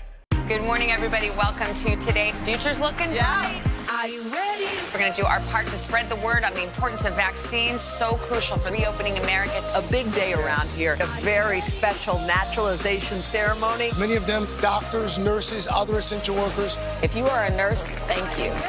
Spring has sprung, guys, and we want to fill this season with some fun and surprises. Yes. This is the face of excitement. Celebrating Earth Day. Let's change the world. Love it! I'm rolling up my sleeves for science, so I'll survive if I contract this virus. For family dinners, family vacations, family anything. For traveling somewhere beyond my living room. And for the Rebels, there is no greater feeling than being in the stadium and cheering on Ole Miss. And now it's your turn. Roll up your sleeves, America. Plan your vaccine, because every shot counts. Visit planyourvaccine.com and make your plan. For breaking news in our changing world, download the NBC News app. The Meet the Press Chuck Toddcast, free wherever you get your podcasts. Way back into history, over thousands of years, all over the Mediterranean, great civilizations have risen and fallen. Some were known to historians, but others were lost to time.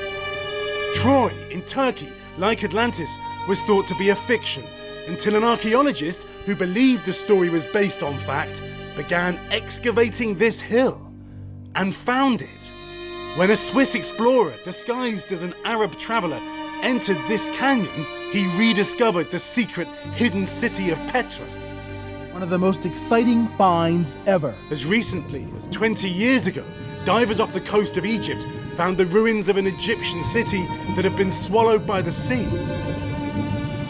And these incredible structures on the islands of Malta are more than 5,500 years old, more ancient than Stonehenge and the pyramids. But the most celebrated of all lost cities lies on the west coast of Italy, in the shadow of the volcano Vesuvius. At 12 noon, disaster struck. A massive explosion of molten rock flying into the air like a pine tree, one witness said. The volcano ejecting thousands of tons of material per second. It fell here upon the horrified people of Pompeii. Pumice and burning ash raining down on this city. It must have seemed like the end of the world. Pompeii and its sister city, Herculaneum, were utterly destroyed. Their people buried beneath an avalanche of ash. Everything was covered with this ash. 2,000 years later, Chief Archaeologist Massimo Asana and his team are digging out this vast and previously unexplored section of Pompeii. Archaeology used to be about patience and painstaking digging by hand. It still is, but now scientists are also using 21st century technology to solve Pompeii's first century secrets. We are in the era of digitalization, laser scanning, 3D reconstruction, and of course also drone. Questa è l'area del giardino. The excavated city offers a fascinating glimpse into the Roman world. We are rediscovering houses so well preserved. A snapshot of life 2,000 years ago. Incredible way to touch the past and the daily life of the Pompeian in the 1st century AD. To the basics of life. It's a bread. Bread. Ah, this is someone's thumbprint. Yes, this one. And even graffiti. It's a campaign sign for the local lawmaker. All the time, they're discovering more. Here, writing with a date, October 17th. Important because it indicates that the eruption happened 2 months later than has always been thought. Just one day before that eruption, Pompeii was a thriving vacation resort for the Romans. There was an amphitheatre for gladiatorial combat, and street after street of grand houses with beautiful gardens. Inside these palatial homes, the walls are covered with brightly coloured paintings depicting a luxurious existence of leisure and pleasure.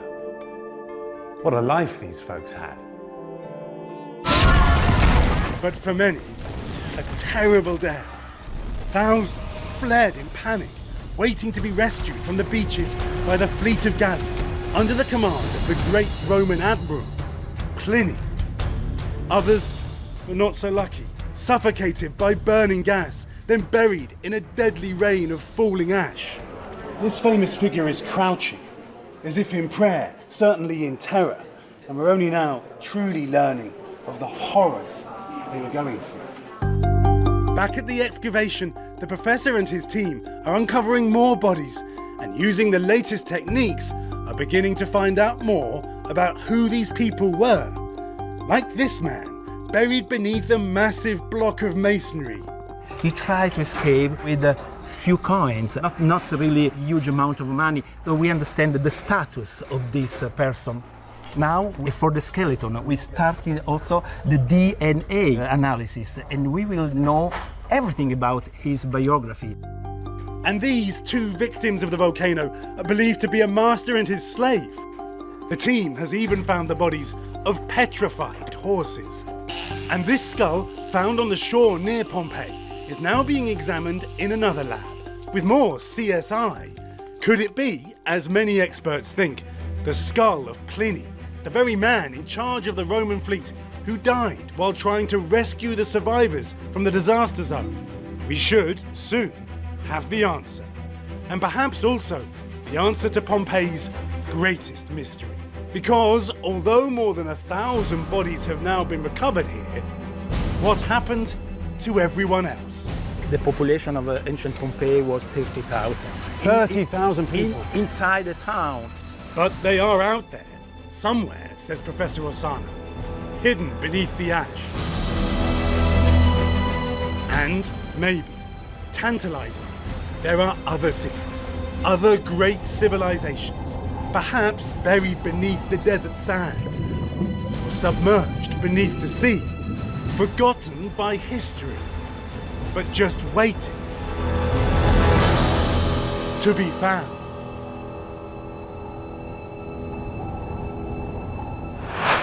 Hi, everybody. Good morning. Welcome to Today. Future's looking bright. Half of all U.S. adults now fully vaccinated. Al is in Cleveland for our Reopening America series. This is the greatest location in the nation. Music is back. Y'all were exactly what we needed. Make the most of your day with Today in 30. We give you a mix of everything you love about our show. In a mere 30 minutes. Savannah and Hoda bring you what you must know. The biggest moments of the morning. One Republic! Exclusive interviews. Why did it work for you? You're right. I am more talented than the rest. And important headlines. Major medical news this morning. Watch Today in 30 on your schedule. Streaming every day on Today All Day. Our week-long journey begins here in Orlando, Louisville, Kentucky, Cleveland. Our Across America journey reporting on an America rebuilding and reimagining a future after the pandemic. Breaking news tonight, the ceasefire in the Middle East after 11 days of deadly violence. Richard Engel is on the ground. Do you think there's a connection between policing and racism? How narrow a window do you have to really get kids back where we would want them to be? NBC Nightly News with Lester Holt.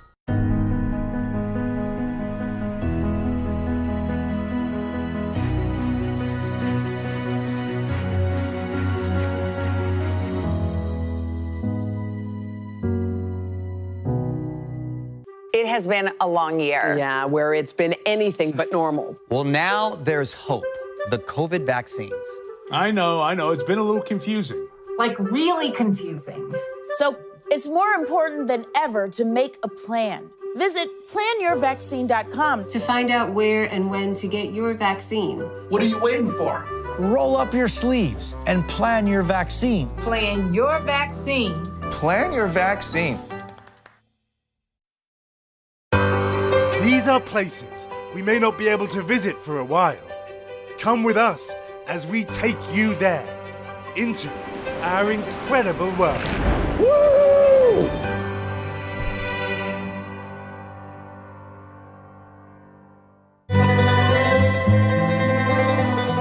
Ah, Italy. Where to begin in this land of Romance, Renaissance, and Romance? How about the place where quarantine was invented 600 years ago? If you're going to lock down, where better than in the most beautiful city in the world, Venice. A labyrinth of winding canals, famed for its glorious art and architecture, the birthplace of a billion romances. Casanova once lived here. George Clooney got married here. And so did American Marie Ohanessian, who met her gondolier husband Roberto in Venice. I'll give you a year, 1985, and got married 2 years later. I was here on vacation. 30 years of marriage, my friend. Yeah, it'll be 31. 31? Yes. How's it going? I'm a lucky guy, huh? There is a famous Venetian tradition that says, if you kiss while passing under a bridge, you and your lover remain in love forever. In recent years, Venice discovered that its beauty can be a double-edged sword. The people who truly love it, lost in a sea of selfie-taking tourists. We all got the selfie. We can leave now, but you don't even realize where you are. So Venice needs to be understood and needs to be savored. You live in history. Francesco da Mosta, whose family has lived in this Venetian house for generations, agrees. Venice doesn't need so much tourism. So much tourism is destroying Venice. When you lose the soul of a place, then it's lost. Then, for almost every one of us, everything changed. In Venice, it meant overnight the visitors vanished. As the world turned upside down, the pollution here disappeared. The water never looked clearer. More than ever, you could see why the Italians call this city on the sea La Serenissima, the most serene. Amazing, really, when you think that this was once a bustling metropolis, the trading center of the world.